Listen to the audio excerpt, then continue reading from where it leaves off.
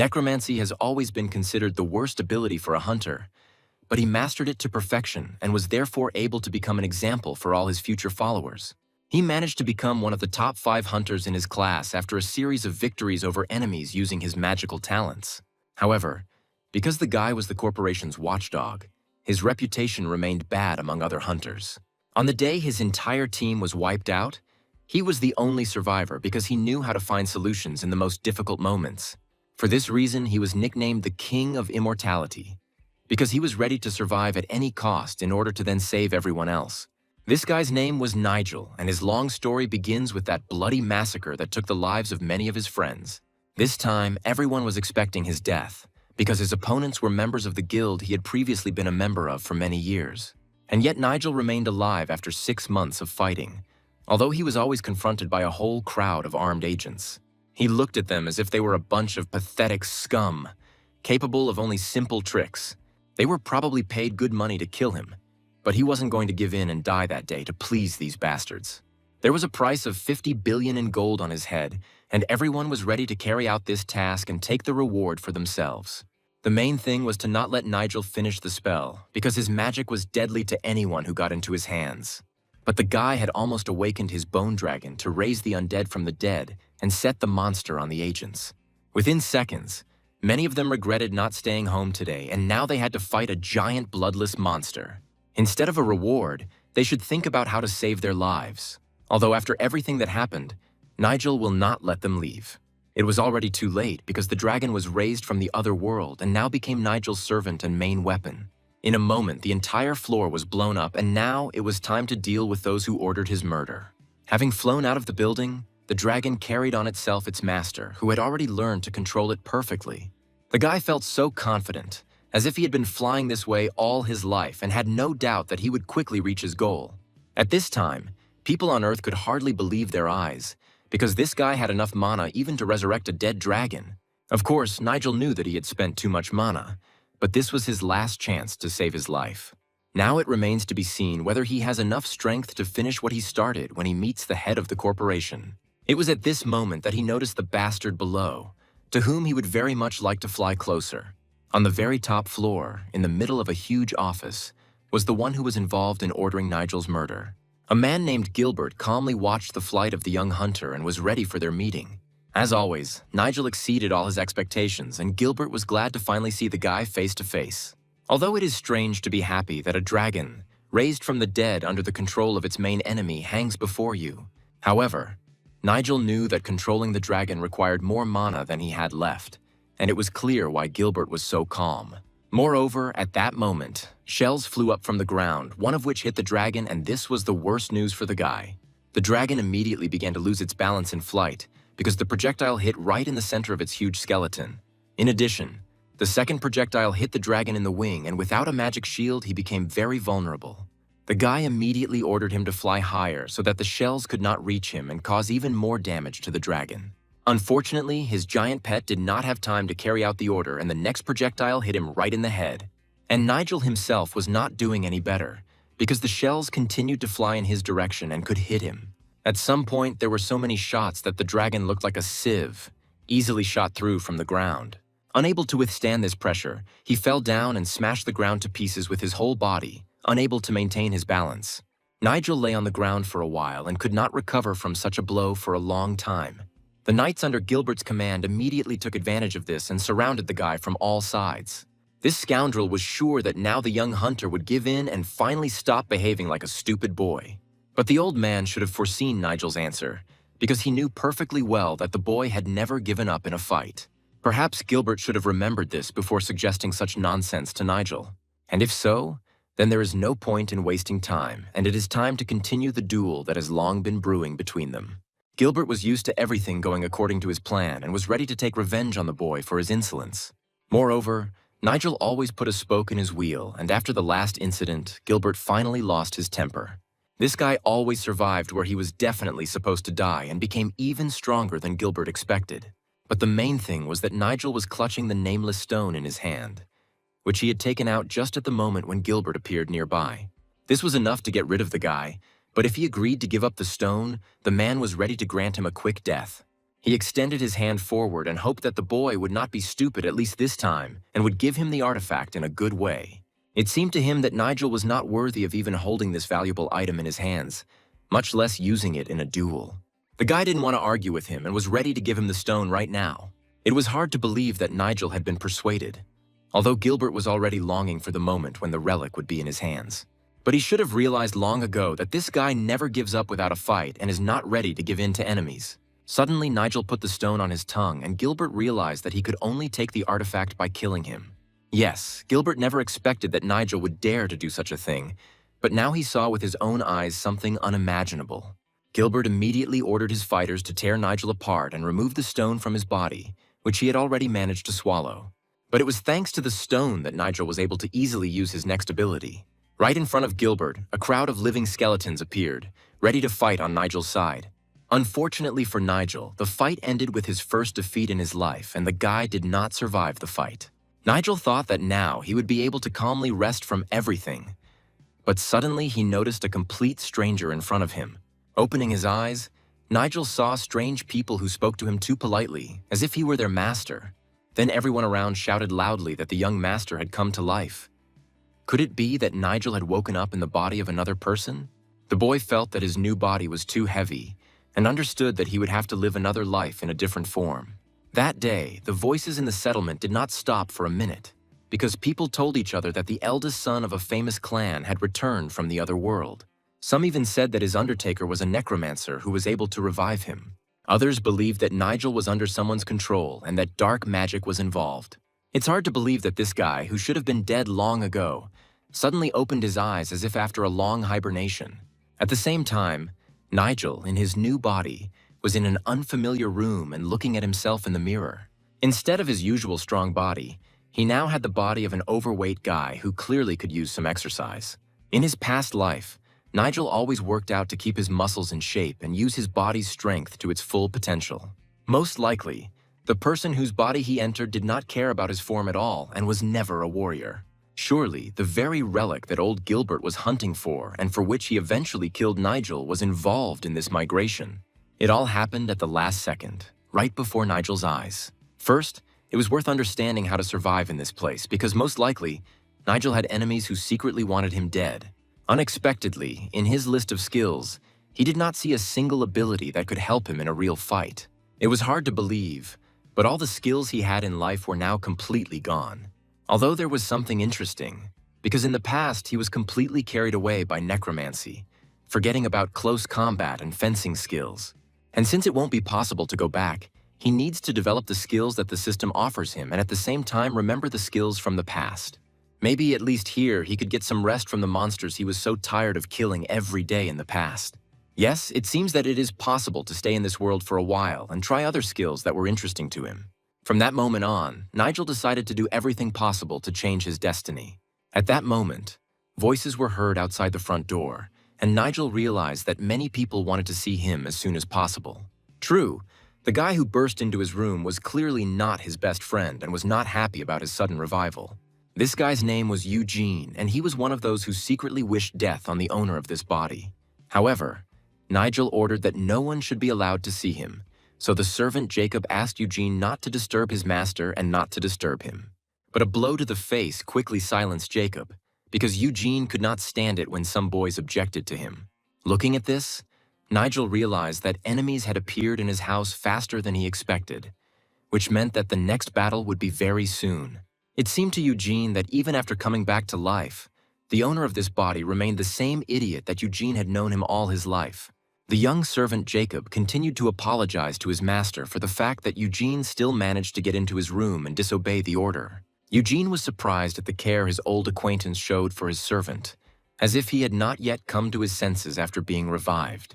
In a whisper, Jacob quickly told Nigel that Eugene was the half-brother of the former owner of this body, who had long disliked him. At that moment, another person entered the room, who was also interested in taking a look at Nigel after his return from the other world. This man, named Derek, was the leader of the Red Clouds faction and a respected man among the locals. However, the tone the man allowed himself towards Nigel was too rude, and Jacob asked him to watch his words. The father of the man whose body he entered died of illness, and now there is a struggle for the right to take his high position. Derek immediately apologized, saying that he himself had not slept well that night and promised to choose his words carefully in the future when talking about Nigel's father. Looking at them, Nigel realized that they did not care about him, and especially not about his father, whom they had always despised. Then they both went to the exit and, without even saying goodbye, began to cheerfully discuss something of their own, as if there was no one else in the room. Nigel had never put up with this kind of attitude towards himself, and the next second he decided to shake them up a little.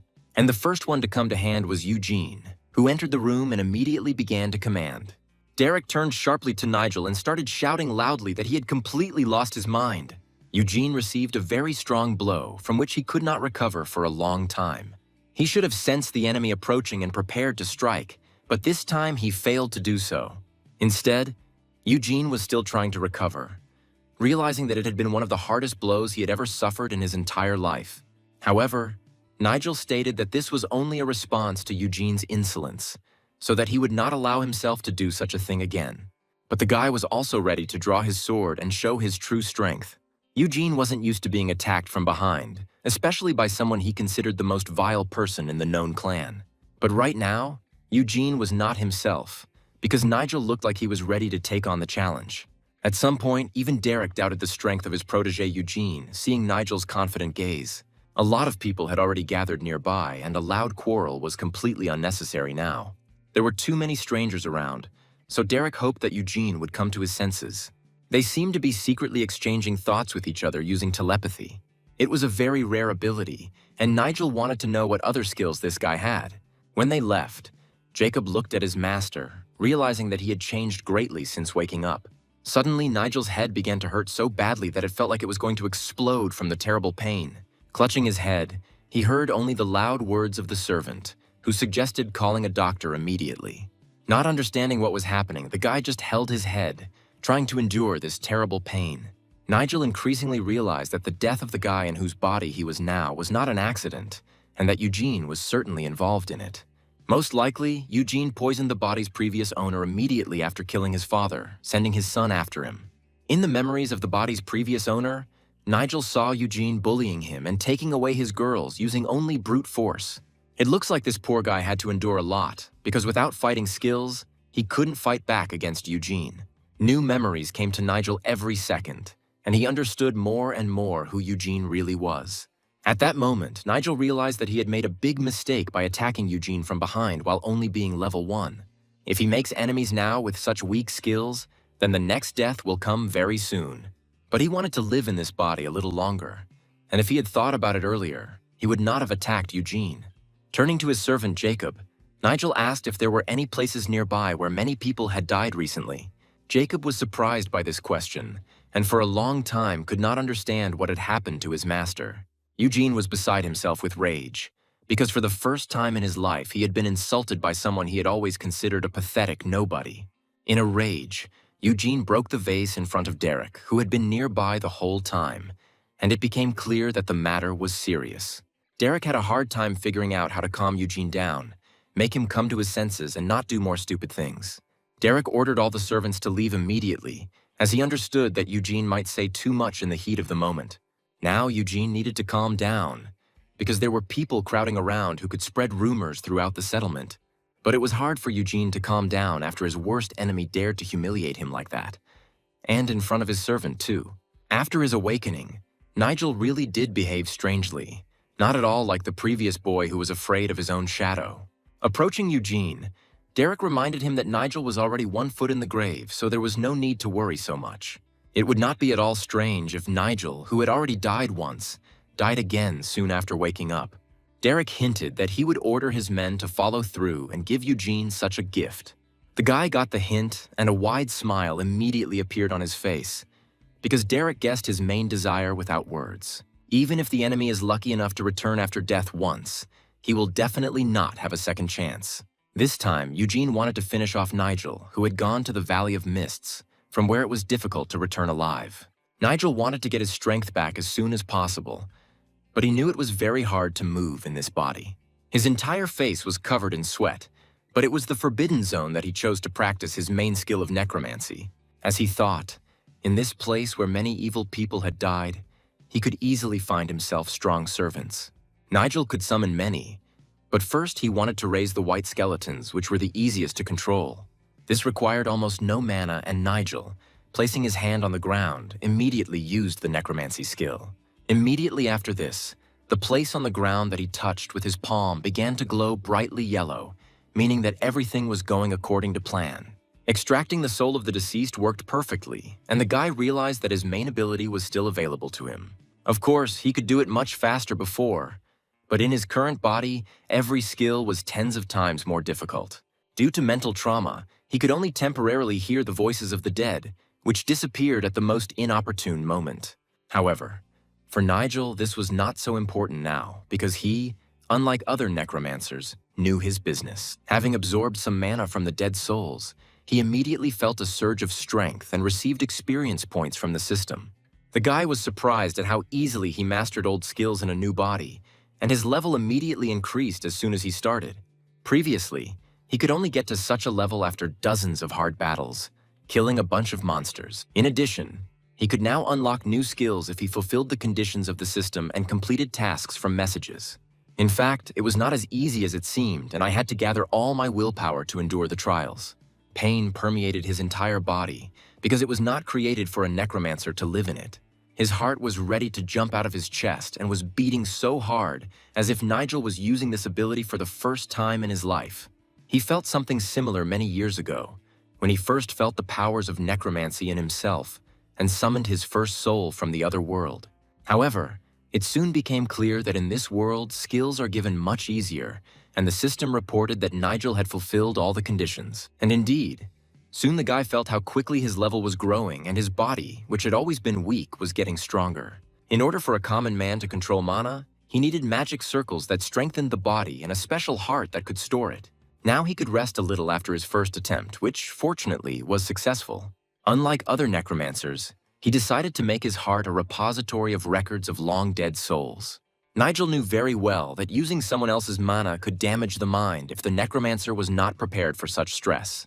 But as the world's only master of necromancy, Nigel never suffered any harmful side effects. And now he was ready to repeat the same thing that he had already done more than once in his past life. Fortunately, when he used the necromancy skill, the soul of the dead soldier immediately responded, and a revived skeleton slowly began to emerge from the ground. Yes, it was a good start, and the guy already imagined how quickly he would return to his previous level. His current ability to summon the dead allowed him to summon not just one skeleton, but an entire army at once. Looking at his first summoned creature, Nigel felt a strange feeling as if he was learning necromancy all over again. However, the main thing now was what the revived skeletons were capable of, which the guy immediately ordered to rise from the ground. Following the first skeleton, the rest responded to his call, slowly making their way out. In just a few seconds, a whole crowd of armed skeletons stood in front of the guy, ready to carry out any order from their master. It was strange that people in his old world considered necromancy a bad skill, even though few knew how to use it properly. If this skill is developed to its maximum, it will allow even the most experienced mage to become stronger in battle. However, the creation of the revived skeletons suddenly stopped, and instead of the soldier, he saw only smoke in his place. Although Nigel had expected something like this, he still hoped that the necromantic ability would work a little better. The amount of mana in this world was half that of the one the boy had lived in before. And if there were about 10 such stones in the corpse of a monster with a mana stone, it was worth thinking about how to get more sacred artifacts for yourself. Without wasting any time, Nigel placed his hand on the ground again, ready to try again, adding another magical ability to it. It seemed that this guy could not be stopped, and having tried the skill of necromancy in a new body, he was ready to immediately restore all his other abilities. A few days later, when he found himself near the house, he realized that his guards would soon have a lot of work to do. Looking around the corner, he immediately noticed how often the mercenaries that Eugene had sent here began to appear near his house. Security around the house has been tightened, and most likely each of them is keeping a close eye on Nigel and biding their time. He would have already finished off this son of a bitch who killed the previous owner of the body along with his father. But something was stopping the guy now. There was no need to rush into a decision, because if he didn't find a way to retreat, he risked dying again. Right now, he needed to find a way to sneak into his house without being seen by Eugene's mercenaries. Although he knew one safe way, his plump body did not allow him to deftly use the familiar skills from his past life. Every simple action was so difficult for him that Nigel realized again how important physical fitness was even for a necromancer. Having climbed to the top with difficulty, the guy fell to the floor, trying to catch his breath after the simple climb. But what he saw the next second made him forget about his fatigue, because he was in serious danger. His young servant Jacob was in Nigel's room, and it was strange what the young man was doing there. Realizing that the servant might also be involved in the plot, Nigel rushed straight towards him, not giving the traitor a chance. Turning sharply towards him, Jacob shouted loudly, trying to stop his master. But it was already late, and the guy came close to his young servant, wanting to find out what the hell he was doing here. This boy came into his room without permission, and now he needed to find out why he was there. Jacob had to answer immediately, otherwise he risked saying goodbye to his life. They could talk about everything else later, but now the guy wanted to hear the answer to the main question. At first, Nigel thought that Jacob was really in cahoots with the enemy, because the boy could not utter a word for a long time. But then, looking up at him, the servant said that anyone in his place would have done the same. Yes, Jacob had to do it, because Nigel went outside again, although it was strictly forbidden. Still not understanding what they were talking about, Nigel asked again what he meant by no and why he was suddenly forbidden to leave the house. However, recently he left the room every evening, even though there were many mercenaries sent by Eugene around. Looking at the young man, Nigel couldn't believe that he really cared so much about his life. And he continued to tell Nigel that only he knew about this secret, and with all his heart, he wanted to protect his master from a new attack. The boy didn't seem like a liar, and Nigel felt like he should trust at least one person in this world. Then the young man suddenly asked Nigel to follow him, and it was difficult to understand what was on his mind. Yakov confidently stepped to the side, and there was no doubt that the young man was here for a reason. Soon they found themselves near the place where the young servant had brought his revived master. The barn they entered was a place where no one came at night, so they could feel safe there. The barn was abandoned and hadn't been used for a long time, so there was no fear that Eugene's people would find them here. Of course, this was good news, but it was unclear what this boy was up to. Jacob said with a smile that this was a secret place, which only the old servants of this house knew about before. He wasn't going to ask where Nigel went every night, knowing that the gentleman had a good reason for it. However, Jacob was always ready to wait for him here, although Nigel understood that this was mortally dangerous for the young man. In his position, Nigel could not trust even such a faithful servant, but he decided to break his rule at least once. In response, Nigel wanted to know if Jacob trusted him in everything and was ready to go with him to the end. These words made Jacob happy, and he assured his master that he would be with him until the very end. In that case, Nigel decided to apologize to him in advance and, placing his hand on his head, prepared to do what he had planned. Then Nigel used his magic, and it turned out that the hypnosis skill from his past life was still working. Most likely, it was so easy to hypnotize Jacob because he trusted him completely and did not defend himself in any way. Nigel then asked Jacob if he was somehow connected to Eugene. Knowing that now the young man would definitely not be able to lie, Jacob, even under hypnosis, replied that he had nothing in common with Eugene, who moreover had always hated him. However, it remained unclear why Jacob was watching Nigel so closely. Was he really that loyal to his master? The boy replied that all his life he had considered his young master a very kind man who had helped him many times. And even if the master now beat him and treated him badly, Jacob still intended to trust him in everything as before. Snapping his fingers, Nigel broke the hypnosis, realizing that Jacob had been telling the truth all along. Nigel has been treated like trash all his life, and now he has at least one person he can trust with his life. Then Nigel crawled through the hole he usually used to leave and promised to return soon. Less than an hour later, Nigel found himself back in the dark forest, ready to further advance his level of necromancy. He hadn't received any new skills for a long time, but now he saw a system window in front of him with 4 new abilities. His necromancy skill had already become higher than before, and now Nigel could raise the dead much more powerfully than before. The souls of the white and blue levels were completely different categories, although just recently Nigel had felt something familiar. Yes, there was a familiar aura coming from these 2 types of souls, as if he had encountered something similar before. Blue-level souls had very weak mana, but they contained a mysterious power that no one else could control. Of course, it was very dangerous, but Nigel decided to skip the easy part and get straight to the most interesting part.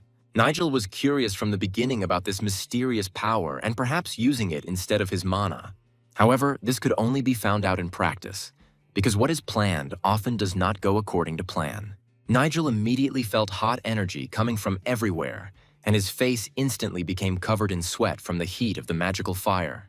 However, he felt no resistance, and the energy flowed easily through his mana circles. If this continued, he would be able to combine these two energies, which was what he wanted to do immediately. However, in reality, everything turned out to be much more complicated, because the body also had to be ready for such skills, and the body in which he was reborn in this world was too weak for such complex necromancy. At one point, he even started bleeding from his mouth because the pressure had increased so much that his body could not withstand such a load. But if he allowed that to happen, his mana circle would simply explode, which was something that could not be allowed under any circumstances. If he can't use this power to reach the mana heart, he will never raise his level to the limit. At that moment, the idea came to him to create another mana library to store the new aura that arose from the mixing of the two energies in his body. Yes, it was a great idea, although creating a new mana library was difficult and would put too much strain on the body. However, the next second, he used his ability even more strongly, hoping that his body would still withstand it. At some point, it became clear that Nigel had made the right decision to risk everything and go all the way. The energy no longer resisted, meaning he would soon be able to use all of his abilities. The guy even felt like he was being dragged back, because after using this ability, his body became completely weak. Having fallen to the ground, he saw the starry sky above his head and understood that everything had gone very well. Yes, he did it, which means he will soon need to summon spirits who will help him carry out his main plan. Looking at the system window, he saw how quickly his ability level was growing and realized that he had been doing everything right so far. The skill of necromancy developed to such a level that the guy could summon not only skeletons, but also other dead creatures. All that remained was to figure out what exactly he could store in his new library and how much it could hold. Nigel knew well that mixing too many energies could end badly, and that was certainly not what he wanted. And then he suddenly saw in the notification window that his combat breathing technique gave him a speed that he had never seen even in his past life. Nigel realized that there was no time to waste, and that he needed to test this in practice by resurrecting a few more dead souls. All this time he acted cautiously, realizing that he would definitely not have a third life, but now he was ready to take a risk and go to the end. Having summoned a combat skeleton from the afterlife, he was ready to test whether his new ability was really that good. Looking at the revived creature, Nigel understood that his new ability must have some downsides. But what exactly? However, now he wanted to summon the skeleton using a new ability that took energy from another place. Putting his hand forward and slowly releasing the accumulated magic from his body, he was confident that it would work just as well as the first time. But something went wrong, because the energy began to slowly return, although Nigel himself did not intend to do this at all. It turns out that these two mana together create an effect that strengthens each of them. And now, having summoned another skeleton, he wanted to see what this new creature was capable of. The aura of this spirit turned out to be very strong, and now there was no doubt that his mana had really become completely different. The monsters he brought back from the afterlife were very different from those he had summoned to serve in his past life. The skeleton that emerged from the ground was ready to destroy several other skeletons at once, as it was stronger and faster than them. Yes, looking at his new dead servant, Nigel did not hold back his feelings, realizing that everything turned out very well. Now all that remained was to find out which of these two skeletons would be stronger in a real fight. Each had their own strengths, but only in practice could one find out whose would prove more useful. For example, the second skeleton was an excellent swordsman in life, so after death he could be considered a truly deadly fighter. However, Nigel could figure out which method of summoning souls gave the best result in a real fight. Immediately after this, he ordered the two skeletons to fight each other so that he could see with his own eyes what they were capable of. They immediately carried out their master's order and ran towards each other at full speed. The first skeleton to be revived immediately rushed into the attack, jumping high above its opponent. But after the first blow, it became clear that his speed would not be enough even to hit the second skeleton with a huge axe. And although his weapon was deadly, the skeleton's speed was so slow compared to the second that the outcome of the battle was already clear. And the second skeleton, summoned with two types of mana, carefully watched every move of the enemy. Yes, such a fast skeleton would be very useful. Besides, this warrior had a lot of stamina. Although the first skeleton still did not give up and again rushed to attack, holding a huge axe in his hands. It seemed that after this, the second fighter's rage increased and he no longer wanted to simply defend himself. He rushed at his opponent so quickly that dust rose up behind him, and even the air around him seemed to be cut by a knife. Nigel had no doubt from the start who would win, but he still wanted to watch the fight to the end. The main advantage of the second skeleton was its speed, although it had other useful skills. After the first attack, his opponent only managed to put forward a bony hand, and with difficulty withstood this strong blow. Of course, he couldn't die because this warrior was already dead, but he could fall to pieces from another such blow. The moment the sword was right in front of his bony body, Nigel loudly ordered both of them to stop. This was enough to understand which method of raising the dead was best for him to use. He then quickly canceled the summoning and both skeletons returned underground again. The two fought for quite a long time, although it took very little magic from Nigel to control them this time. Perhaps now it would be worthwhile to go in search of a blue-level soul and try to use not only these two types of mana, but also the third. Although it was worth thinking not only about improving his magic, but also about his current body. Yes, Nigel needed to learn martial arts, which required him to go to a certain well-known place. The next day, he was already approaching the building that had recently become his home, where a young servant was waiting for him inside. Jacob couldn't believe his ears when Nigel shared his plan to learn one of the best martial arts. He asked if there was a martial art that took away the opponent's internal energy and used it against him. But the boy immediately understood that they were talking about demonic art, because of which wars had been fought for many years, and about which it was better not to speak out loud. He screamed so loudly that the boy had to cover his ear to avoid accidentally going deaf. However, he remembered Jacob's words, realizing that demonic art was exactly what he needed. Now it was time to end the conversation and show Nigel the place where they practiced this martial art. He was going to go there right now, hoping that his young servant would show him the way. He then hinted that when Nigel became the ruler of this place, he would not forget those who had helped him all this time. Realizing that they were talking about him, the boy thanked the gentleman again and promised to wait here for his return. Then he suddenly turned around and loudly asked Jacob who was the strongest warrior in the entire history of the settlement. The boy immediately named the warrior who had reached unprecedented heights and become the best swordmaster. Yes, after such loud words, Nigel realized that the boy had long considered this ancient warrior his idol. However, he had other idols, and soon he was going to improve his skills to get closer to their level. First of all, Nigel needed to figure out the difference in strength between a third-tier swordsman and his skeletons. As he passed houses, he heard people discussing his external changes. The word around town was that this guy used to spend all his time in bars, but now he stayed away from such places. After the second mana library appeared, Nigel's hearing improved and he could hear people's voices from far away.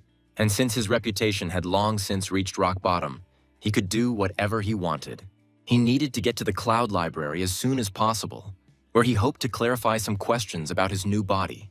On the way, he was immediately met by guards who knew him well and were surprised to see him there.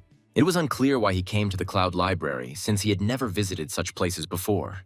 The guard turned to the guy with this question, thinking that he was talking to the former reveler. After all, before he had never appeared anywhere except bars and entertainment venues, and then suddenly he decided to go to the library. The guard quipped that the boy must have come for some special book, and Nigel was surprised at how accurately he had guessed the general purpose of his visit.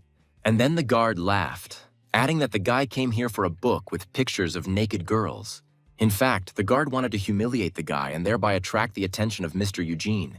Nigel was once again convinced that he was surrounded by worms who did not know their place and allowed themselves too much.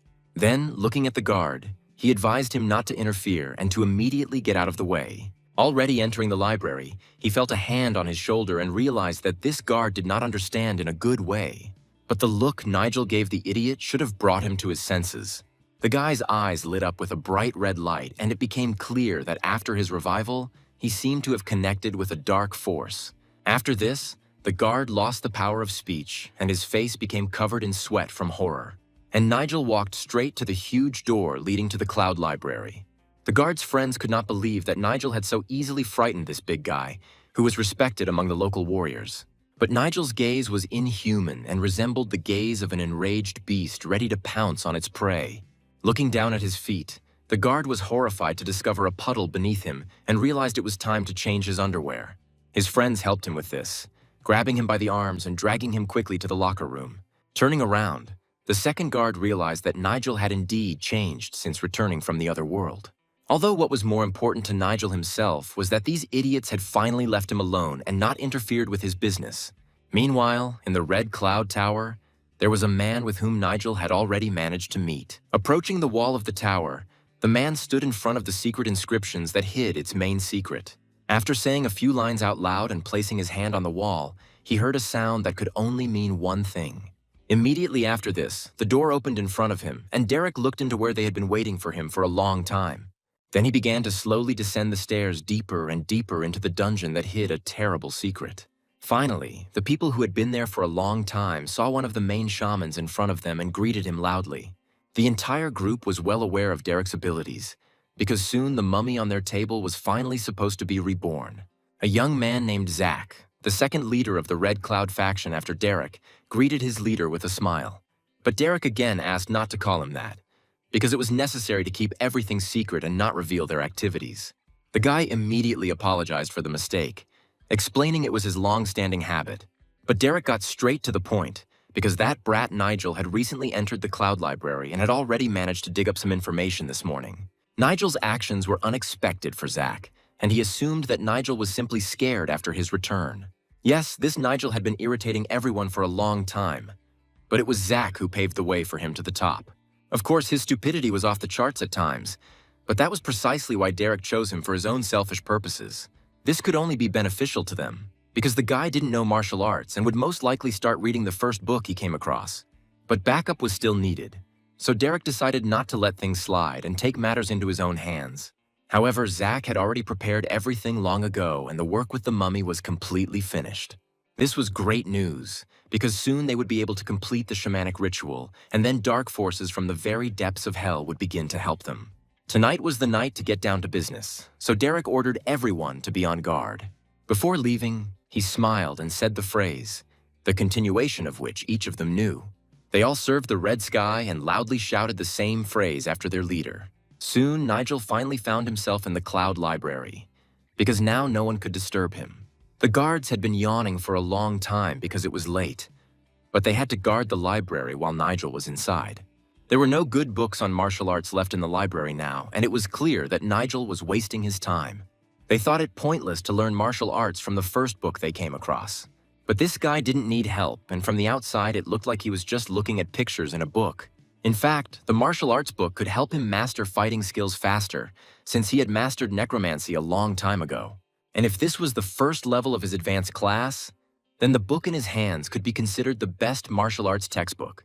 Besides, there was a high chance that if Nigel were to accumulate internal energy using unstable mana, he would eventually simply burst from excess strength. If he could accumulate more mana, the rejection force would be much less. But for now, all he could do was hope for luck. After 8 hours, he finally finished reading the book, and his level instantly rose to the required level. Nigel decided he had no choice, since this was his only top-level martial art. At that moment, Nigel realized that there was someone nearby, because he had felt someone's presence for a long time. All this time, he simply didn't show it. Although after another rustle behind his back, everything became clear. Jumping to his feet abruptly and turning around, he saw a little girl in front of him looking at him with fear.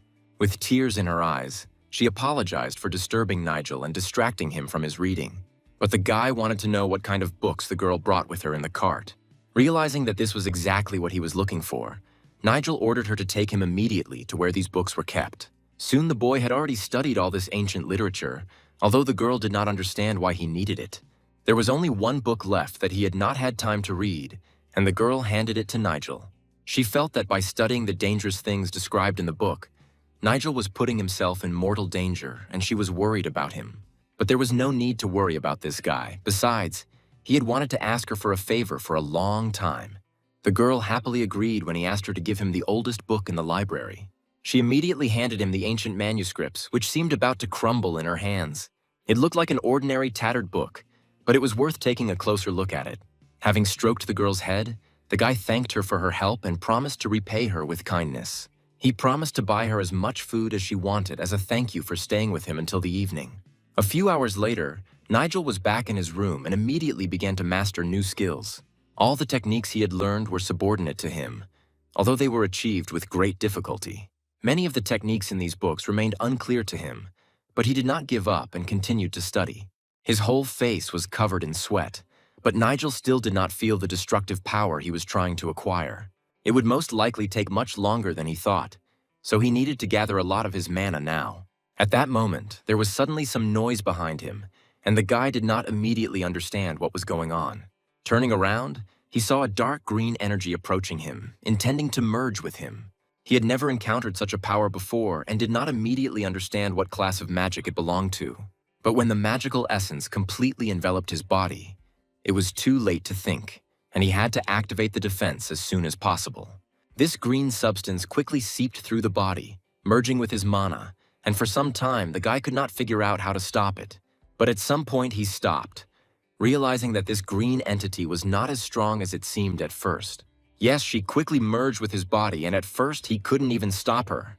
In addition, the system notified that an unknown entity was placing a death curse on him. Only one person came to mind because it was Eugene who was capable of such a vile act. This curse was very similar to the abilities of the hunters from his past life, and it was not surprising that the healer could not recognize it. However, any magic he knew was subject to him and would hardly be able to kill him now. Gathering his mana into one point, he instantly activated the defense, and the curse immediately dissipated into the air. Yes, it seemed to work, and for the first time in this world he managed to turn on real protection. This was very useful, because in the future he would have to do the same thing many times. Now Nigel knew that the usual curse of the local magicians would never work against him. It was worth thanking Eugene for the death curse he sent, because with its help, Nigel was now full of mana. The curse was a blessing to the Necromancers, and Nigel wasn't about to lose that mana so easily. He decided to create a third circle around his mana pool, taking into account the improvements and new skills he found in the library. Now he was at a new level of hunter, and the system immediately informed him about the strengthening of his previous abilities. In his past life, he developed his skills much more slowly, and there was something else interesting. After all, with the increase in the amount of mana, it became easier for him to combine it with his energy. And besides, the art of floating clouds also merged with them. The system immediately reported that Nigel had received the rank of Eastern Sage's Tearing Art. Moreover, he immediately reached level 15, which would have been impossible without this death curse. Looking at the list of his new abilities, which didn't even fit in the system window, Nigel was glad that everything turned out this way. Moreover, his body became stronger with each passing minute, and his natural energy also improved rapidly. The guy didn't even notice how the first rays of the sun appeared outside the windows, because he studied his abilities until dawn. He worked all night, although he felt great, as if nothing had changed since yesterday. At that moment, Jacob unexpectedly ran into his chambers, announcing that guests had arrived to see his young master. It was strange that someone decided to visit Nigel, because he had no meetings planned. Suddenly, Nigel noticed that Jacob had stopped speaking mid-sentence, without naming the guest. It turned out that Nigel's fiancée had come to visit him, and the young guy didn't expect this at all. He didn't know that the previous owner of this body had a fiancée whom he would soon meet. Meanwhile, the gates to the territory of one influential clan had long been open for an important meeting. At that moment, one of the guards noticed the passing carriage of the young lady whom every guy dreamed of seeing. The coachman loudly announced to his mistress that they had arrived and asked her to carefully descend from the carriage. Immediately after this, the girl began to slowly walk down the stairs, already hearing the enthusiastic greetings of the crowd. This young lady had always been known for her beauty, so she never left the estate without a bodyguard. Isabella, who was called the White Flower for her beautiful appearance and perfect, clear face, was considered an angel in the flesh. No one who saw her could understand how one could be so beautiful. Every guy in the crowd tried to run forward so that the others wouldn't block the view of the girl who was walking from the carriage to the estate. But the young man was in such a hurry that he tripped over a stone under his feet that he had not noticed. Unfortunately, he fell face down in the mud, and instead of admiring the girl, he felt something much less pleasant. Yes, it was a pitiful sight, and the worst thing was that Isabella managed to see this guy. It was in this form that he had to appear before the girl whom he had dreamed of seeing so closely all his life, not expecting that their meeting would happen exactly like this. Fred, her bodyguard, immediately boiled with rage, seeing in what a disgusting state this guy appeared before his young mistress. But Isabella immediately put her hand forward to calm her bodyguard a little. Then she slowly handed the coin to the guy, who was beside himself with happiness and even had tears in his eyes. Now it became clear to everyone that this girl not only looked like an angel, but was also as kind as these heavenly creatures. True, none of them knew what kind of real nature, completely different, was hidden behind the angelic appearance of this girl. Several of the nobles who had organized this important meeting today had already gathered in the Blue Clouds building. There were still a few members of high society missing, but it was clear that none of the invitees would dare to miss this meeting. Looking at the wide chair where Nigel should have been sitting, Eugene thought for the umpteenth time that he was already getting pretty tired of this guy. He thought sadly that if it had not been for Nigel, Eugene would have long ago taken this chair and become an honorary member of the assembly. It's strange. Why was that idiot Nigel so confident? Did he really think his father was still alive? Logan, who had previously led one of the most famous clans in the Empire, knew very well what this young man was thinking. At that moment, there was a noise from the front door, and it became clear that another guest had arrived. Bursting into the office, Mateo immediately apologized for being late, saying that it was all his son's fault. But the guy immediately objected, reminding that it was Mateo who had sat late at the bar yesterday, and that was why he had overslept today's meeting. To save face, the man immediately interrupted his son and ordered him to immediately greet the chief. He immediately carried out his father's order and respectfully greeted the man to whom he owed a lot. As Eugene watched everyone around him greet Logan, he realized that he wanted nothing more than to be respected in the same way. However, Mateo could not be bribed with money or women. Did he really respect Logan that much? Mateo was from the Clear Clouds faction, whose members only followed the strongest, so he considered Logan his ultimate leader. Eugene still thought that sooner or later they would all bow before him and regret that they had not done it earlier. Soon, Jerry, the leader of the Small Cloud faction, arrived and greeted everyone who had come with a smile. Since all the main leaders were already here, the meeting could begin while the rest of the guests were arriving. But the senior gentleman had not yet arrived, so Logan suggested that they wait a little before starting the meeting.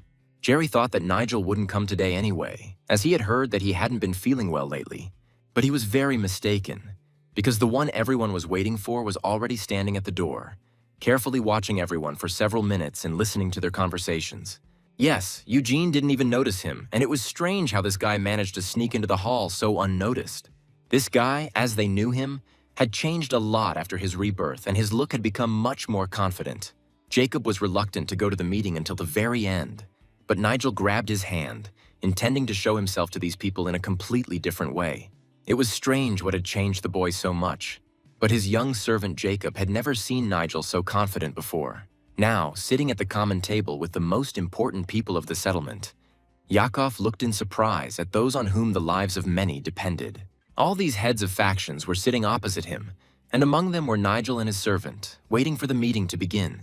However, Jerry immediately shouted loudly that a servant should not be seated in an important place, and that Nigel was thus spoiling the reputation of their honorable assembly. Never before in the entire history of the clan had anyone allowed themselves to do such a thing, and it was unlikely that this guy had the right to act like that.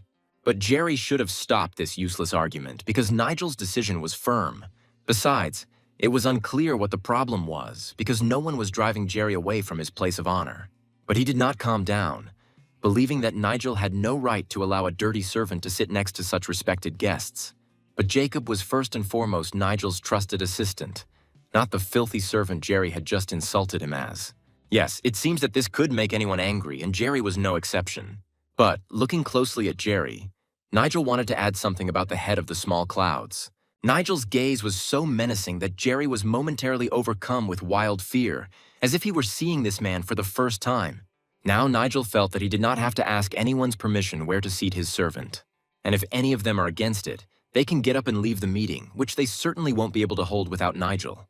The chair of the meeting remained empty, and Nigel and his young servant continued to sit there at the right end of the table. After a short pause, Nigel asked to continue the meeting they had started without waiting for him. Realizing that there was no point in arguing, Jerry looked down and apologized for butting in and pestering Nigel with stupid advice. Eugene also realized that he needed to act more intelligently and agreed that the servant could stay at the meeting. He understood that Nigel, the eldest in his faction, was still in poor health, so he needed an assistant to support him. And since all the issues had been resolved, Derek suggested starting the meeting, which should have been going on for a long time. As everyone knew, a very important family had arrived in the settlement and needed to be greeted with all the honors. While Derek was giving this boring speech, Nigel watched him carefully.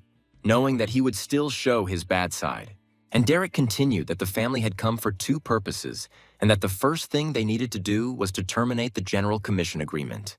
But Mateo didn't believe until the very end that they would really want to break the agreement that had been in effect for almost 10 years. However, people from that family had long been complaining about local workers who always ruin everything they do. Halfway through the meeting, Nigel became very bored listening to these boring conversations in which there was nothing important for him. Logan closely watched the behavior of this guy, who had recently returned from the other world, and noticed changes in him. According to Jerry's people, the head of the visiting family began to meet frequently with the Dark Clan. Nigel did not yet know all the faction leaders well, but in their words, he already sensed the lies that people with dishonest intentions usually say. Mateo suddenly shouted that the bastard who irritated him the most had been chosen as the commissioner from all the factions.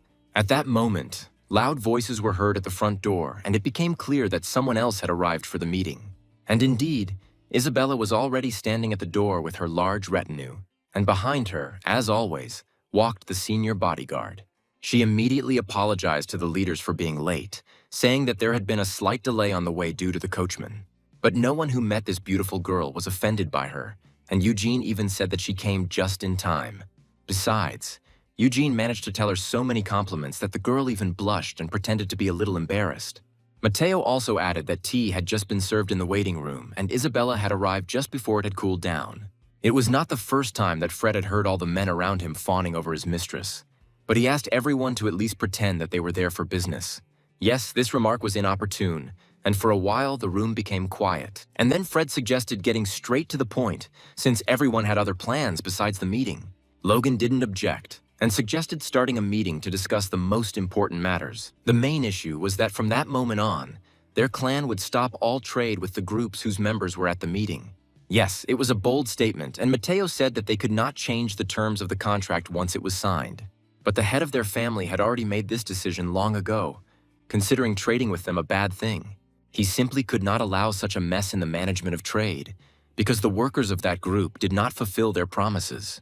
He had been expecting this turn of events for a long time, and only asked if this was the final decision.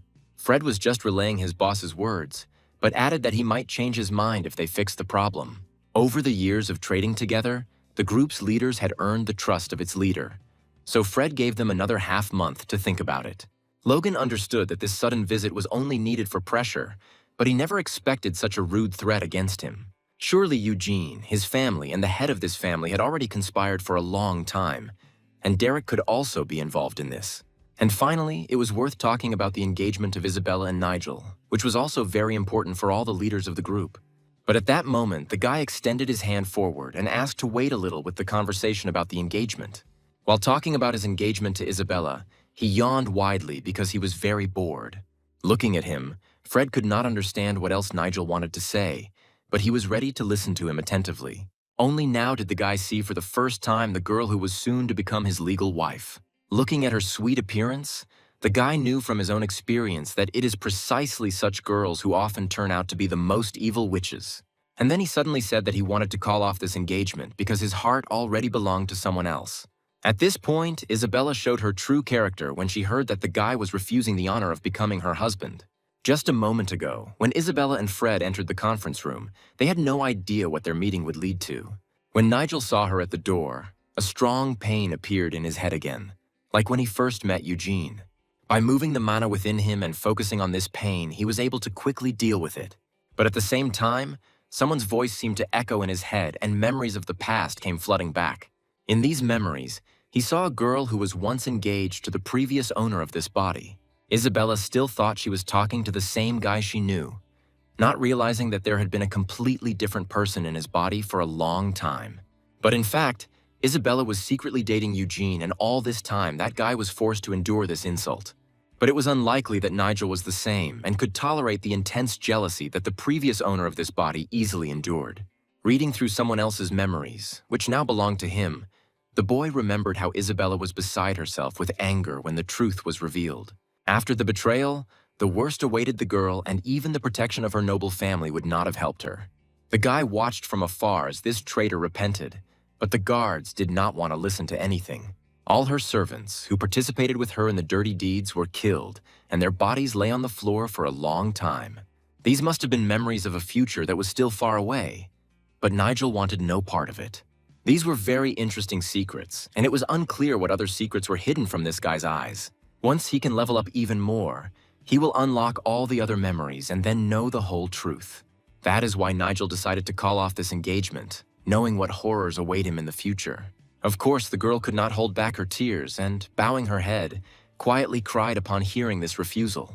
True, the guy could not believe that she was still in love with him and thought that it was only beneficial to her family. A little more and Fred would have used his fists, because no one dared to treat his young mistress like that. But Mateo asked him to watch his words and not to speak so disrespectfully about their young master. Besides, the guy thought that they wanted to offer him the same thing and didn't understand what the problem was. But the problem was that these words should have been said by the girl herself and not listened to the offensive refusal of this fat man. Although among the people from different groups, there were those who had known about the cancellation of the engagement for a long time, which meant that it did not matter who was the first to say it. No, Fred could no longer tolerate his mistress's insult and was ready to do what anyone in his place should have done. Only the presence of all these people stopped Fred from smashing the brat's head in. His anger reached such a limit that Fred emanated a fury capable of incinerating anyone.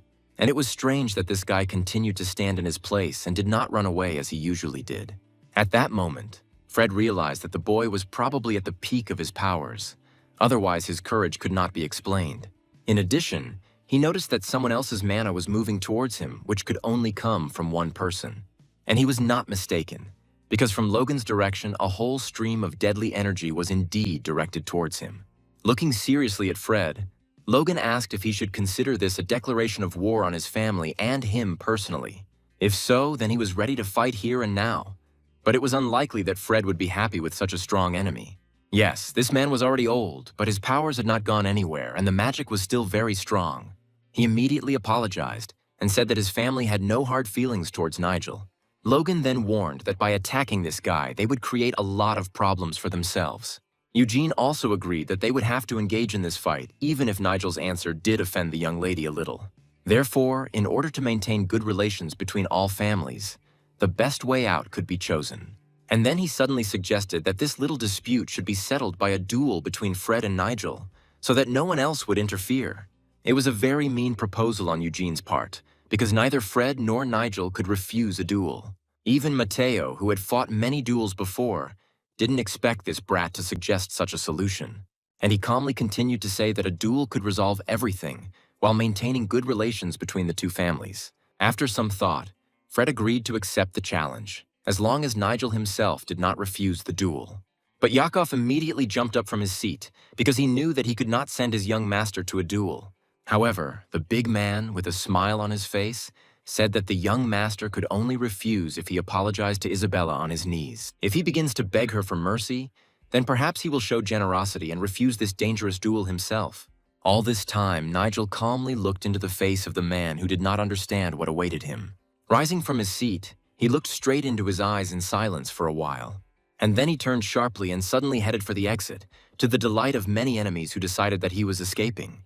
The main such enemy was Eugene, who believed that Nigel would ruin his reputation if he refused. As he passed Isabella and Fred, he took one last look at Eugene, who had started all this. Of course, Fred alone could not be blamed, since Eugene had specifically suggested this duel, knowing what it would lead to. Quickly exiting the conference room, Nigel first headed away from all these idiots who were just wasting his time. But then he suddenly stopped abruptly and, looking into the distance, decided to change his mind. After stretching and yawning a little, he suddenly said that he had been terribly bored lately. And then he turned abruptly to the people who had already decided that he would never come to such meetings again. But looking at them, he knew that they were just waiting for him to lose his nerve and refuse the duel. To their great surprise, the guy suggested not to put it off and fight a fair duel right now. Rumor immediately spread the news of the upcoming duel throughout the entire settlement, and every worker found out where it would take place. One of the craftsmen had just finished making a magnificent blade, and at that moment noticed his friend running past. All the other inhabitants of the settlement ran after this guy, and the blacksmith did not understand what was happening. It was unclear where all these people were running, but judging by their faces, he should hurry there too. One of the guys running past shouted loudly that the elder Mr. Nigel would be fighting with the guests who had only arrived for one day today. It was hard to believe that the young master, who had always been considered the main coward in the family, accepted a dangerous challenge. By that time, everything on the square was already ready for a fair duel in front of a crowd of local residents. Realizing where this was going, Mateo's son warned that if they didn't stop the fight, Nigel could get seriously hurt. Everyone knew perfectly well that Nigel had never been a real warrior and did not have the necessary abilities for this. However, Logan was on his guard, although he could not stop the fight to prevent the young master from being disgraced. After all these people considered Nigel to be their future leader and would certainly have turned their backs on him. Losing support among the locals was tantamount to losing the leadership battle, and Mateo knew this better than anyone. But they couldn't stand idly by, so Logan was ready to intervene in the fight at any dangerous moment. Although judging by Nigel's behavior, he was not at all worried about the outcome of his first duel in his life. Even Jacob was surprised by the calmness of his young master, who was not at all worried about the outcome of the battle. He begged Nigel to change his mind at least now, and not to pay attention to the gossip that would immediately spread throughout the settlement if he refused. Yakov considered this complete stupidity, and the fight itself unfair from the very beginning, since an unprepared fighter was challenged to a duel. However, Fred was already eager to fight and suggested to his opponent not to delay. Without even trying to refuse, Nigel climbed the stairs to the arena where the fight was to take place. Of course, Isabella pretended in front of everyone that she was scared and that her head was spinning from this sight. This girl played her role perfectly, and Nigel, like no one else, knew her real intentions. Yes, she would have made a wonderful artist, and the guy loudly told her about it, already standing in the arena. With these words, Nigel insulted Isabella again, and Fred advised him to hold his tongue. Before the fight began, Logan warned that the use of magic was strictly prohibited, since the fight was taking place in Nigel's homeland. Fred knew this rule without further reminders and quickly turned to his fighters, any of whom could come out to fight. Each of them was ready to fight against Nigel, because their careers would immediately go uphill if they won.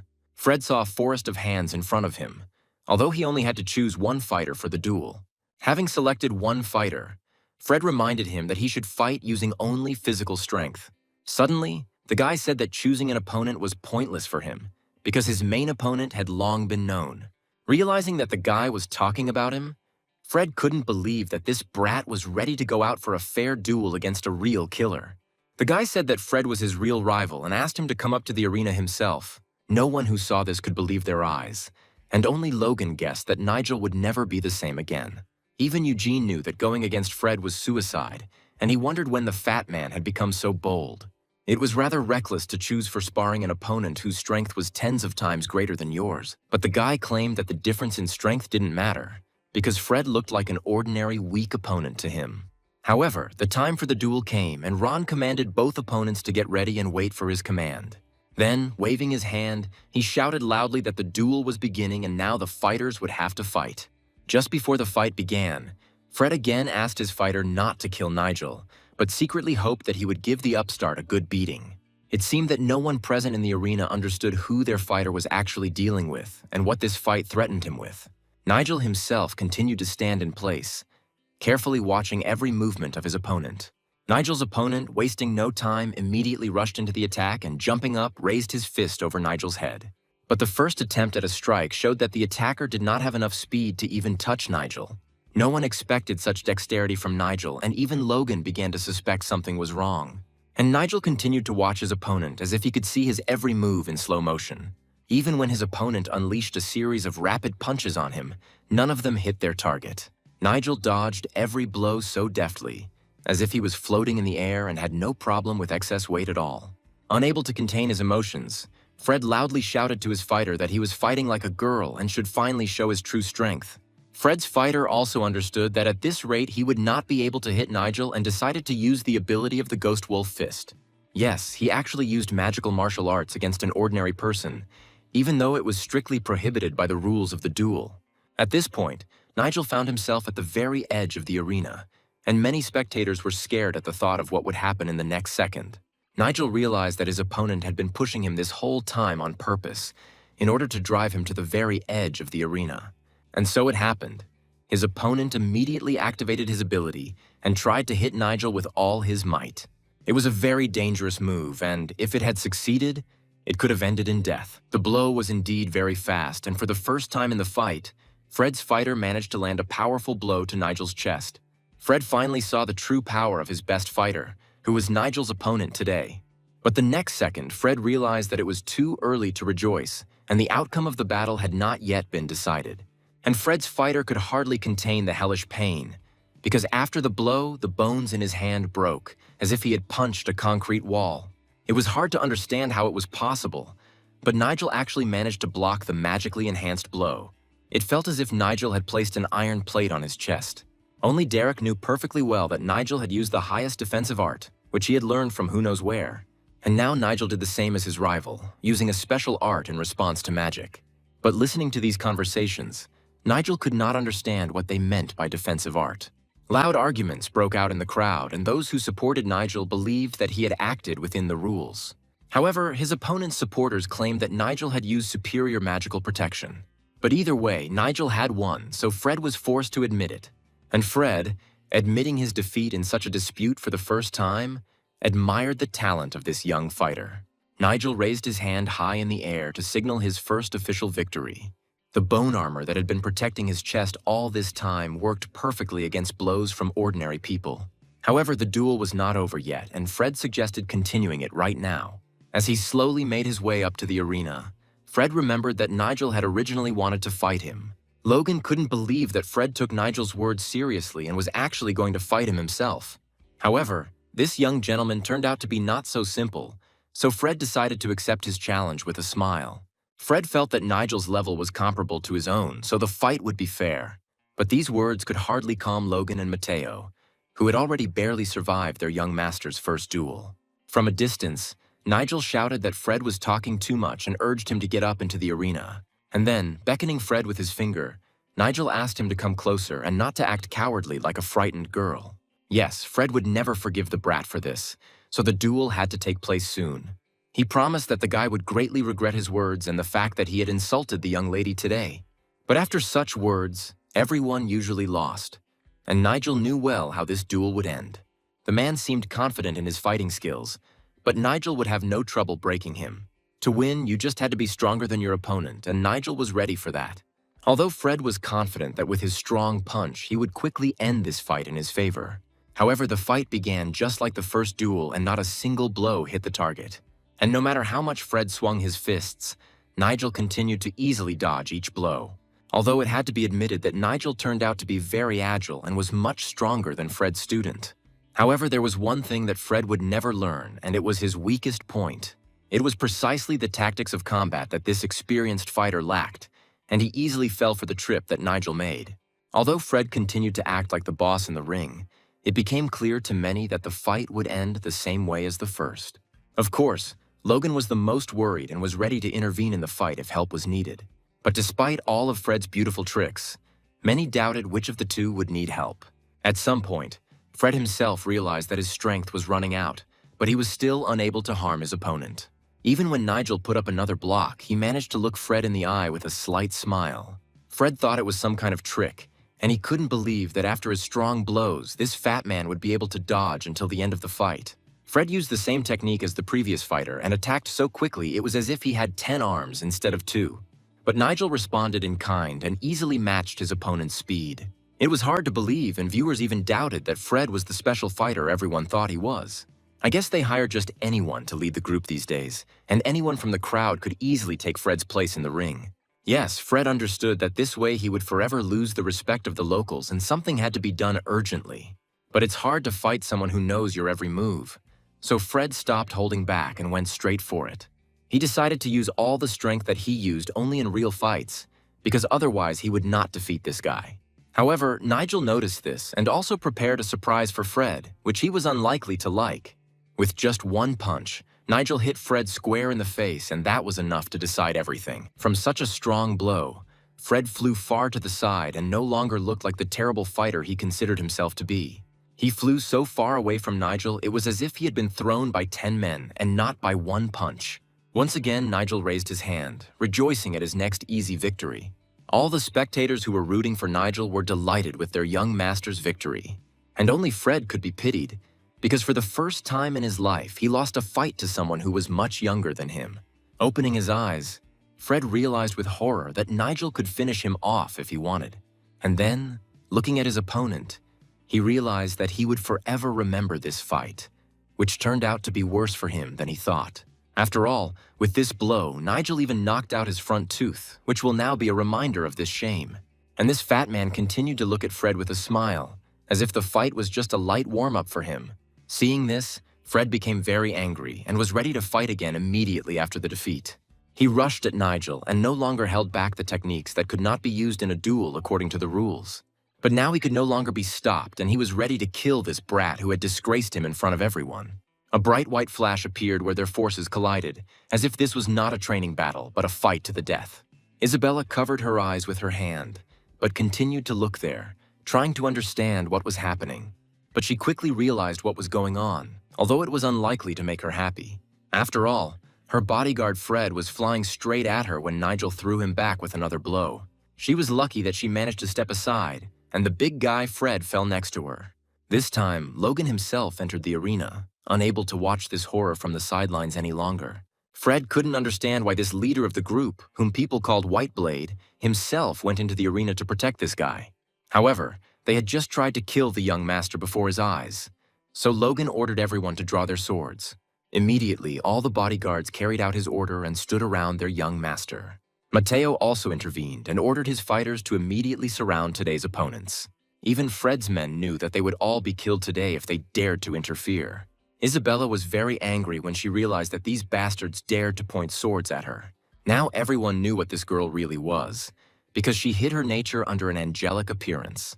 Yes, at that moment she couldn't hold back her feelings and said much more about herself than she wanted. Fred, whom she trusted to defend her honor in a duel, was to blame for everything. But now there was no time for jokes, and Mateo seriously asked Isabella to hand over her bodyguard to them for trial. They had every right to punish him with death for attacking their leader, and she did not dare to object to them. However, Fred's sentence was carried out before Mateo asked, and the boy lost his head today. At the last moment, he managed to put his hand forward, although his head was already flying to the side. Immediately after this, a warrior known to the people as the Ghost Bloodclaw appeared in front of them, and it was he who killed the guy with one swing of his blade. It was difficult to understand which of the leaders ordered the boy's death, but this man acted cunningly and quickly eliminated the obstacle. Everything happened quickly, and no one had time to come to their senses, although Mateo knew that according to the law, there would be no one to blame. Even Nigel hadn't seen such speed since his second reincarnation, and realized that he was being protected by very strong warriors. Looking at this, Logan knew that his fighting skills were currently at a good average level, but even that might not be enough against such strong fighters. However, he asked his young master not to worry and promised to protect him even if he had to die himself. But the guy calmly replied that Logan would do better to think about himself, since he was not in the best shape right now. Looking at this guy, the old man again realized that after returning from the other world, something had changed greatly in the young man. And now it wasn't just he and Mateo who were ready to protect Nigel, because there were other warriors in the crowd who wanted to show themselves to this guy. Mateo had the choice to deal with the criminals with his fighters, but he didn't. If he wanted, a new war could start now and hardly anyone would stop him. However, Eugene immediately asked him to step aside, because the quarrel over Fred ended with his murder. But Mateo knew that the others who had participated in the attack on the young master could not be released, and he insisted on his own. Although the actions of these people could be understood and Eugene again proposed to stop the killings and avoid war, everything was not going according to plan, and he understood that his agreement with Isabella's family would fall through if the girl was hurt. Therefore, he tried to quickly take her away from the angry crowd that had not forgiven the attack on their master. However, Nigel also agreed and ordered the release of all those who should have been brought to trial long ago. They turned to him, not understanding why Nigel was so merciful to the criminals and wanted to let them go home. He believed that this would serve as a lesson to them, and in the future, they would stop attacking and begin to negotiate and trade peacefully. It was a wise decision, although Logan couldn't believe how much the guy had changed after what happened. He almost died, but remained as calm as he had been an hour ago in the conference room. Moreover, many did not understand where he got the skills with which he won the duel. Yes, something had changed in this guy, and many girls now looked differently at the usual fat man who had become a different person. This angered Eugene, who was used to being first in everything, because now his old enemy easily overtook him. When he said that this would serve as a lesson, he was primarily referring to Eugene, who had hatched this cunning plan. He would never forgive Nigel after what happened, and their next meeting had to happen soon. Besides, she couldn't forget the guy's refusal to take her as his wife, because he announced it in front of everyone. With this mood, she quickly left the building, intending to quickly take revenge on this arrogant gentleman. Smiling, Nigel knew that this was not the last meeting, and next time there would be no rules. Soon, as night fell on the city, everything was ready for Eugene's next cunning plan. Where there was no one a second ago, two groups of mercenaries hired for the same purpose appeared from underground. Their plan to fight failed, because Nigel not only won, but also strengthened his position as leader. So two experienced teams of killers were hired to kill him and finish the job. Now they had to account for the failure, although each had done everything he could. But no one knew that everything would turn out this way, and even the instigator of the plan would pay for the failure with his life. Eugene only wanted to know their next plan of action, since he was soon to join him. Now the mercenary was going to draw his sword under the moon, and, if Eugene allowed it, try to kill Nigel again. It seems the guy started a dangerous game, realizing that if he failed, he would risk his life. But there was no way back, and in the end, he promised to remove the guards and dogs from the gate so that the mercenaries could get into Nigel's house faster. In a moment, it became empty, as if no one had met for a secret conversation and it had been quiet all night. However, the magic that was still active spoke otherwise. After all this time, Nigel had been secretly eavesdropping on their conversation with his magic, which he wielded very well. No one noticed the guy's presence only because of his excellent command of his abilities. Having received the necessary information, Nigel had only to wait for the meeting with the mercenaries and prepare well. They say it's true that if you want peace, you need to prepare for war, and now the guy understood the meaning of these words well. That same night, the light was on in his house, because it was impossible to sleep after what he had heard. The boy thought how much he had angered Eugene and his men, since they had decided to go all the way even after failure. The young servant reminded him that the leader of Pure Clouds wanted to know when the boy would meet him again. In addition, several heads of other groups also asked the guy to devote his time to them and were worried about his life no less than he was. Seeing that the gentleman was silent, Yakov asked to answer at least in a few words. The guy admitted that he thought about it, because the events did not seem as dangerous to him as others thought. After all, even if Logan hadn't stopped his opponent's blow at the end of the fight, Nigel would still have easily dealt with it. But he could not imagine how the young man's heart had trembled when Nigel had accepted the challenge to a duel to the death with Fred. Yes, it is strange that Nigel's own brother wishes him death, and this young man's heart trembles as if he were his real brother.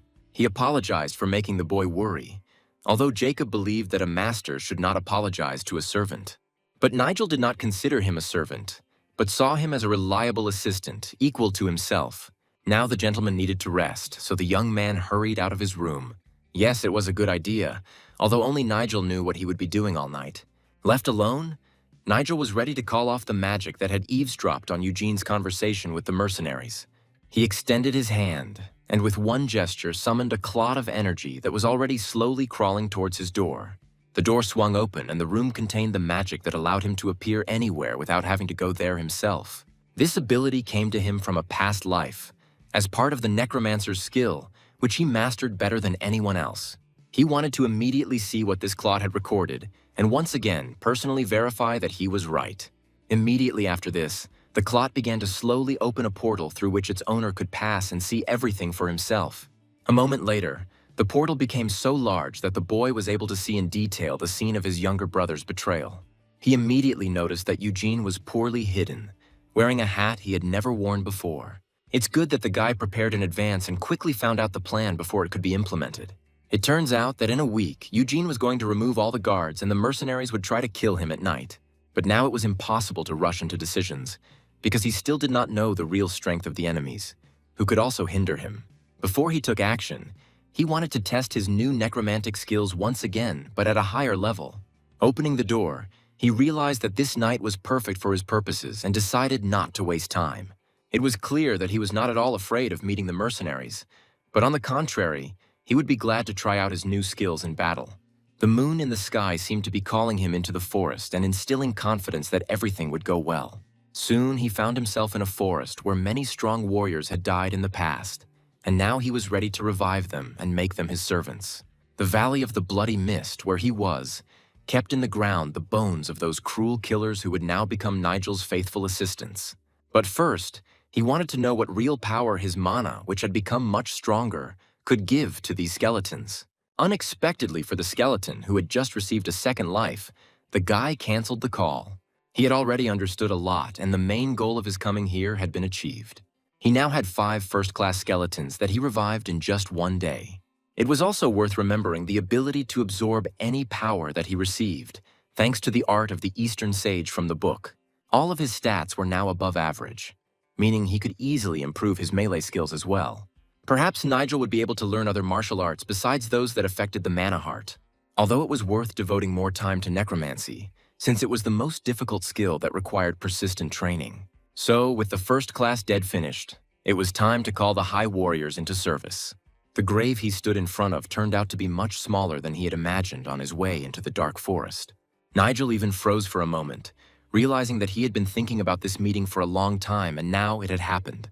The first lord of one of the most powerful clans whom he was about to summon was the strongest warrior in the entire history of that clan. He held out his hand, ready to resurrect the lord, giving him a chance at another life. Usually, a top-ranked corpse with high martial arts would exude a golden light, but this grave was very different from others. It was interesting to see what secrets this knight held. But first he had to be summoned into this world. For a while, Nigel couldn't do anything, as if the warrior hadn't heard his call to come to life at all. The guy stood like that for 10 whole minutes, not understanding what had happened to his necromancy. Then he realized that the absorption had stopped on its own, although this had never happened before. It turned out that his current level as a necromancer was not enough to summon such a powerful undead. It turns out that in order to summon such a warrior, one had to become even stronger. But this task was difficult even for Nigel. In life, this warrior must have been much stronger than even the high priest of martial arts.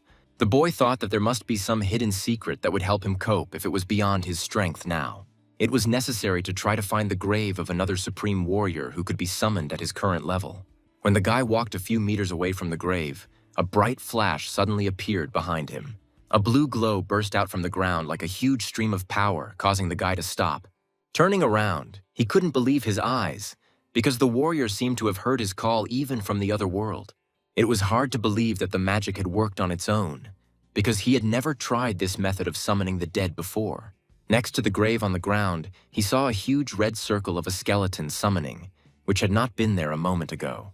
The dead man actually decided to join the guy himself, realizing that this young man deserved his help.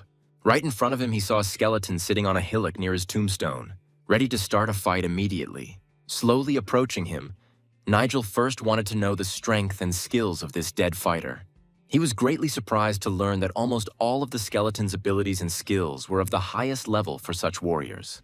Another difference was that the skeleton did not kneel before its owner as a sign of respect, but stood opposite him, feeling equal to him. Looking at him, the skeleton was surprised at how persistently the guy tried to call him back from the other world. Seeing that Nigel lacked skill, the warrior himself decided to respond to the call and enter his service. It turns out that it was not Nigel who chose the skeleton, but the skeleton itself chose the person with whom it wanted to continue the work it had started. When the skeleton placed his hand on his chest, Nigel realized that with the help of this warrior, achieving many goals would become much easier. However, it remained unclear whether the boy would be able to control this rebellious warrior, because it should have been much more difficult than commanding the rest of the skeletons. The skeleton still stood in the same place and did not remove its hand from the young man's chest. It seemed as if the skeleton was trying to transfer its energy to Nigel, wanting him to accept the divine power of lightning and thunder that he himself wielded. Anyone in Nigel's place would have been speechless at what he saw, and he himself was unable to utter a word for some time.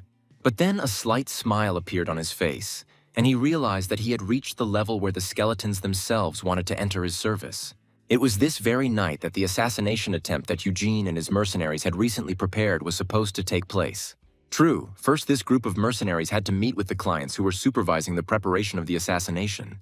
Without wasting any time, the entire group of mercenaries headed to where the conspirators who had paid for this work were already waiting for them. The mercenaries arrived at the meeting place before their clients, and their leaders suggested that they rest a little. Moreover, no one was rushing them, so they could simply wait until the rest of the conspirators arrived. But the girl who noticed this stop was unhappy that these idiots were going to rest after their recent failure. She stated that they were too slow and even kicked one of the mercenaries from behind to hurry them up. However, one of the mercenaries believed that the young lady should not follow them, since she could only interfere with the matter. But the girl wanted to see with her own eyes how this fat man, who had refused to be engaged to her, would choke on his own blood. Yes, such a thirst for revenge was familiar to the mercenary. Although looking at the girl, he doubted whether she was in her right mind. The girl suddenly wondered if Eugene was going to pretend he wasn't involved after it was all over. However, now it was worth thinking about the fact that they had already lost one of their important people, whose head was cut off right on the square. But then the girl heard the loud voice of the leader of the mercenaries, who was tired of empty chatter. Looking sternly at her, he ordered her to stop this empty argument and move on. It was time to move towards the goal. Otherwise, at this rate, they risked reaching the place only by morning. The attack had to be carried out at night, because at that time, none of the leaders of influential groups would be able to help Nigel. But then the leader realized that he and his guys had been ambushed and that there was someone else there. The leader of the mercenaries managed to jump back in time, otherwise the flying projectile would have hit him right in the head. But his friend was much less lucky, because some weapon flew out of the ambush and pierced the guy's chest. However, the wounded man then saw that it was not an arrow sticking out of his chest, but a bone. With trembling hands, he tried to grab her, but he realized that this was the last moment of his life. Yes, it was a terrible sight, and even the leader of the mercenaries, who had seen a lot, was very surprised. All that remained was to figure out where this bone came from and who threw it at his man. It was clear that the bone had come from the very depths of the forest. But who could have hit the mercenary so accurately? However, this was no longer important, because the shelling of bones immediately began, and many mercenaries were killed where they stood. The leader immediately ordered all the fighters to gather defensive energy and fight off the flying bones. Many of the fighters had defensive magic and immediately used it with their magic blades. Immediately after this, they began to chop in half the bones, flying in their direction with wide, sweeping blows. At first, they succeeded well, although many still received serious wounds in the battle. And Nigel, who had been watching from the shadows all this time, said with a smile that they were doing quite well. Now each mercenary understood that their victim, whom they were going to kill, had found them in the forest. It seemed that they had switched places, and now the one who had tried to kill them was hiding behind the trees. It was unlikely that Nigel would deny it, since now he had nothing to hide from these people. Just a minute ago, they were calling him a scoundrel, but they themselves wanted to secretly kill him in the middle of the night. Instead of challenging Nigel to a fair fight, they acted like vile murderers and deserved no mercy. And if any of them thought they could get away with it, they were very wrong and would soon realize it. Hiding behind the masks of these people were those who were well known to Nigel, and he immediately recognized one of the attackers as his former fiancée. Yes, it was Isabella who was in the thick of the crowd, and now her participation in this dirty conspiracy was revealed.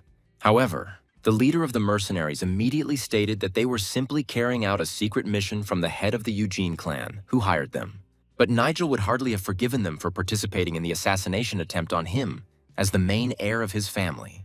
Only now did Isabella realize that Eugene had betrayed them and ordered the fighters to kill Nigel immediately.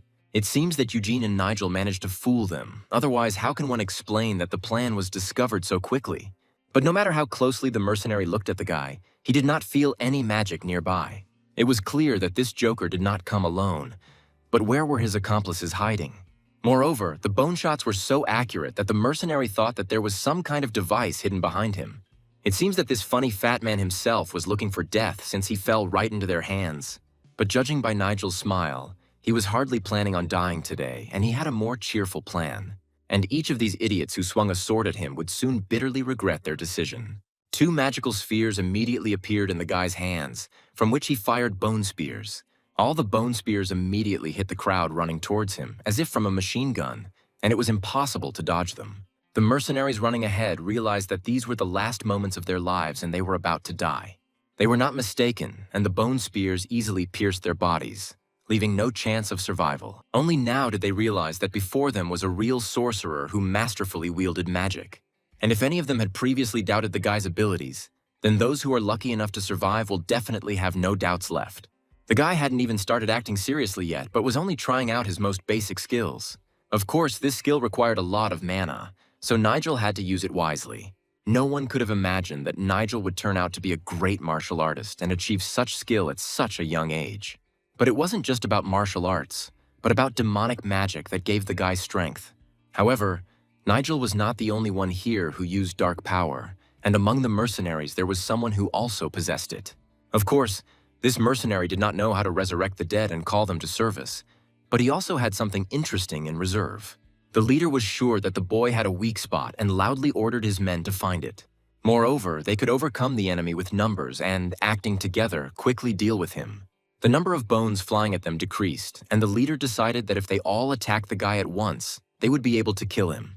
And the leader, covering the rest of the fighters with his protective magic, was the first to rush at Nigel. The mercenaries were right, because Nigel did not come alone, which meant that they had to fight with his loyal servants as well. However, these idiots did not yet know that Nigel's loyal servants would be warriors who died hundreds of years ago. Nigel then held out his hand and commanded the dead warriors to rise from the ground and come to his service. Seeing this, the leader of the mercenaries turned cold with horror, realizing what all this would mean for them. Each of the mercenaries already bitterly regretted agreeing to this task, but it was too late to retreat. Skeletons that could no longer be killed, but who could pierce anyone with spears, were looking straight at them. The guy had several of these skeletons in his service, and each of them was monstrously strong. This was the demonic magic that the leader had mentioned. But now it was much more serious. The protective magic the leader had used at the beginning now seemed insignificant compared to what Nigel had prepared for them. Moreover, the crowd of skeletons was led by the strongest warrior, who himself came to serve Nigel. The leader of the mercenaries had killed for money all his life and had seen a lot, but even he was frozen with horror, unable to move. The skeletons immediately sprang into action, easily killing every mercenary in their path. None of the mercenaries could do anything against the dark force that was heading straight for them. But since they were destined to die, the leader ordered to do everything possible to at least cause damage to this guy. They had nothing left to lose, so the whole crowd rushed straight at the skeletons, heading for certain death.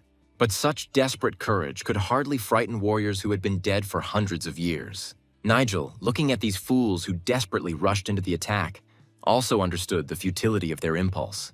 Before this, they had so many chances to escape and survive that if the mercenaries had been smarter, they would have definitely taken advantage of at least one. But the mercenaries continued to attack, realizing that this was the last thing they would do in their lives. Of course, every skeleton was ready to take on the challenge and stretch their bones in the first battle after their return. A moment later, the swords crossed and the crowd of skeletons stood like a wall against a group of armed mercenaries. But it soon became clear that swords in the hands of mercenaries were useless in the battle against skeletons.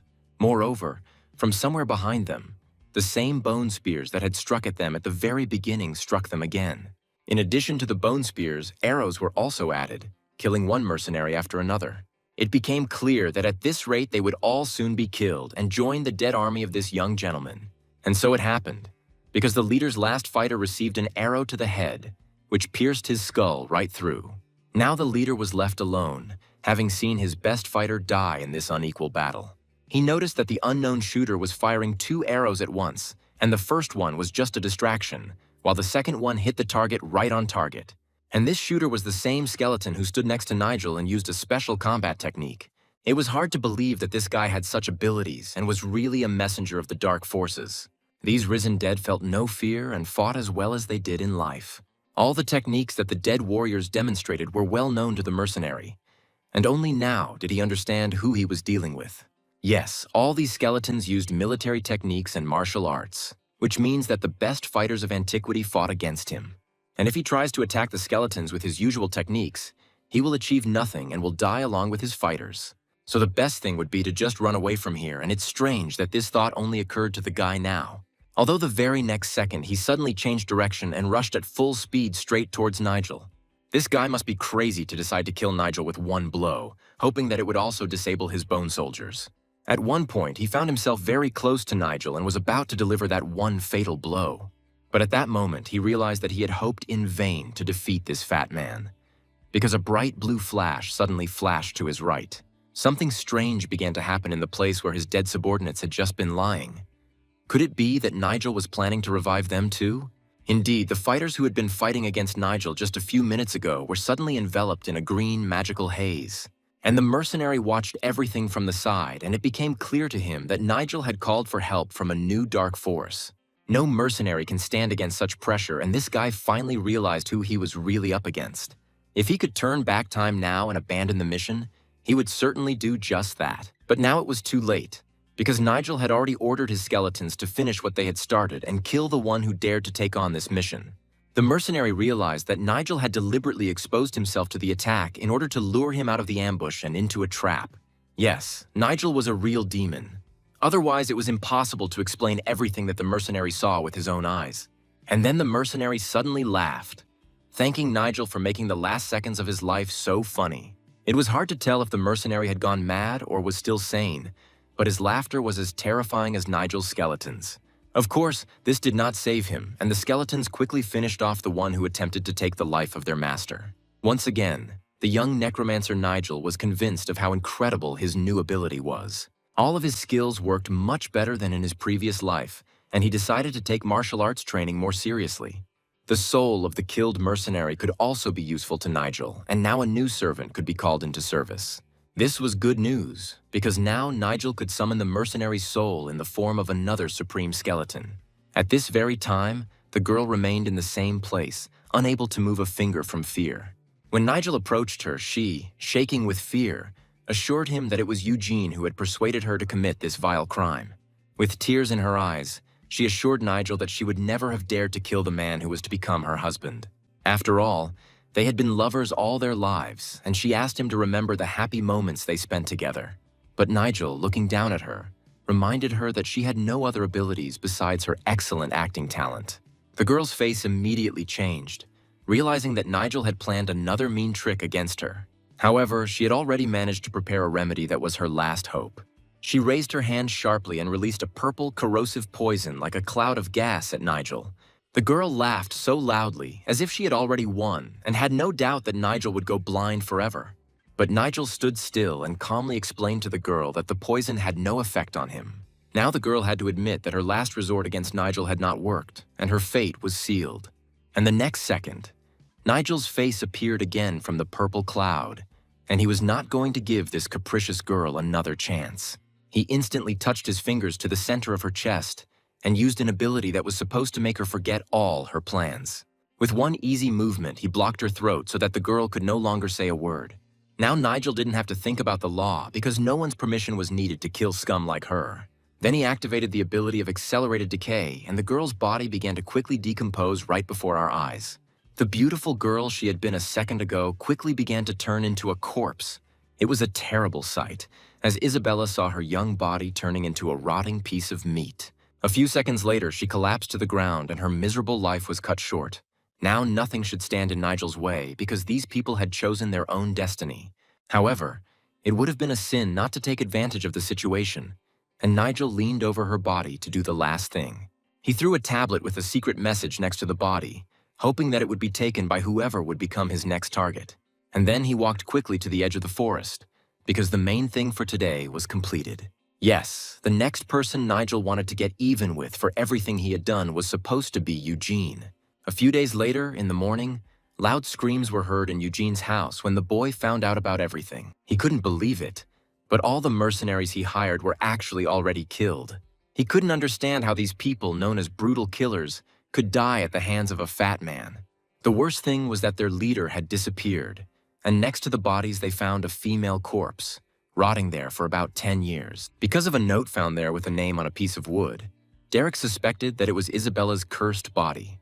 That piece of wood had her name written on it, and it was clearly done on purpose. It seemed that Nigel had left a sign with a threat in advance, which Eugene was supposed to take specifically to himself. Realizing this, Eugene jumped up in fear and asked Derek to think of something. Luckily, Derek had a backup plan. He looked at Eugene and suddenly suggested that they go to the red light district. Derek used hypnosis, and Eugene immediately declared that he really should go there and have a cold beer. Then Eugene turned sharply and walked towards the exit, ready to do so immediately. When they were alone, Ron admitted to Derek that he hadn't expected so much trouble because of Nigel. But Derek hinted to him that a string that is too taut is very easy to break. Ron didn't get the hint, then frowned and asked again what Derek meant by those strange words. However, it was clear from Derek's expression what he was getting at and what he had been trying to get from Ron all this time. After all, if Nigel is interfering with the main plan of their sect, he must be destroyed, even if it means burning down the entire area. Ron realized that soon the entire settlement would be drowned in blood, because their main goal was to get rid of Nigel at any cost. They were to prepare for a holy war and begin the massacre on the appointed day. In addition, The curse placed on Nigel needed to be strengthened, making it even more deadly. Not daring to object, Ron assured Derek that everything would be done in the best possible way and that the gentleman would not regret his decision. At the same time, a crowd of curious people gathered at Nigel's house, and Zack had a hard time keeping them at the gate. He explained to them that his master was currently busy and was not receiving anyone. But everyone wanted to see the man who became famous throughout the entire settlement and won the people's support. But Nigel wasn't having any guests today, and Zack asked everyone to leave again. Many did not like the fact that this young servant was driving them away from the gate, as if he were the master of the house, and not just a servant. And Zack repeated with a smile that he was not against their meeting, but Nigel himself asked not to disturb him. Moreover, Nigel had recently left home for several days, ordering the servant not to let anyone in. When Nigel left, he said goodbye with a smile. But Zack, as usual, couldn't hold back his tears, as if he was saying goodbye forever. Nigel really needed a couple of days alone in the mountains near the big forest. There he could hide from prying eyes and hone his necromantic skills to perfection. In addition, he recently mastered a technique that allowed him to learn about Eugene's plan to order a murder. Now, hidden in the ravine, Nigel used his ability again, trying to gain better control of the dark matter in silence. He understood that there were more enemies because many factions were unhappy with his suddenly increased power. They created a curse to kill Nigel, but he was able to harness the dark power instead. When the plan failed, they became so angry that they revealed their true intentions, and now Nigel could easily use their mana. After absorbing so much mana, Nigel received a message from the system that his body was overflowing with energy and needed to get rid of the excess. Thanks to those scoundrels, Nigel now had enough mana to revive dozens of fallen warriors at once. Now he could easily create loyal dead warriors even from the corpses of animals, replenishing his army with them. The bones that once formed the body of an animal began to gradually come together to form a new figure. Nigel could only watch as they slowly transformed into a formidable warrior, ready to defend his master to the end. And indeed, a moment later, a bright red fire flared up in the empty eye sockets of the skull, which meant the magic worked perfectly. However, the skeleton was not black. Although Nigel wanted to summon a supreme warrior with black bones, he didn't look at all like the mighty warrior Nigel had intended to summon. Instead, a skeleton with a huge hump stood before him. But by the claws on his bony hand, Nigel recognized him as his former enemy.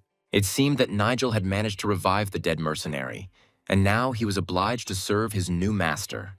In addition, the system informed that Nigel must immediately begin carrying out a secret mission and fulfill the wishes of the dead warriors.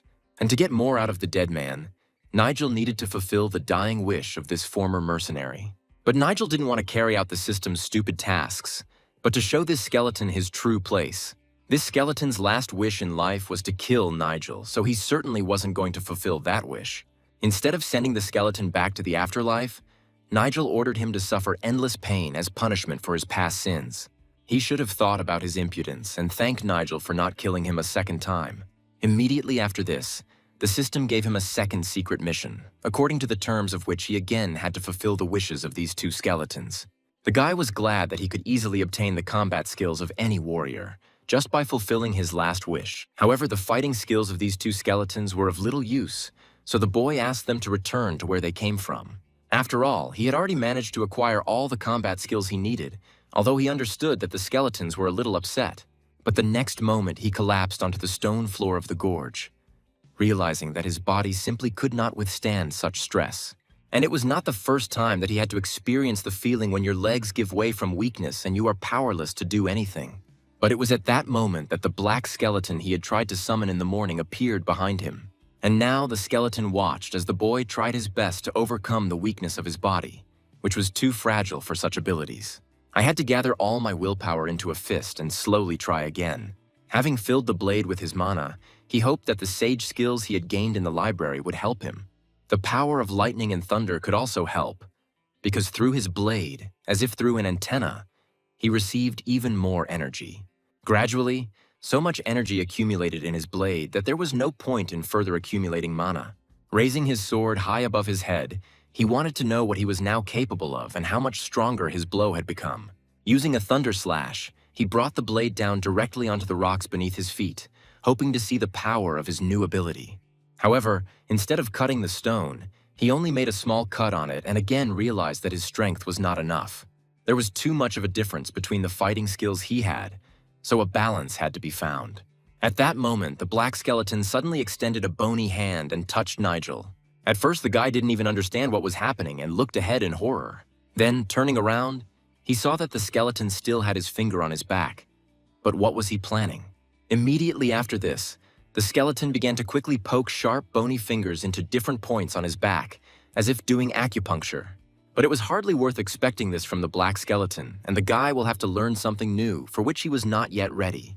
The skeleton continued to look at him, and it seemed as if the fire in his empty eye sockets was growing stronger and stronger. Then he realized that this ancient warrior had been trying to help him all this time, and the boy obediently sat down on the stone floor.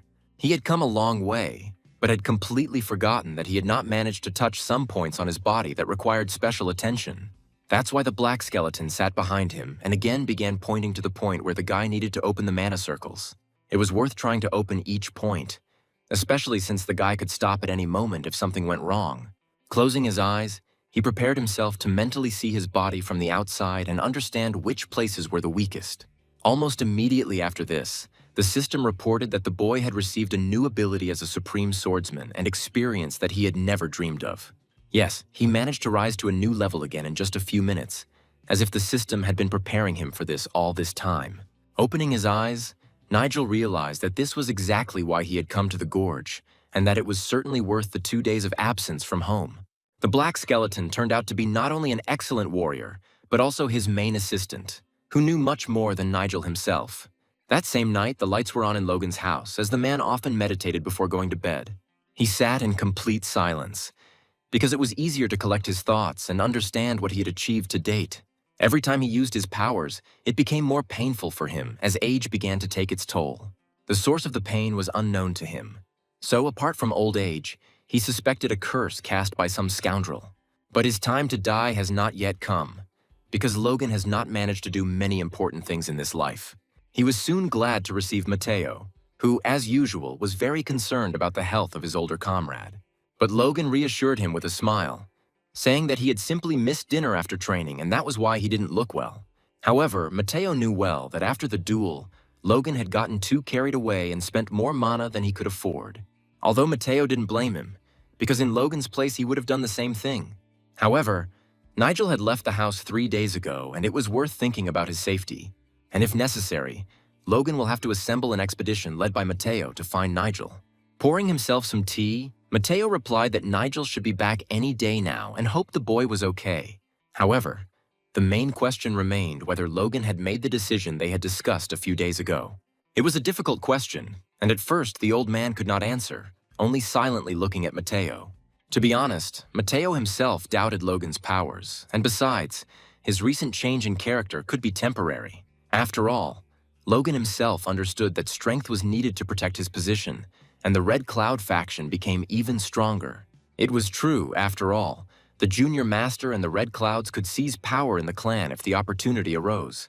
He remembered that during the meeting, after the fight with the Black Bear, the sight of Nigel reminded him of a man he could not forget until now.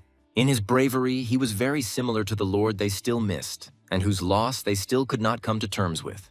The actions of the Red Cloud faction were all too clear to Mateo, and he had already suggested strengthening their position more than once.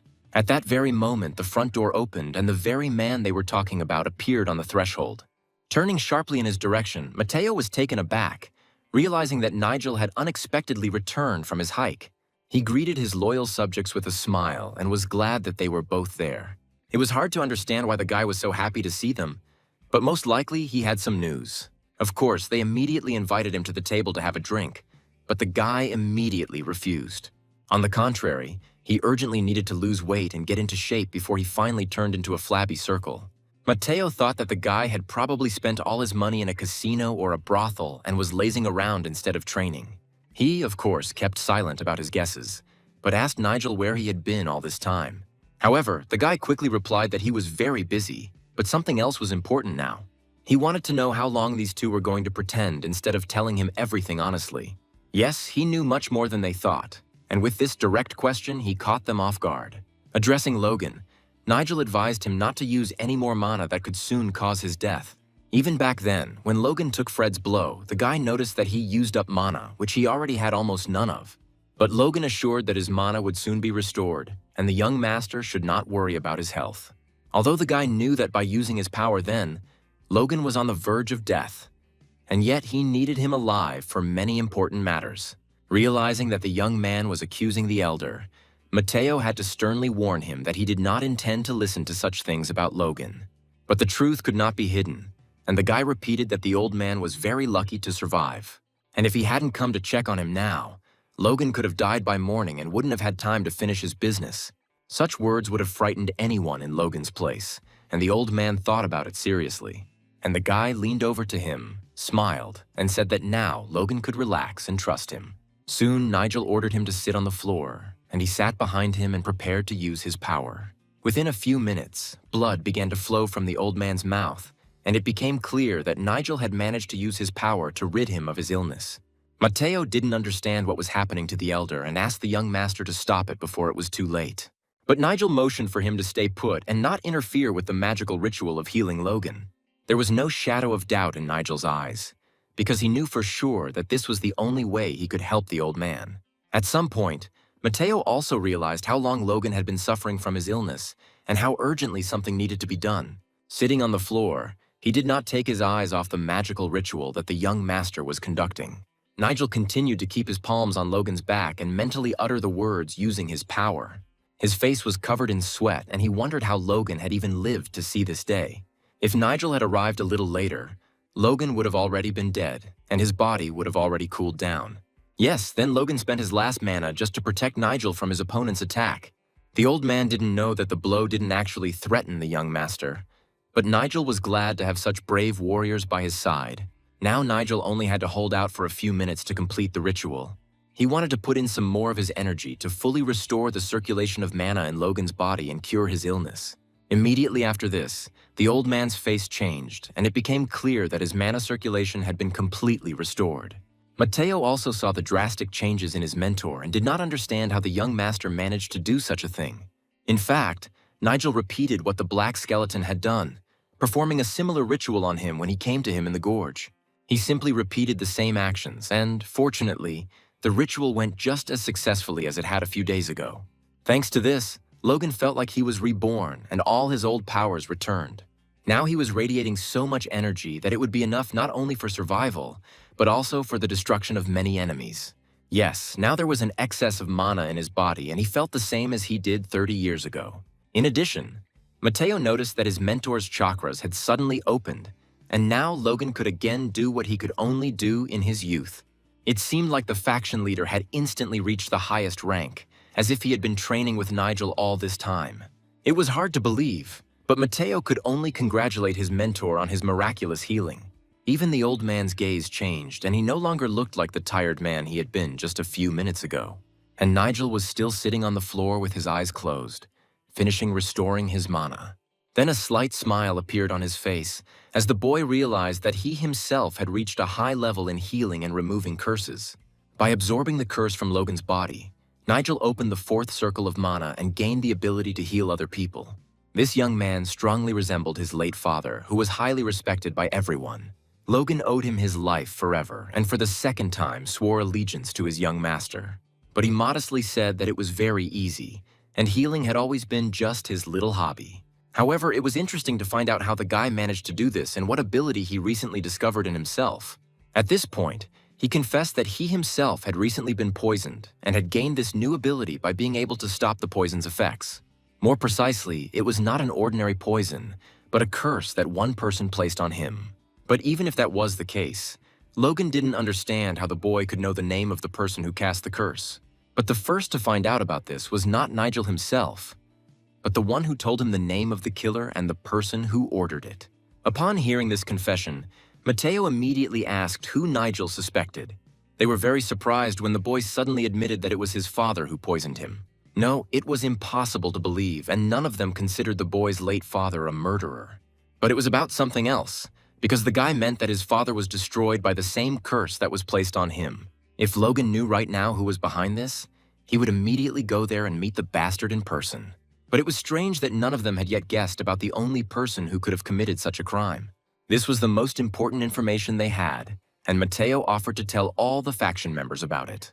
But instead, he heard a question about which of the faction members Nigel could truly trust, other than the two of them. After all, when his father found out about the curse, it was already too late and the process became irreversible. Of course, he didn't want to ruin the family's reputation and eventually gave in, taking the killer's name with him to the grave. Instead of looking for the culprit, he focused on saving his son and finding the legend that their family had forgotten. And only by a miracle did Nigel's late father manage to find her, and now the boy knew his father's main secret. He then pulled out his blade, charged with destructive power capable of destroying everything in its path.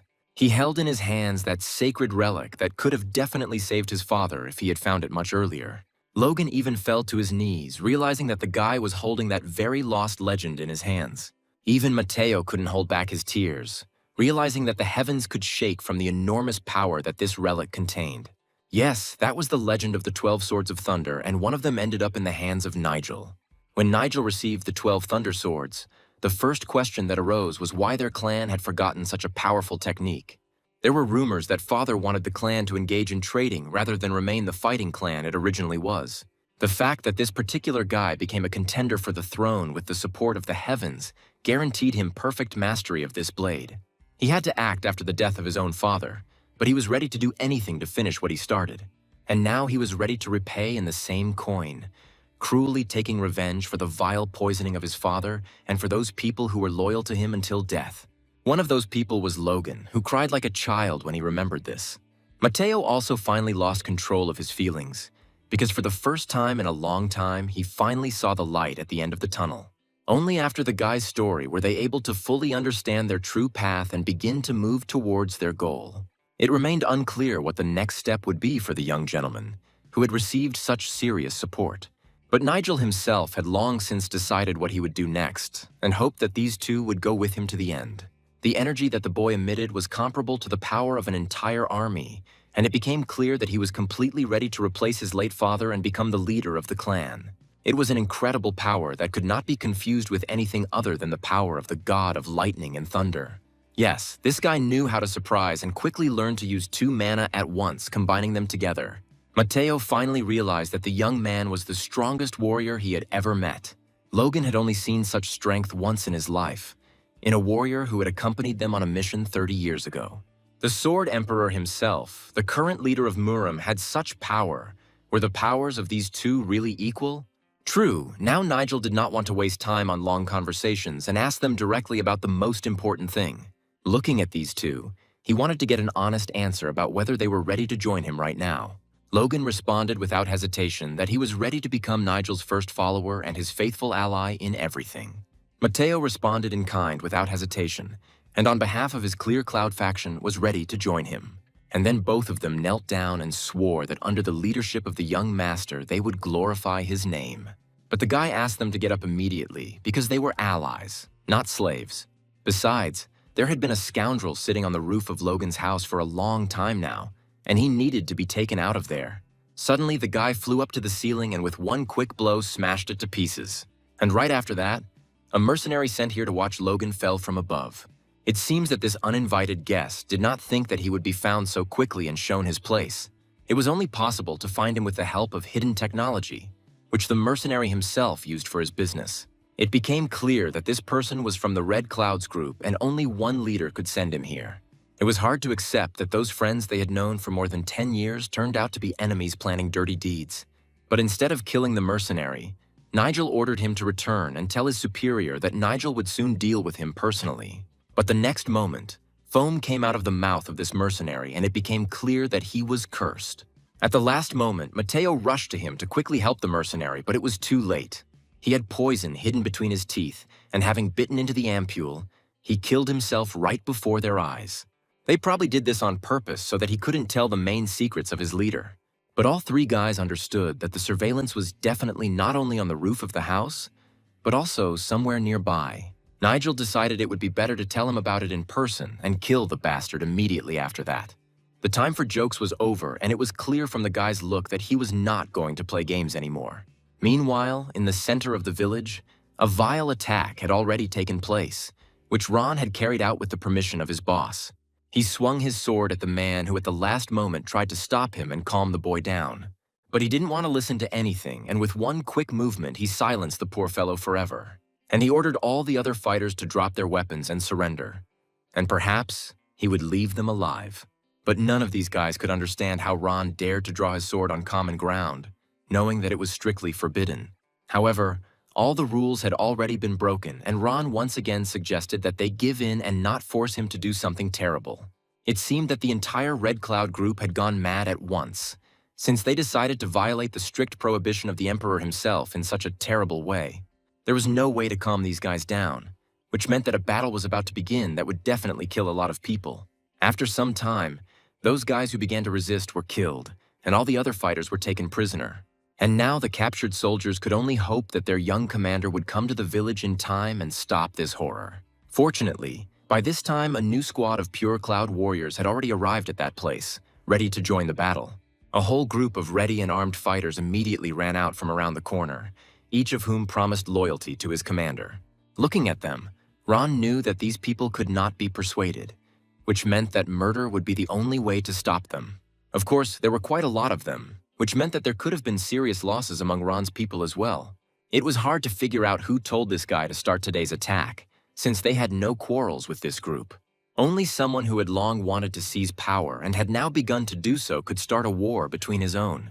And now all that was left was to watch in horror as groups that had previously been friends fought among themselves, crossing their swords.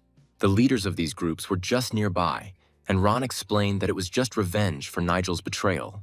It was hard to believe that Eugene had actually decided to carry out this massacre based on rumors that had no evidence. But Ron had no doubt that this fat man really had plans to seize power and therefore easily carried out his boss's order. But among those people who were fighting right now, there could be innocent people, and each of them was a member of their group. However, Ron said that things could have been much simpler if he had simply ordered his men to lay down their arms. And now, realizing that it was useless to talk to them, he grabbed both guys by the necks and was ready to finish what he started. Lifting them off the ground, he used a force that could have killed them both with his bare hands. Unfortunately, they became victims of a crazy young boss who hired an equally crazy person as his assistant. All the small cloud warriors just silently watched as their leaders were brutally strangled, and none of them deserved Ron's respect. He considered them to be the same pathetic cowards as their leader, and therefore they deserved only death. He challenged them to show that they had at least a little honor if anyone dared to fight him one-on-one. At that moment, he heard a familiar voice nearby and realized that the mercenary had failed to carry out his order. After all, Mateo was still alive and ready to enter this battle at any second. All the fighters who first crossed his path were quickly killed by his hands. None of these guys had a chance to win a fight against Mateo, who was always known for his excellent fighting skills. The boys were happy to realize that now the leader was next to them, and after that, they simply could not lose this battle. Moreover, that young boss, who had long ago demonstrated his true strength, came to their aid. It was a little strange that after sending his strongest warrior, the guy couldn't cope with the task and left Nigel alive. Given everything Nigel had done recently, Ron said he would have to chop the boy's head off now, but Logan immediately cut off his threats, unable to bear the fact that this bastard dared to talk to his boss. Only now did Ron finally realize that Logan had also gone over to the fat man's side and was ready to protect him at the cost of his life. Didn't young Master Rona curse his father and brother, and shouldn't he pay for it with his life? Ron heard Eugene being accused for the first time and could not stand such a brazen lie about his master. But if he goes down into the dungeons beneath the Red Clouds faction's camp, Ron will be able to see for himself if this is true. It turns out that the guy knew everything about the secret underground passages, and Ron didn't understand where he got it from. Anyone who heard this had no idea that the faction had secret hideouts. It was with the help of his Shadow Whisper ability that the boy learned all their secrets and could now tell the fighters about them. Ron knew that if he didn't shut this guy up, he would reveal other secrets of the dungeons. But now these soldiers were protected by their leaders, and with their help, the fighters were ready to repel any attack. As expected, a terrible massacre took place that night and many warriors died. And Ron was ready to personally send to the next world the one who destroyed his master's plan. Moreover, for this purpose, the guy had a special power, with which he had already defeated many enemies. Yes, the Ice Hand looked impressive, but that only fueled interest in the fight, and Nigel wanted to find out how it would end. After all, he had in his hands that sacred blade that he had inherited from his father, which meant that Nigel had an ace up his sleeve. Ron could see that the fat man had reached the limit of his strength, but he wasn't going to give up in the middle of a fight. However, Nigel, as before, moved easily as quickly as his opponent. Ron believed that the boy had fallen into a trap, and his power of Ghost Frost would quickly cool the enemy's ardor. But if Ron had seen this guy's last fight in the Dark Forest, he would have definitely changed his mind quickly. Moreover, that time Nigel fought without a blade, and now his weapon carried the enormous power of the heavens. But even after many attempts, Ron was unable to hurt Nigel and never even touched him.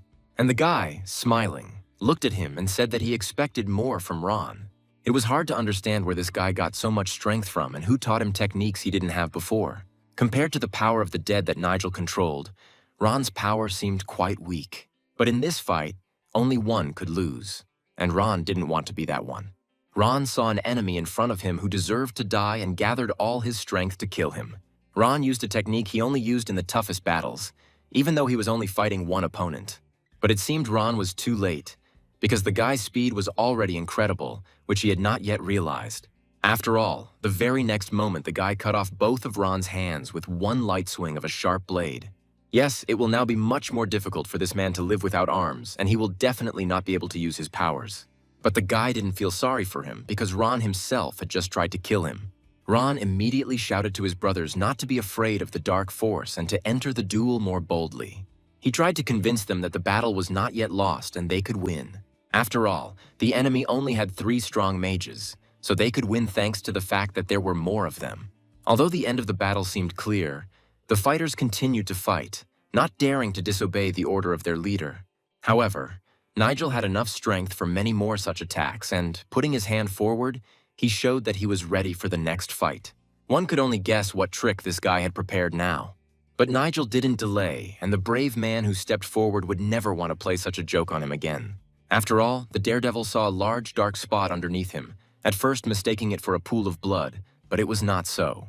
But at that moment, dark creatures were already crawling out from under the ground, which were the main trump card in Nigel's sleeve. One of the creatures with burning eyes looked straight into the face of that daredevil, and he seemed to see death in front of him. The veins on his face bulged with horror, and the boy froze, unable to move from fear. And now the one they thought was just a fat man turned out to be a man who could summon dark creatures from the other world. In addition, each summoned creature was highly skilled with weapons and could cut down any of them with one blow. And so it happened, because the first daredevil, who called everyone to attack, immediately lost his head from a deft blow of the blade. There was no point in considering your opponent weak, especially if he was a master of necromancy. Nigel was exactly such an enemy, and he immediately ordered the death of everyone who dared to interfere with him. Immediately after this, a crowd of dark creatures chased after the surviving soldiers, who had no choice but to flee. This is probably what the elder gentleman was talking about when he told how his father died at the hands of traitors.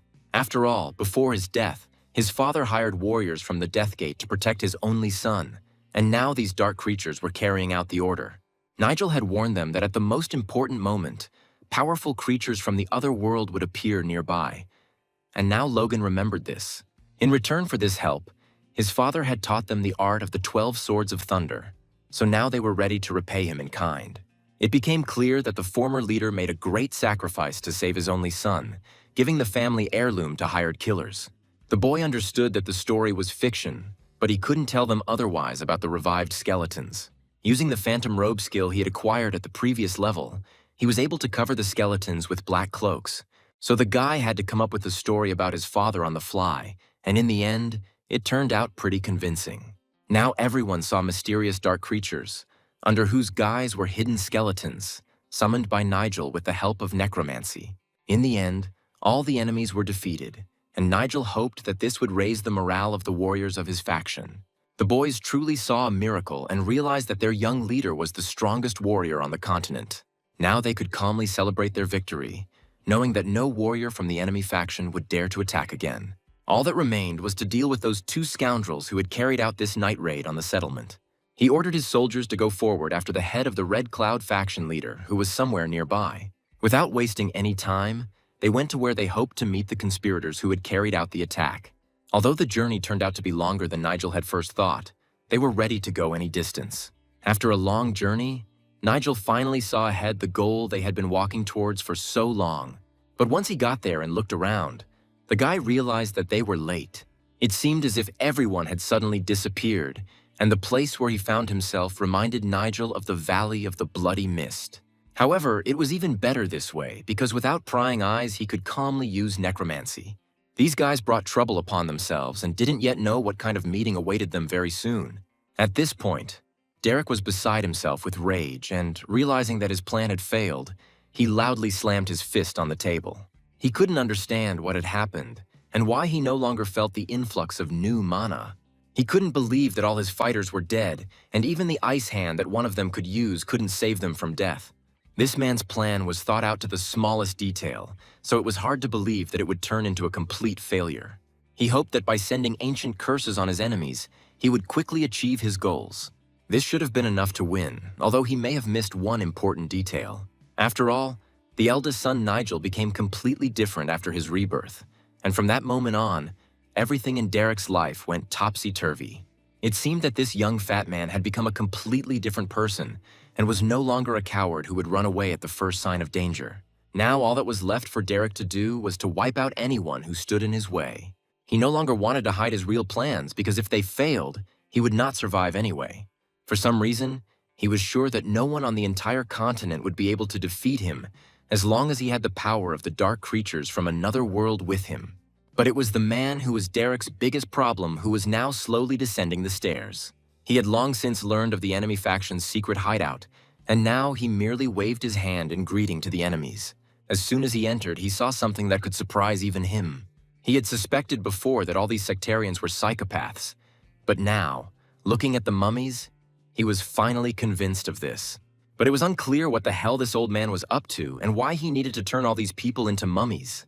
Derek already guessed how this meeting could end and immediately offered Nigel a deal. He was ready to make this guy the head of his future clan and raise him to the very top in 3 months. But to do this, Nigel will have to prove his loyalty to the cult with the sword that Derek threw to him.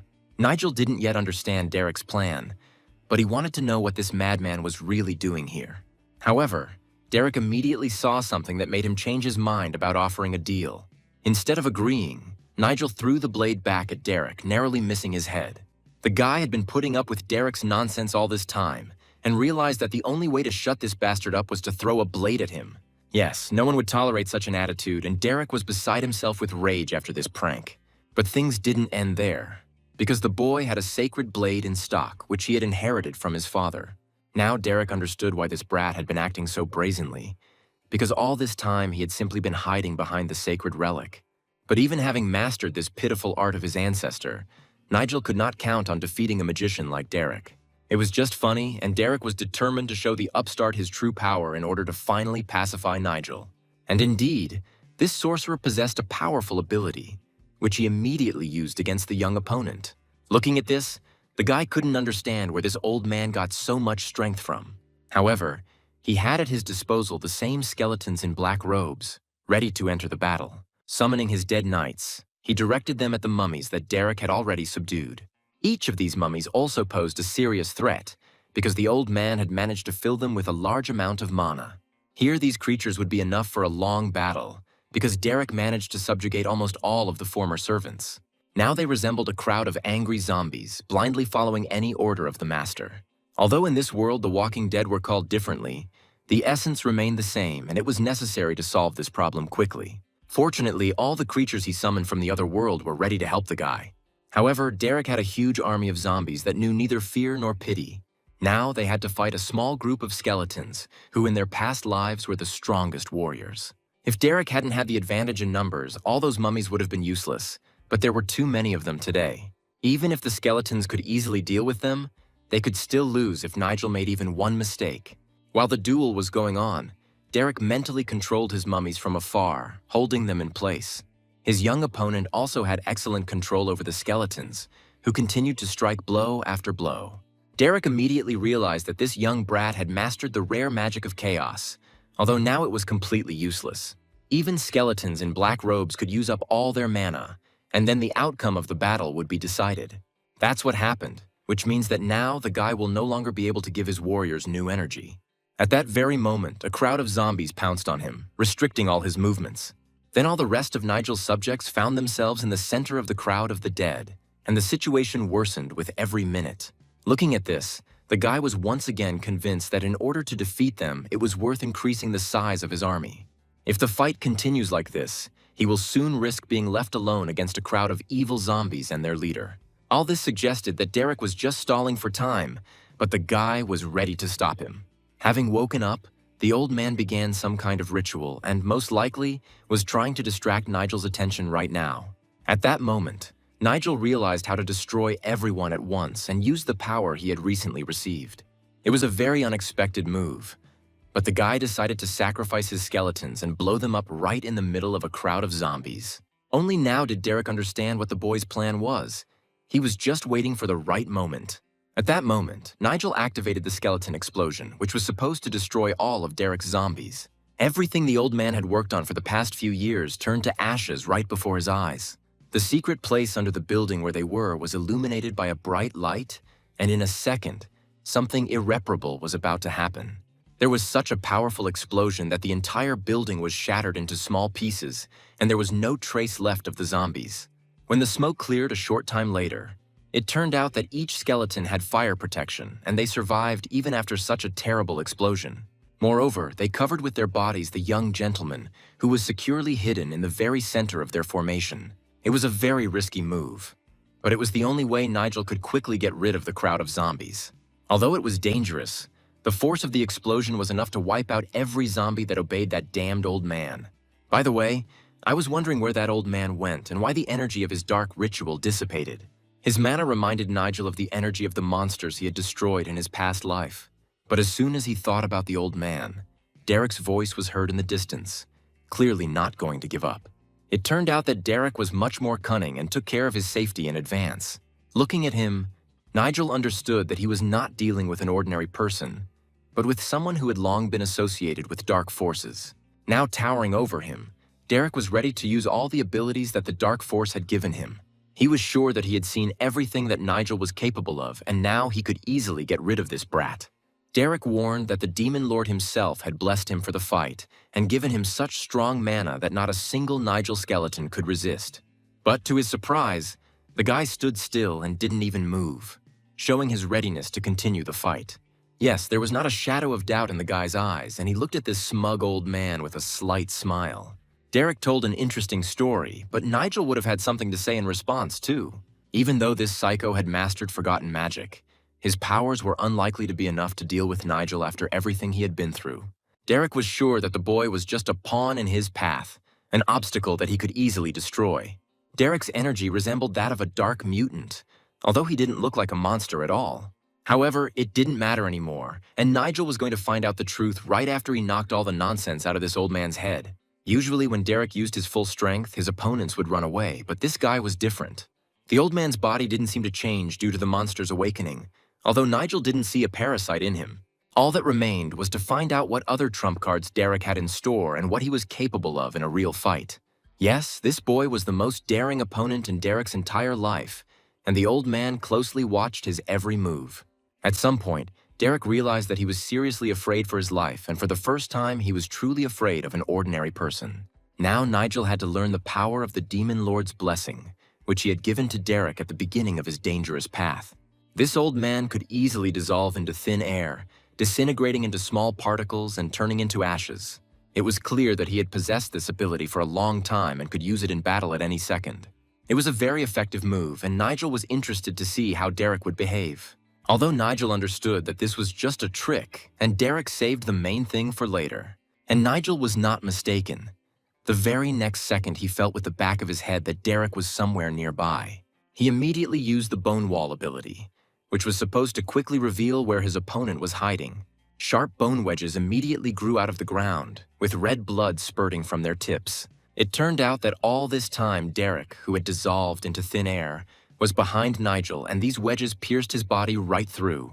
Immediately after this, Derek became visible and could no longer use his invisibility advantage.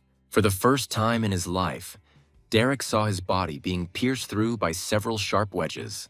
Derek was able to use his ability again without difficulty and began to quickly dissolve into the air, turning into ash.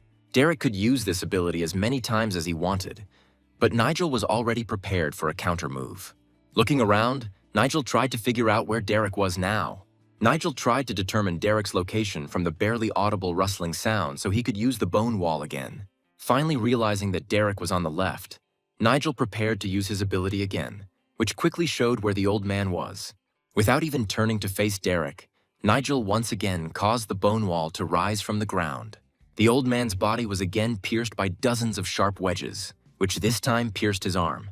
At this rate, Derek would never be able to get close to Nigel, but instead would be hit with sharp wedges every time. With a smile, Nigel realized that his bone wall ability was much better than simply disappearing into thin air. If Derek had been a little to the left, Nigel would have been able to gouge out his eye, after which he would hardly have been able to move so deftly. The old man could not understand how this young man managed to use such abilities, because Derek's entire body was already covered with wounds from punctures by sharp wedges. Nigel explained that Derek's movements could be easily detected by the mana fluctuations that left traces of his presence. Nigel just concentrated a little on it, and that's why he was able to easily pinpoint the location where Derek was. Nigel spoke of it so easily, as if he had possessed this ability all his life, although Derek knew that it was a very rare gift. But Derek would never forgive Nigel for this humiliation and was ready to continue the fight. At some point, Derek managed to not only disappear, but also split his body into tiny molecules. Millions of these molecules rushed towards Nigel to deliver a fatal blow. However, having chosen the right point, Derek launched hundreds of red-sharp projectiles at Nigel. Derek hoped and was sure that Nigel would not be able to reflect all these projectiles, through which the vampire would be able to suck out all his blood. According to his plan, the shells were supposed to penetrate Nigel's body, after which the vampire could easily drink all his blood.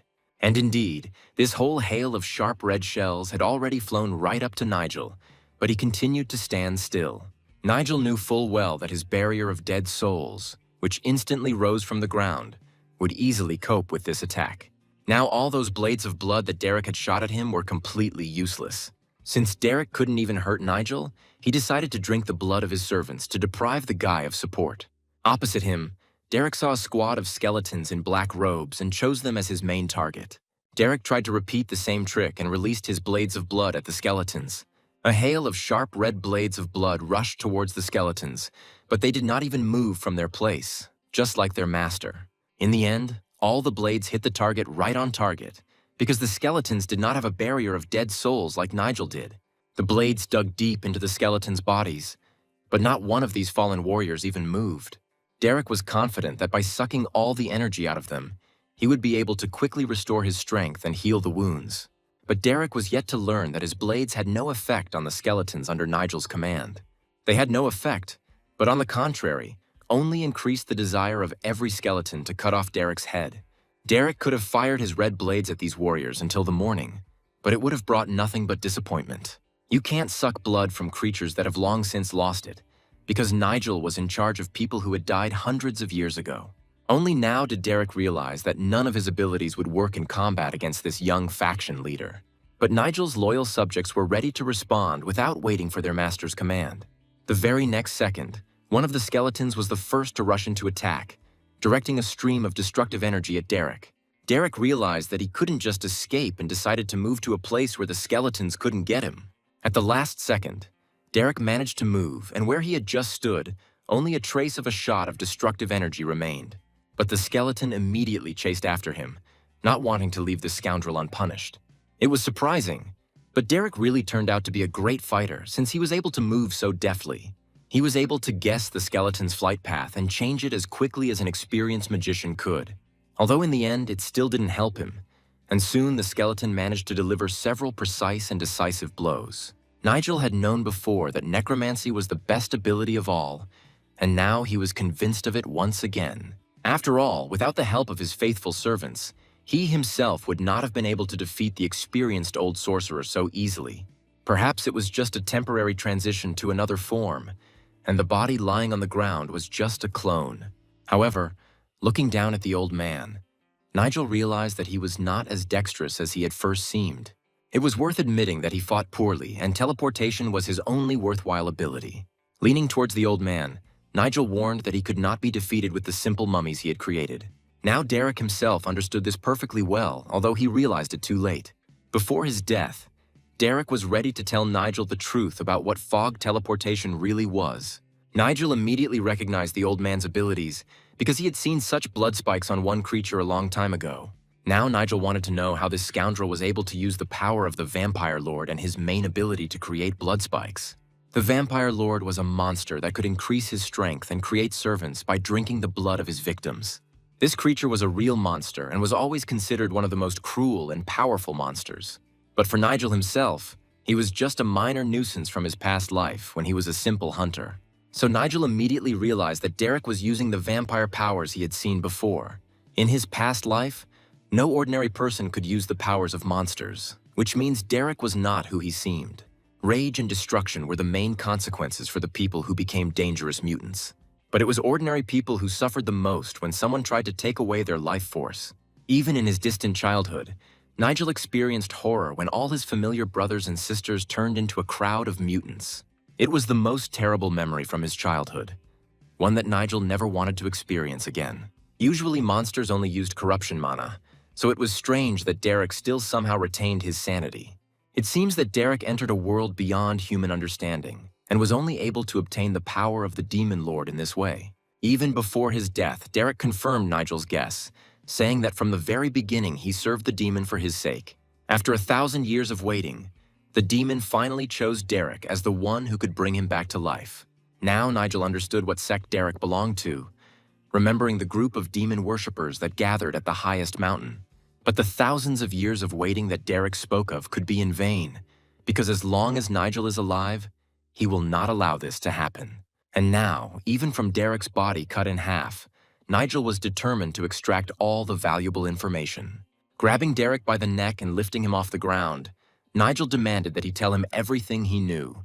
But looking closely at his face, Nigel suddenly realized that he was not seeing a real old man, but some kind of creature with a mask instead of a face. He realized this from the piece of peeling fake skin that had been hiding the monster's true appearance all this time. And then, abruptly tearing the mask from his face, Nigel saw the true face of his main enemy. It was at this moment that Nigel became suspicious, realizing that everything that was happening around him was a lie. Looking into the face of the monster, Nigel realized that there was clearly some secret hidden here. Besides, Nigel had a strange feeling that Derek had been leading him on all this time. And Nigel's instincts did not fail him, because a few seconds later he realized that the old man had turned him into a mummy, wrapping him in rags. Nigel clutched his head and dropped the old man's body, realizing that he had managed to deceive him. Then he felt very dizzy and lost track of what reality he was in.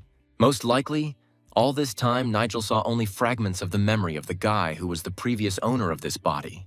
But the real events had already happened in another place a long time ago, and there Derek managed to achieve his goal.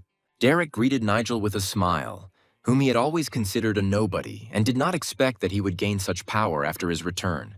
Although it didn't matter now, because Nigel couldn't move, wrapped in rags from head to toe. The old man rang the bell loudly and announced that Nigel would now become the foundation of their future sect. At this point, Nigel began to come to his senses again, realizing that Derek had used the ability of the illusionary room. It was as if he saw a picture of the future, the events of which had not yet happened.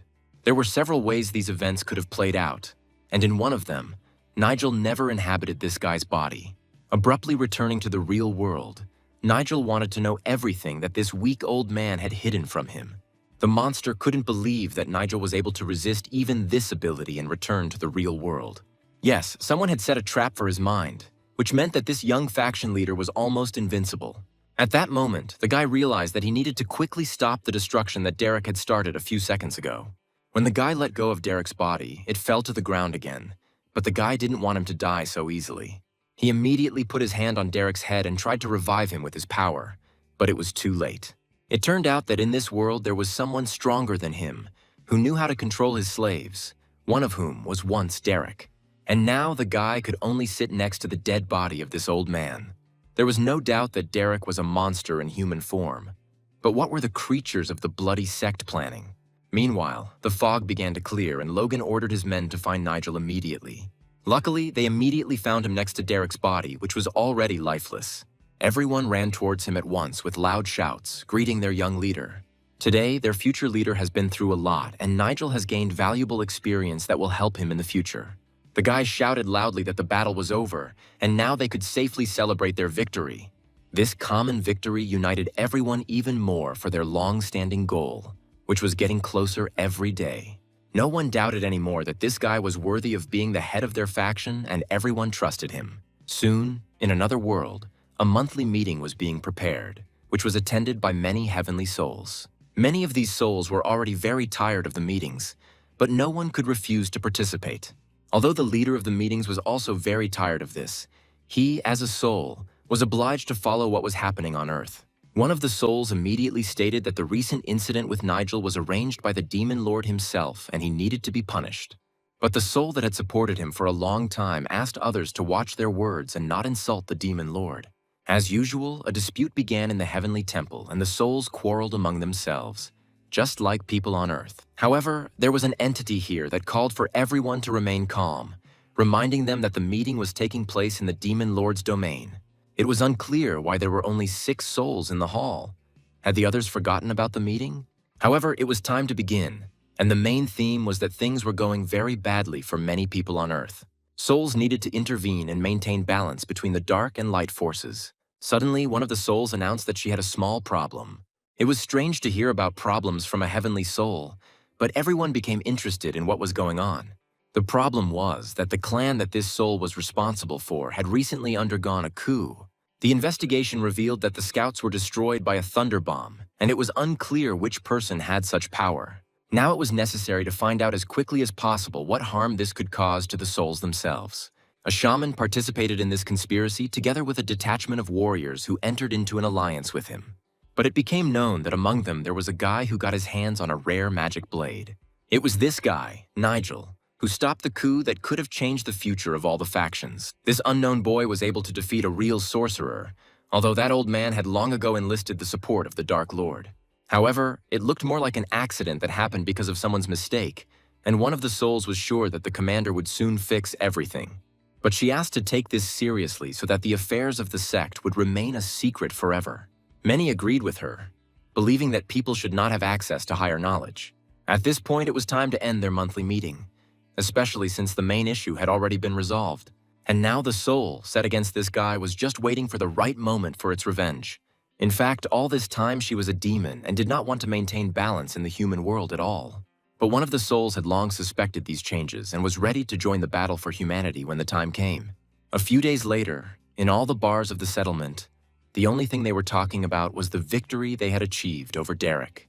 The young men discussed how one of the clan's main houses had exploded, and the youngest son and his entire faction had gone missing. Many considered this to be a simple coup within the clan, as this often happens in a bloody struggle for power. It all started when 3 of the 4 clan faction leaders chose Nigel as the new leader. But Eugene did not agree with this. They set up an ambush where many warriors died, including the leader of the Small Clouds, but one person defeated all the rebels. It was the eldest heir of the Nigel clan who unexpectedly revealed his fighting talent and called upon the energy of the storm to help. In the end, Derek was destroyed by a thunder bomb hidden right in the Red Cloud's mansion.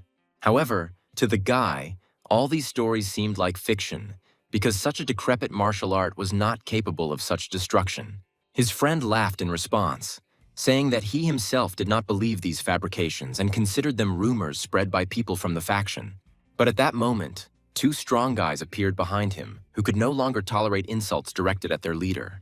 Turning around, the guy couldn't understand why these 2 had approached him and what they didn't like about his words. They hardly wanted to continue the conversation here, so they asked the guy to go outside. The conversation with this guy had to be short, because this scoundrel had allowed himself too much. The boys quickly threw him to the ground, although they did not want to seriously injure him or disgrace the name of their leader.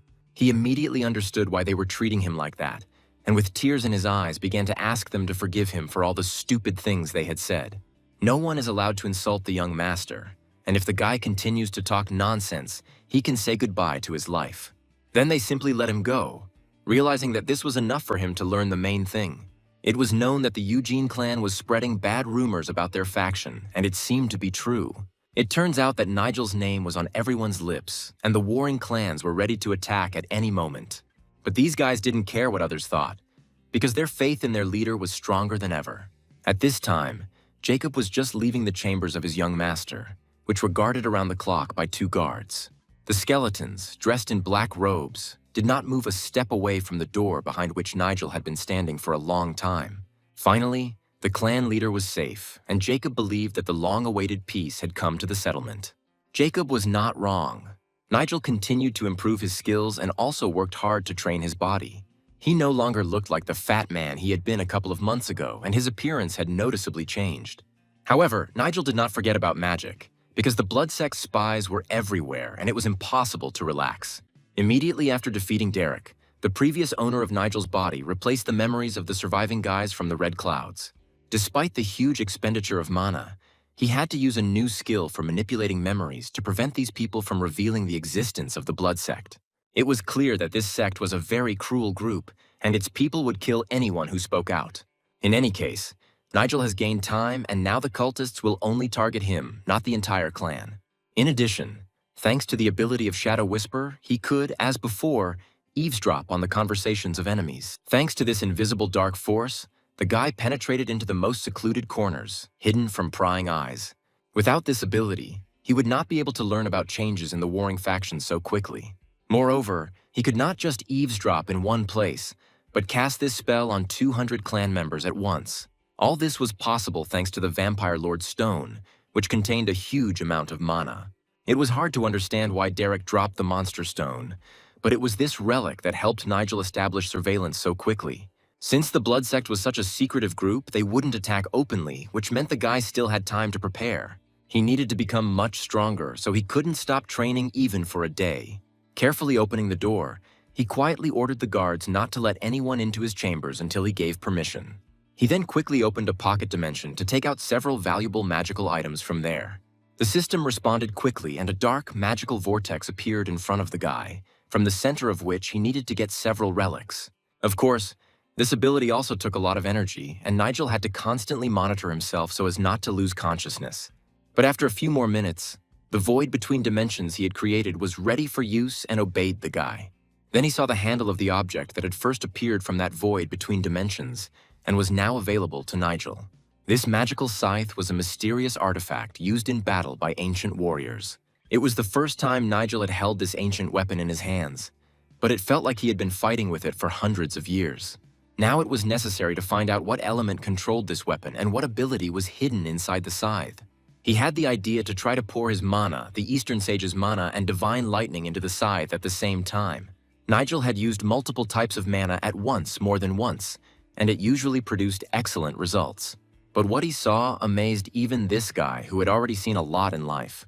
He seemed to sense the weapon's feelings and realized that this mysterious scythe was angry. It became clear that this was a very powerful weapon with its own character. It could even be called alive. The natural power stored within the scythe increased many of Nigel's abilities tenfold. Although Nigel received this weapon, it did not obey him immediately, and he needed to think about how to restore the spent energy. However, he decided to do this later because he hadn't even learned how to use a sword properly. He had learned so many skills lately that he needed to take care to conserve his energy. And now you could just start increasing your combat power, since it usually took less mana. Finally, he will be able to call upon his faithful servants from the interdimensional void, who have already helped him out more than once. Looking into the darkness at the center of the vortex, Nigel knew that the skeletons were his main support. He then commanded the dead warriors to appear in this world and swear to serve him forever. The dead warriors did not keep him waiting, and a moment later, the guy saw their figures appearing from the void.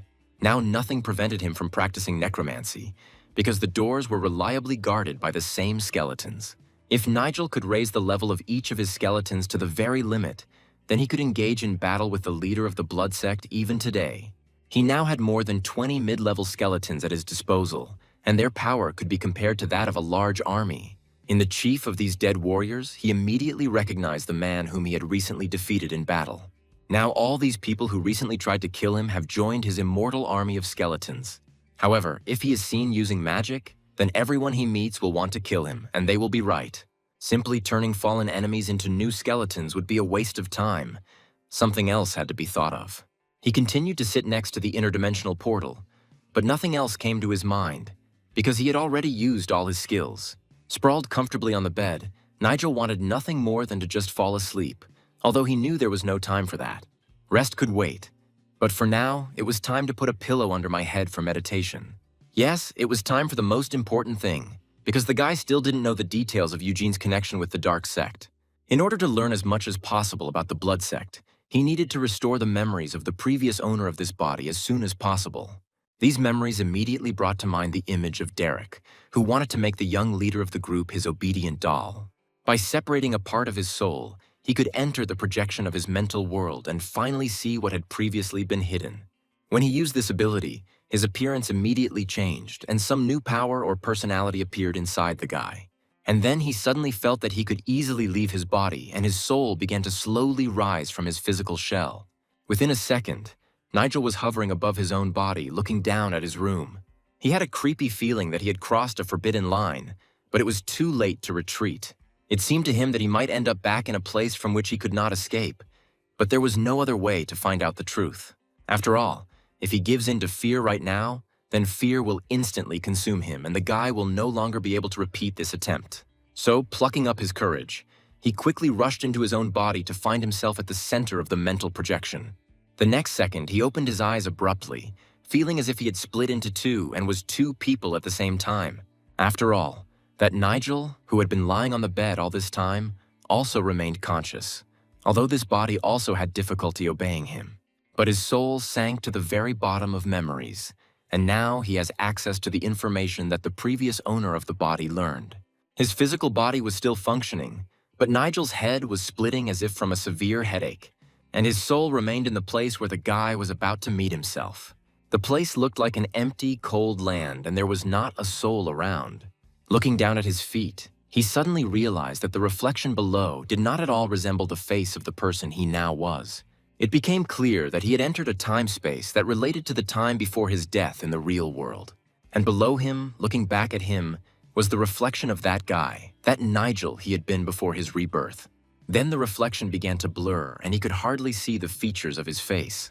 Since childhood, he moved from one orphanage to another because Nigel's parents died in a monster attack. One day, he was finally taken into a family by kind people, and his adoptive father was even able to replace his biological father. For some time, everything went well, and the boy even managed to forget that trouble and the loss of his parents. But one day the monsters attacked again, and the boy had to flee, leaving his father to be eaten by the monsters. Since then, he swore to take revenge on these creatures and protect peaceful people to the last. At that time, he entered into an agreement with an organization where there were many hunters and with whose help he could achieve his goal faster. This businessman perfectly understood the feelings of the guy, who was ready to destroy the monsters that attack the earth even for free. It was strange why Nigel saw these memories of the last seconds of his past life right here and now. At that moment, he suddenly heard a familiar voice, which belonged to Nigel himself. Turning around abruptly, he saw the man who was the owner of his new body and seemed glad to see them. In fact, this guy's name was Thomas, and before Nigel appeared in his body, it was Thomas who was the real young master and his father's heir.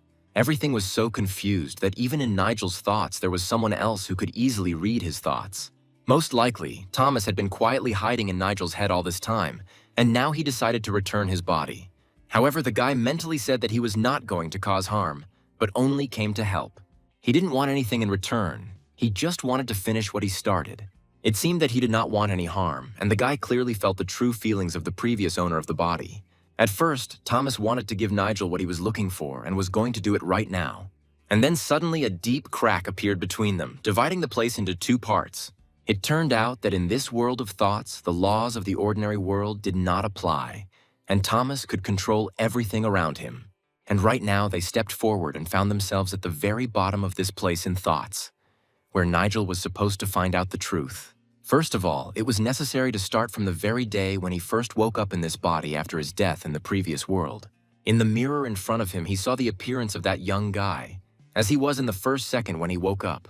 Then, as if looking at pictures, he began to remember his whole life and the battles in which he had taken part. His faithful servant Jacob actually cried with grief when he saw with his own eyes the body of his young master. The same could not be said for Eugene, who only smiled as he looked at the body of his slain enemy. There was now no doubt that it was Eugene who was connected with the murder of Thomas and his father. On the day of Thomas's funeral, something split the world into two timelines, one of which Nigel still finds himself in. These were two different versions of the same world, which had a common history but different futures. Nigel had long understood that the reason for this was the object that he held right in his hands, and it was the solution to all the mysteries. Thomas didn't expect to see a red stone in the guy's hands and realized that Nigel had achieved a lot in a short time. The future he saw was just a memory of what the previous owner of this body, Thomas, had experienced. But now the guy clearly understood what he needed to do, and, without wasting time, stepped straight into the portal between the worlds.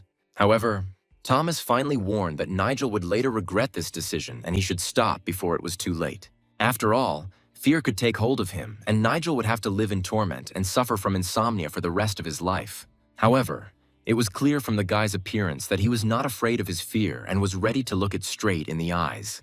In his memories, Nigel saw that Derek considered Thomas a talentless piece of trash that he wanted to give a new life to. Of course, Nigel couldn't control this guy's body, but he could see his whole life from the first to the last minute. At that moment, he was about to transform into the creature that would become the main weapon in the hands of the blood sect. It was Derek who brought Thomas back from the dead to force him to serve him. He looked completely different. His entire body was wrapped in the same bandages that were on the bodies of dried mummies.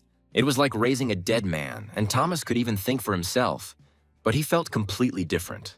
And then Derek ordered his doll to fall asleep, and the boy's eyes began to slowly close. After a few seconds, he no longer understood where he was and was completely at the mercy of this sorcerer. When he woke up, he realized that he was standing in front of a soldier from his own group after he had killed all of his former men. Thomas didn't want to do these terrible things, but Derek whispered a spell and ordered him to kill everyone left.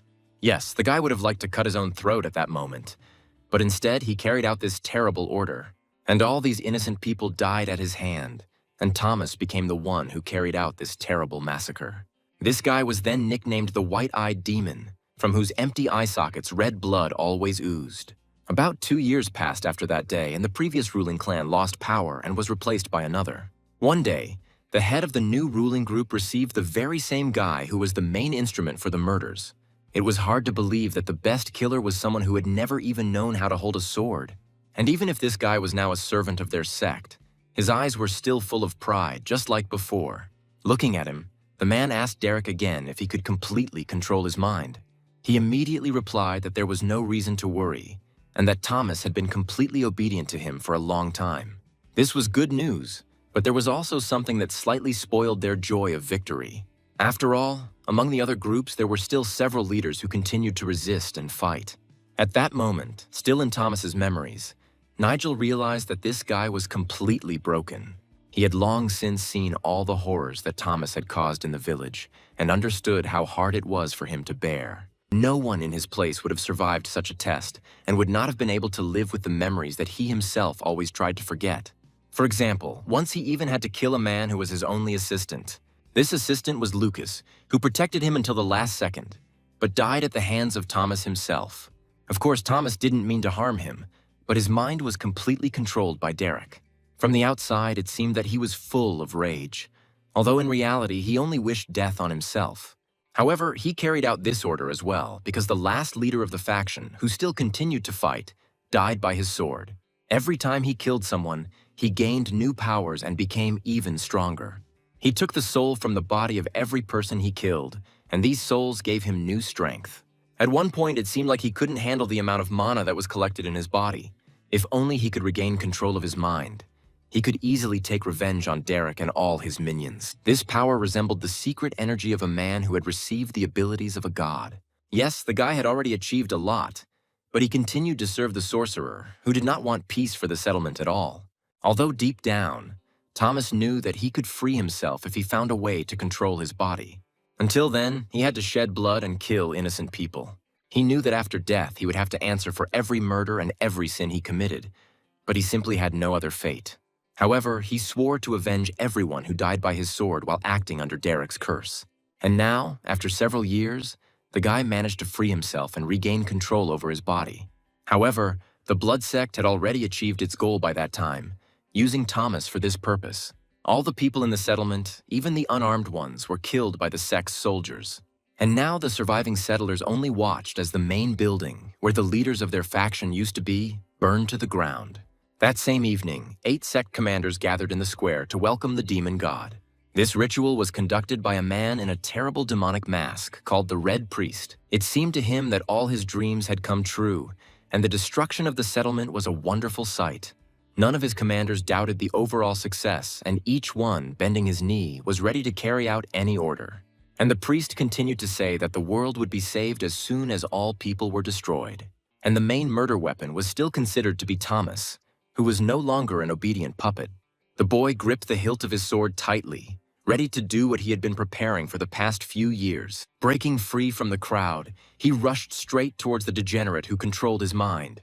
It was hard to believe that the guy suddenly stopped obeying the priest's magic and was ready to take revenge for every nightmarish day. Surely he somehow managed to get rid of the curse, and now all his power was directed against them. None of the 8 commanders could do anything anymore, and the final word remained with the high priest. It was he who had to take the blow from the guy with the sword, whose eyes were full of fury. But the leader of the sect calmly remained in place and looked from under his mask at Thomas walking towards him. There was no longer any doubt that the guy controlled his body. But how did he manage it? Although it didn't matter now, because in a second they would meet face to face. Swinging his sword wide, the boy hoped to finish off the sect leader with one blow. At the edge of the hellish cliff where they stood, a bright white flash suddenly appeared after a huge amount of mana was released. But even this did not help Thomas, and the priest, with a slight movement, grabbed his sword by the blade with his bare hand. Then he easily broke the sword, as if it were not a formidable weapon, but fragile crystal. Thomas immediately realized that this was not an ordinary person in front of him, but a creature that received power directly from the demon god. However, the guy was not going to give up, and pushing off the ground hard, prepared for a new attack. Now nothing could stop him, and he was ready to unleash all the rage that had accumulated within him on the priest. But the next second, the priest cut off both of Thomas's hands with one movement, destroying his hopes of saving the world. The priest could have strangled the brat with one hand, but he wanted to do one more thing before enjoying his death. The Red Priest was curious to know exactly how Thomas managed to free himself from his control. He found it amusing to watch the suffering of this guy, who in his eyes remained the same arrogant bastard he had been before. But no matter how hard the worms try, they will forever remain miserable creatures, because that was their fate. Nigel continued to watch these memories, and it was painful for him to see his predecessor suffering. Moreover, the priest did not stop there and wanted to sacrifice Thomas to his demon god. Having said these words, the priest pierced Thomas's body with one movement, ending his earthly life. At the same time, Thomas's soul was still there, watching the last minutes of his earthly life.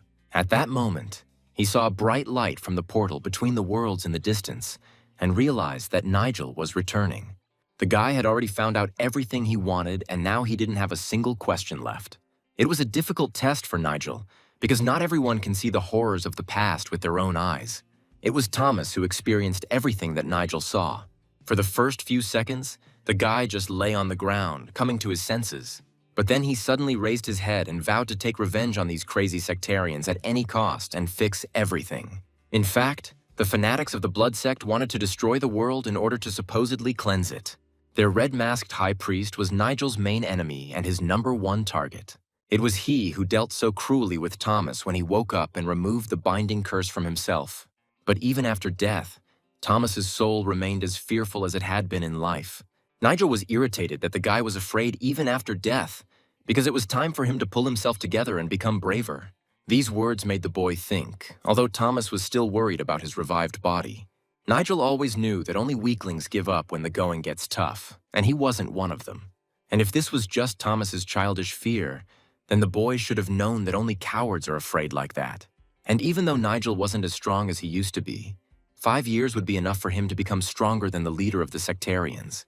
As Thomas expected, Nigel was very different from him and was much braver than Thomas himself had been in life. Placing his hand on his shoulder, Nigel was ready to deliver those all-important words of encouragement that Thomas needed to hear. Now his heart, which had once stopped, began to beat again, and Thomas placed all his hopes on Nigel. Nigel couldn't understand what Thomas's soul was saying and why it had suddenly changed so much. And then he noticed how Thomas's soul began to slowly melt into the air and realized that their meeting was ending. It turned out that Thomas was not just leaving this world, but turning himself into pure energy.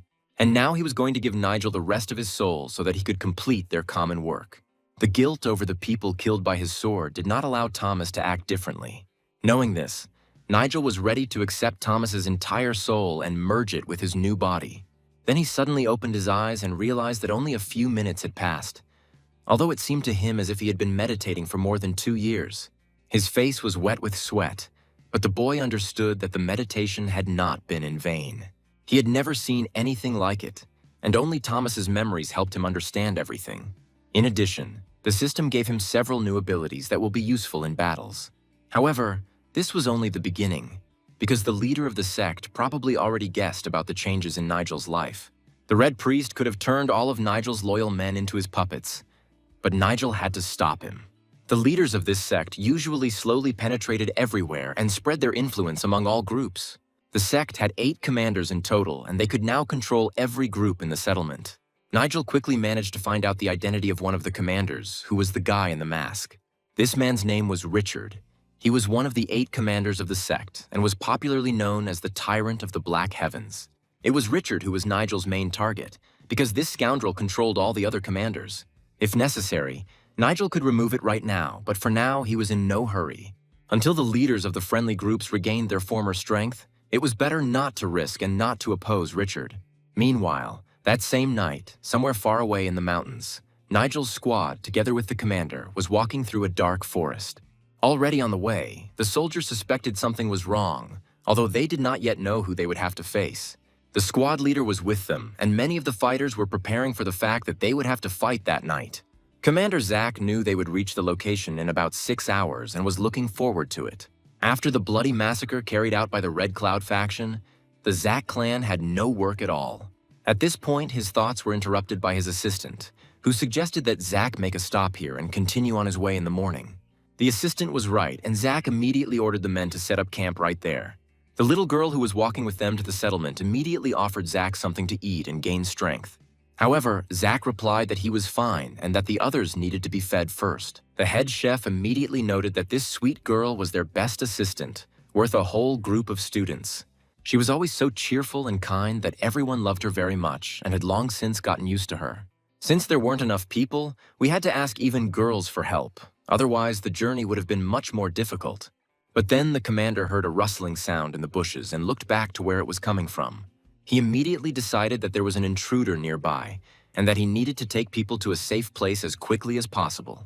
Quickly putting out the lights, Zack was ready to face the intruder who was threatening his people. Gathering his best warriors behind him, he shouted loudly in the direction where there was still only dark emptiness.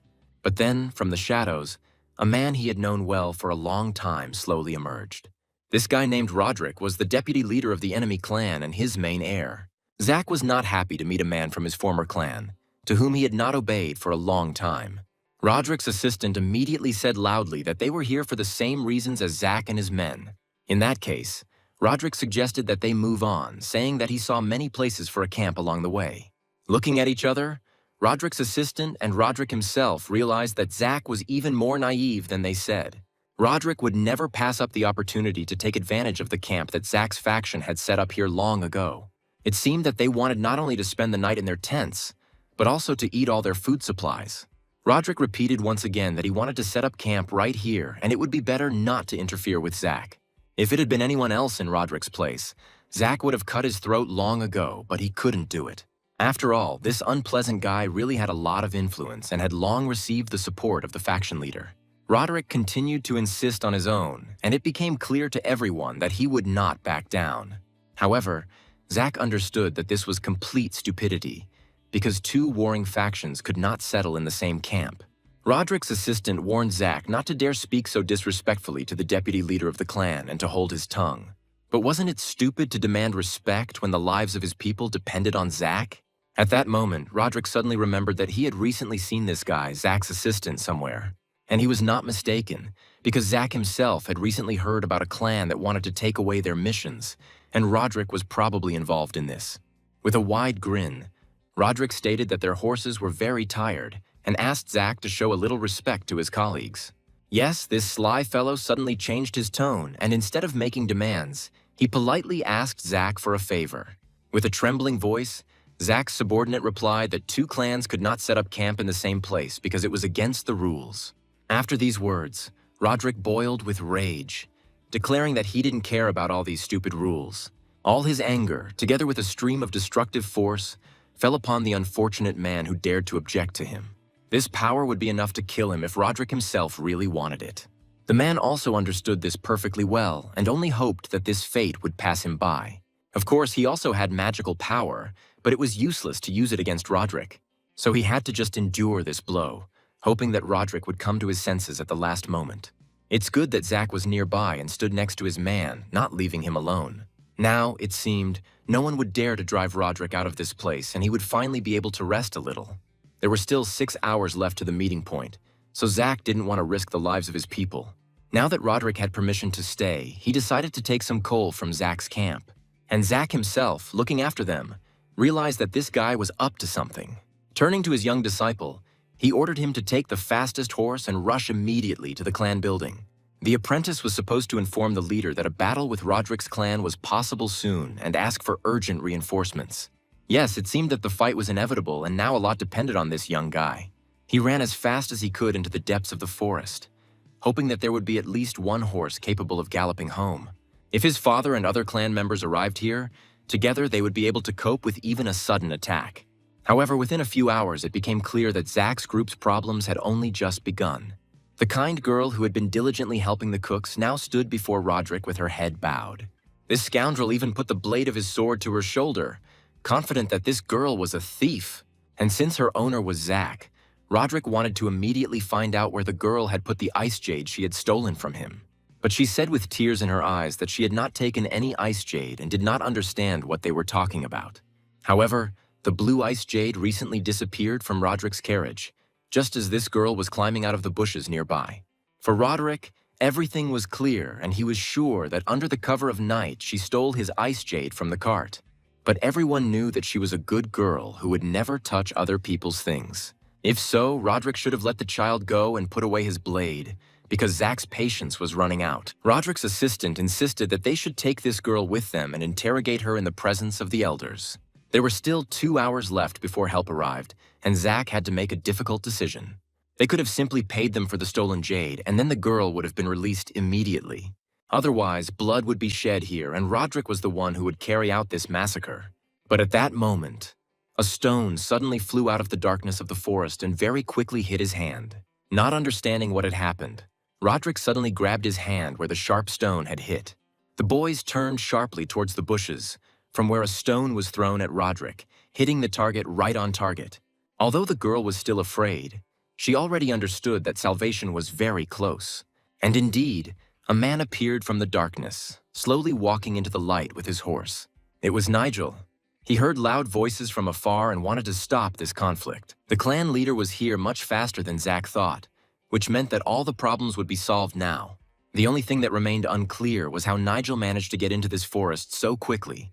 After all, he appeared 2 hours earlier than Zack expected, and for an ordinary person, such speed was simply incredible.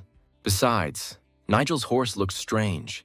Its eyes glowed with a red, ominous light, as if it were dead. As he passed by, Nigel asked them to stop staring at him and asking unnecessary questions. Moreover, now it was necessary to calm the girl who was still trembling with fear. It was this scoundrel, Roderick, who was guilty of everything that happened and deserved only one fate. Now Zack stood next to his leader, ready to protect the child at any cost. Nigel knew they had scared the girl to death and asked how she was feeling. But from her look, everything was clear without words, and she was happy to see Nigel in front of her. Now she could fear nothing, because next to the clan leader, nothing threatened her. That's why he came here, hearing loud children's screams from afar.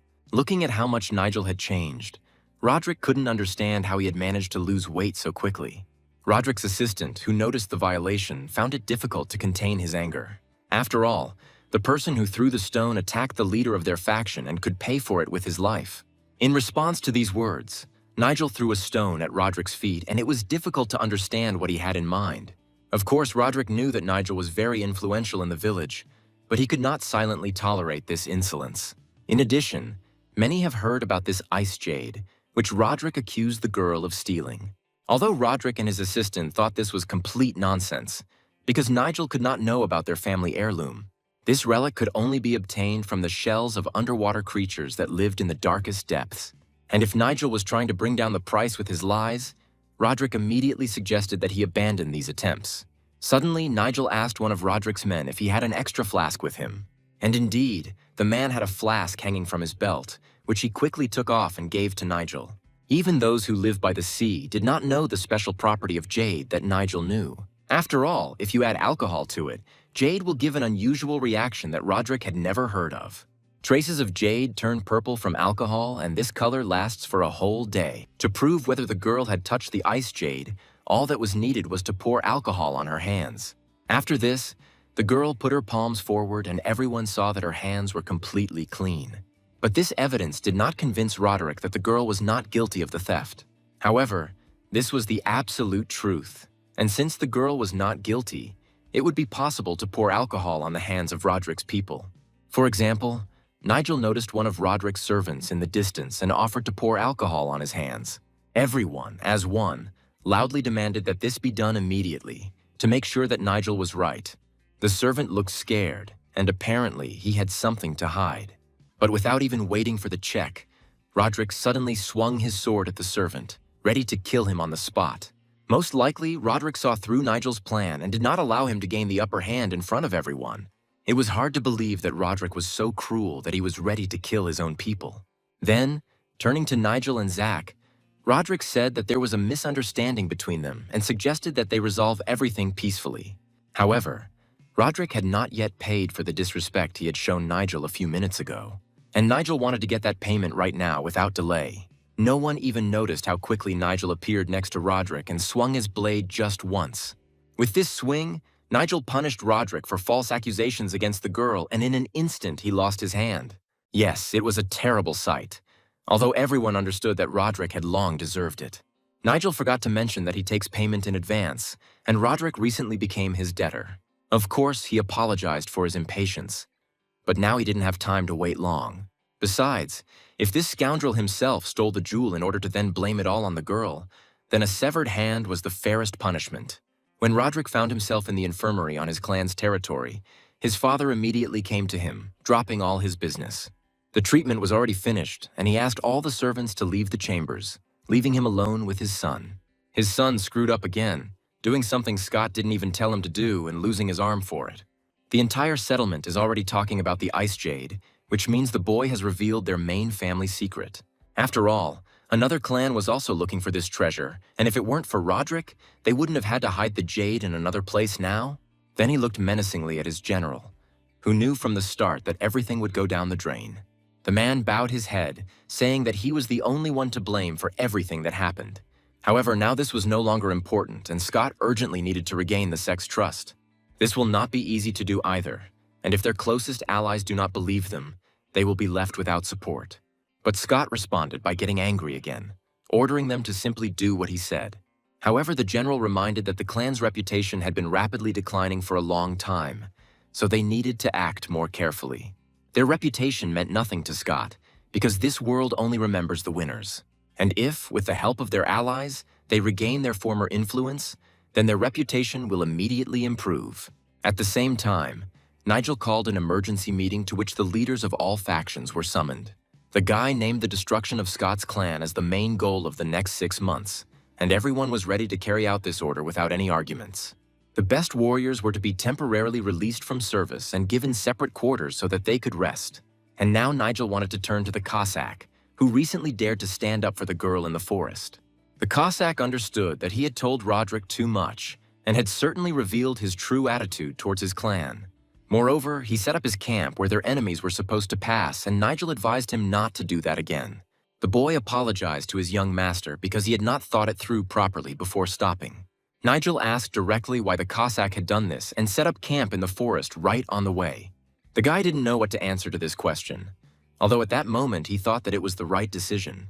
However, from that moment on, it was Nigel who took full responsibility for the actions of the clan members, so it was not worth anyone else taking on too much. And yet it was good that Kazakh trusted him until the very end and protected this unfortunate girl until the last minute. After these words, the Cossack knelt down in front of his leader, realizing that he was the main savior of the child. From that moment on, he was ready to obey Nigel in everything, who was ready to protect each of the faction members even at the cost of his life. For the first time in his life, Matteo saw the guy so inspired and was glad that he was ready to serve under Nigel. Yet it was unclear to the advisor how this young man knew about the precious ice jade. In fact, Nigel knew this from Thomas's memories, in which he had been for a long time. Moreover, with the help of his ability, he managed to eavesdrop on the conversation of representatives of the enemy clan and find out everything in advance. But now it was impossible to attract unnecessary attention to themselves, so the faction leaders should simply carry out his instructions. The advisor merely reminded them that their money was quickly running out, since there had been no new orders from the emperor for a long time. Each of the faction leaders knew this very well, and no one wanted to believe the worst. After all, no matter how loyal these subordinates are, they will not work where they are not paid. Yet the situation was not as bad as they thought, and there was something Nigel wanted to tell them. After these words, everyone looked at the guy at once, trying to hear his next words. And he suddenly said that if they did everything right, they would not be threatened with ruin, but on the contrary, they would replenish the treasury. Yes, it was unexpected, because right now the empire was in a deep crisis, and was it possible to get rich at such a time? Even the advisor, who was good at managing money, didn't know of any such method. The next day, a member of the reconnaissance group was on a mission in the attic of an inconspicuous shop. His telescope was only slightly visible from the window, and through it he carefully examined his target. It was a young girl who had been in this place for a long time but could not really see anything. Having folded up her telescope, she was ready to return to base and complete the mission. And yet this girl named Victoria had long suspected that something important was being hidden from her, and even her superiors were already aware of all the affairs. At that moment, she heard some noise nearby and turned around sharply. It turned out that all this time there was a young man next to her, who had quietly crept up very close. The girl had already asked him more than once to warn her before entering, so as not to frighten her. Smiling, Leslie apologized, explaining that he had not meant to scare his partner. Right now, it was especially important to adhere to the internal regulations and act according to the rules taught in the intelligence school. The guy wasn't going to argue, but he had one small request for her. He suggested that we interrupt the service for a while and go have a bite to eat somewhere cozy.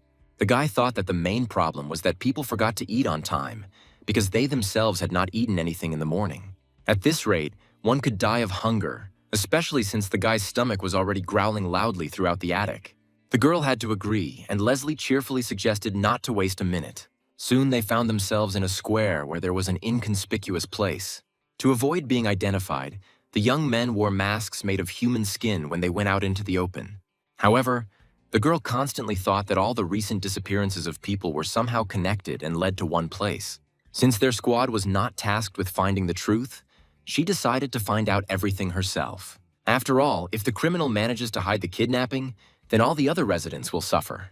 Suddenly, she thought that among the suspects was Nigel, who had changed dramatically after waking up.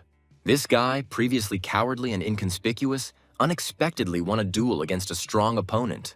Victoria believed that Thomas's strange death and all subsequent disappearances were somehow connected with Nigel. Suddenly, she offered to hire him as a guard for Nigel, which Leslie did not expect at all. He tried in every way to dissuade her, reminding her that women were never taken into the guards.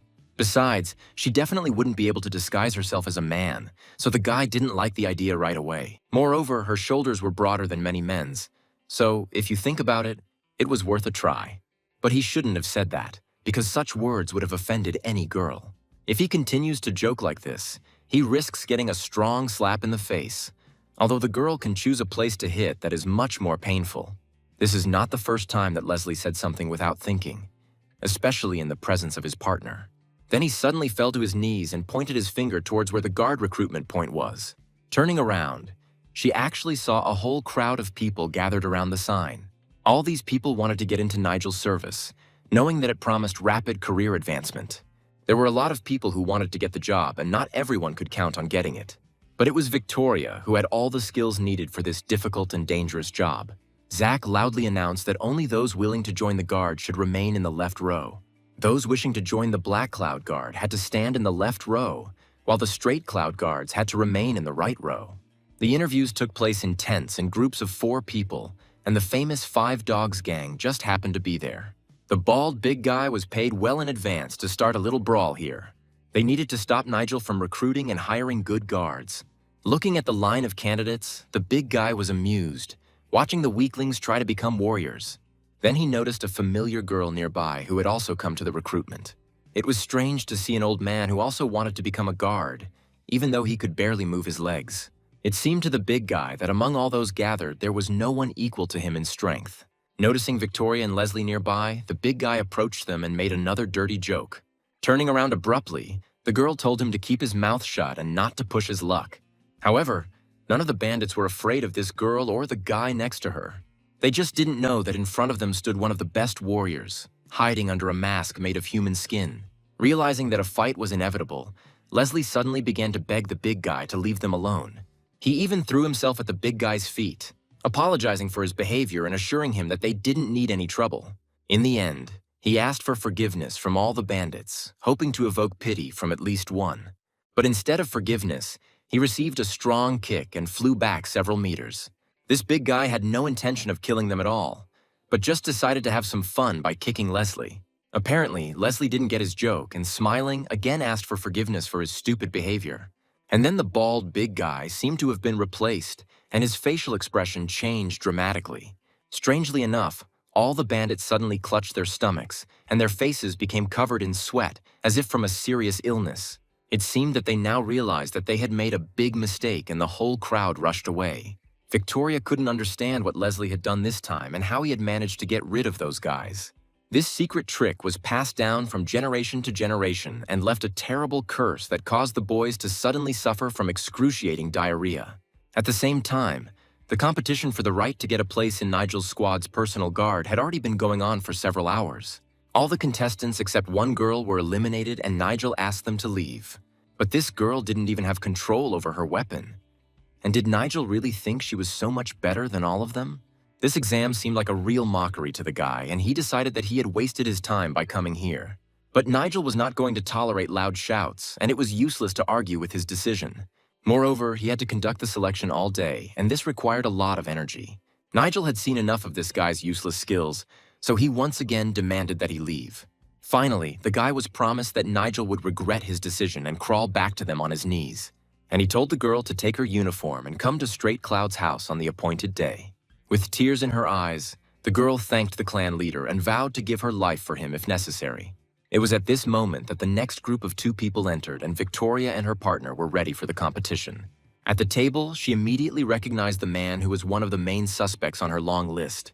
Of course, he had lost a lot of weight during this time, but his energy was clearly not like that of an ordinary person. Suddenly, Nigel asked her why Victoria had come to this place. The girl replied that she wanted to take the chance and fulfill her dream of becoming a real guard. Yes, that was an interesting answer. Although it was unlikely that Nigel could be so easily fooled, Victoria always remained calm in any situation. But this case was special. In that case, Logan asked her to tell him about her weapon skills. He was very surprised when he learned that the girl was an excellent fencing expert and that this was a great success for her age.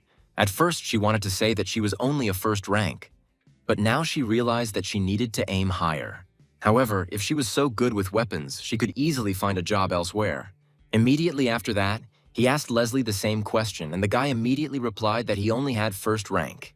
In that case, Leslie was ideal for the role of guard, and Nigel asked everyone else to leave the tent. But Leslie understood that he would not agree to work as a guard alone, since he was always used to acting in a team with a girl. Victoria had been his partner for many years, and besides, she was much more talented than him. Nigel couldn't believe that the guy was willing to pass up such an opportunity, even if his partner didn't make the cut.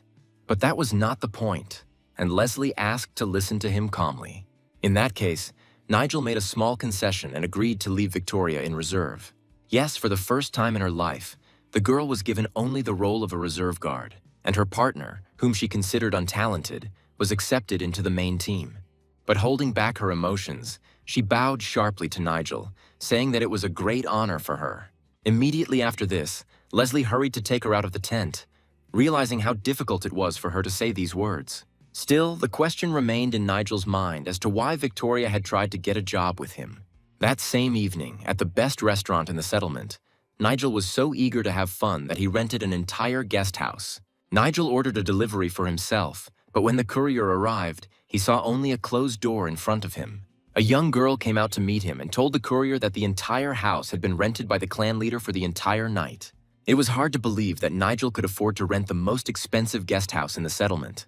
Although everyone knew that Nigel was a great fighter and certainly had to be disciplined and lead by example. However, this cunning girl deliberately spread rumors that Nigel was secretly spending the clan's money. Although she was right about one thing, and Nigel really did have fun that night in the company of beautiful girls, without worrying about anything. He told them loudly how he had managed to defeat Roderick in the dark forest by cutting off his hand. Then he began to show how Roderick fell to the ground and got so carried away that the girls became worried. After all, Nigel actually fell right on the floor to amuse the young girls who only enjoyed it. They thought that Nigel's old habits were a thing of the past, but now they realized that they were looking at the same old party animal. Soon they all headed for the exit, realizing that the clan leader was already drunk to the point of unconsciousness. Moreover, his permanent guards in black robes would not allow them to secretly steal anything valuable, and it would be better to simply leave. Moreover, guards were everywhere, and the girls knew how cruel they could be when defending their master. Yes, these guards were not to be trifled with. So soon there was no one left in the house except Nigel and his guards. Finally, Nigel was able to open his eyes and quickly recover from his drunkenness with the help of a simple ability. A few seconds later, he came to his senses and no longer felt drunk or hungover after a long drinking session. All this time, he had only distracted the girls in order to make the right impression on them, and now he was ready to create his foggy double. Using his power, a whirlwind of energy swirled around the guy, which immediately created his double right in the air. This double was the spitting image of Nigel, and in the event of an attack, he would instantly disappear into thin air as quickly as he appeared. As he left, Nigel ordered the double to lie down on the floor and pretend that he had simply fallen asleep after drinking too much alcohol. Immediately after that, he opened a portal to quickly get his disguise from there. In his hands was the very same mantle with which he had been covering the skeletons of his guards all this time. Well, all the preparations were made, and now the guy had a long journey ahead of him. This time, he decided to immediately hide his face behind a mask because no one would recognize him in this form. And then he disappeared through the same portal, leaving his double in his place. A short time later, he found himself next to a butcher's shop, which in fact hid a terrible secret. After all, it was in the basement of this shop that Nigel's goal was hidden and nothing could stop the guy from fulfilling it. At the very bottom of the shop, there was a secret prison where unfortunate girls sat behind iron bars. Each of them was ready to do anything, just so that they would be released and not killed like the others. But in response, the guard only hit the bars with his fist with all his might and ordered the girls to shut up immediately. The unfortunate girl just leaned her face against the iron bars, and after the blow, blood immediately started pouring out of her mouth. Many girls were poisoned by a poison that only this bald guy had a cure for. Approaching one of the cells, the guard slowly chose a new victim among the unfortunate girls. He liked one of them more than the others, and it was she who was unlucky today. The girls begged to be given medicine, especially since they had not been fed for a long time and were not even given plain water. It seems that this time the drug had a stronger effect, and the bald guy realized that he had to continue torturing the girls, leaving them in the same state. Suddenly he heard some noise not far from him, and realized that in this secret prison he was not the only one who was free. Turning sharply and looking towards the end of the corridor, the bald guy loudly ordered the one who was hiding in the distance to come out into the light. He was ready to kill anyone who snuck into this secret butcher shop without permission, so it was best not to anger him. His order was quickly carried out because the stranger did not just come out of the shadows, but with one movement cut off the bald guy's head. It seems that now this big guy will not be able to shout his dirty curses, because doing this without a head is much more difficult. And right in the middle of the corridor stood a man who came here with only one purpose. Right at the entrance, he used the Wave of Silence ability, and every guard immediately lost their hearing.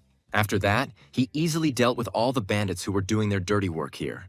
Approaching the unfortunate girls, he stretched out his hand and took the dark energy from them. First, they had to be freed from the curse that had been imposed with the help of a dangerous rare poison. Finally, he asked them to be patient, promising to return soon and free them from their shackles. At this time, near the cameras, the rest of the bandits were already waiting for the guard with a new victim. Realizing that their partner was delayed, one of the bandits decided to check what was going on. At that moment, he noticed someone at the entrance to the room, but did not have time to warn the leader. At the last second, he shouted loudly to the leader, but Nigel was already preparing to attack. Unsuspecting, the leader turned around at the shout and asked what was going on. The answer was not long in coming, and sharp magical wedges immediately pierced his chest. Joseph, as the leader was called, immediately ordered his men to prepare for a protracted battle. He had one very powerful ability, but he didn't want to use it yet and saved it for last. First, he wanted to assess the enemy's strength before using his trump card. Soon, Nigel appeared at the door of the room, and it became clear that the bandits were in serious trouble. Joseph felt no outside force except that which came from Nigel at the door. He decided that this daredevil had come for easy money, but Joseph was ready to stop him. If this guy came here alone, then he's definitely crazy and doesn't know what awaits him.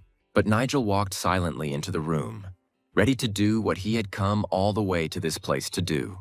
He decided to personally kill everyone here who participated in the brutal torture of defenseless girls. The guy was determined to see things through to the end and not spare those who had always been cruel bastards themselves. Immediately after this, he released a hail of sharp magical spears from the portal towards the gang. The bandits immediately drew their blades, ready to defend their leader even at the cost of their lives. Yes, these opponents were much stronger than anyone Nigel had fought before, but he had no intention of retreating. Looking at Nigel, the butcher declared that his sword would definitely not help in this fight. However, in Nigel's hands was not a simple blade, but a sacred artifact capable of killing everyone here. And even the three guys opposite were only a small obstacle on the way to the main goal. Every bandit will soon find out the hard way, although they probably won't like it. After all, with every swing of the sword, their bodies were cut as easily as a hot knife cuts warm butter. The guy had no trouble dealing with three butchers at once, who mistakenly stood in his way. And now, looking at it from the outside, Joseph realized that the evening would definitely not be boring. He walked around the room so confidently, as if he didn't even notice the squad of killers standing nearby. Step by step, the boy approached the leader who deserved punishment the most. It seemed that no one could stop this man, and anyone who entered into battle with him would immediately fall dead. As Nigel walked through the ranks of these guys, he realized that each of them was a high-ranking fighter, but it didn't bother him one bit. They probably wanted to fight him one by one to gradually wear down Nigel's powers, but he knew about this plan in advance. However, they did not take into account that his mana would be enough to fight all night without rest. And with one simple movement, he unleashed enough destructive force to take down any of these guys. Nigel used techniques using the energy he gained from absorbing the fighting spirit of these butchers. He quickly managed not only to break their will, but also to take for himself the energy that was hidden inside each of them. Joseph realized that he was dealing not just with an excellent fighter, but also with a high-level magician who knew how to control someone else's mana. Now Joseph was looking straight at him, and from under the enemy's mask, eyes full of rage were visible. Nigel was ready to quickly put an end to these scum, capable only of kidnapping defenseless women. However, none of them were ready for a battle with a real enemy, and after activating their abilities, the guy's appearance changed dramatically. They seemed to no longer resemble the fierce fighters Nigel had seen as soon as he entered the room. And the guy himself became stronger with each passing minute, absorbing the energy of these cowardly fighters who were looking at him from the side.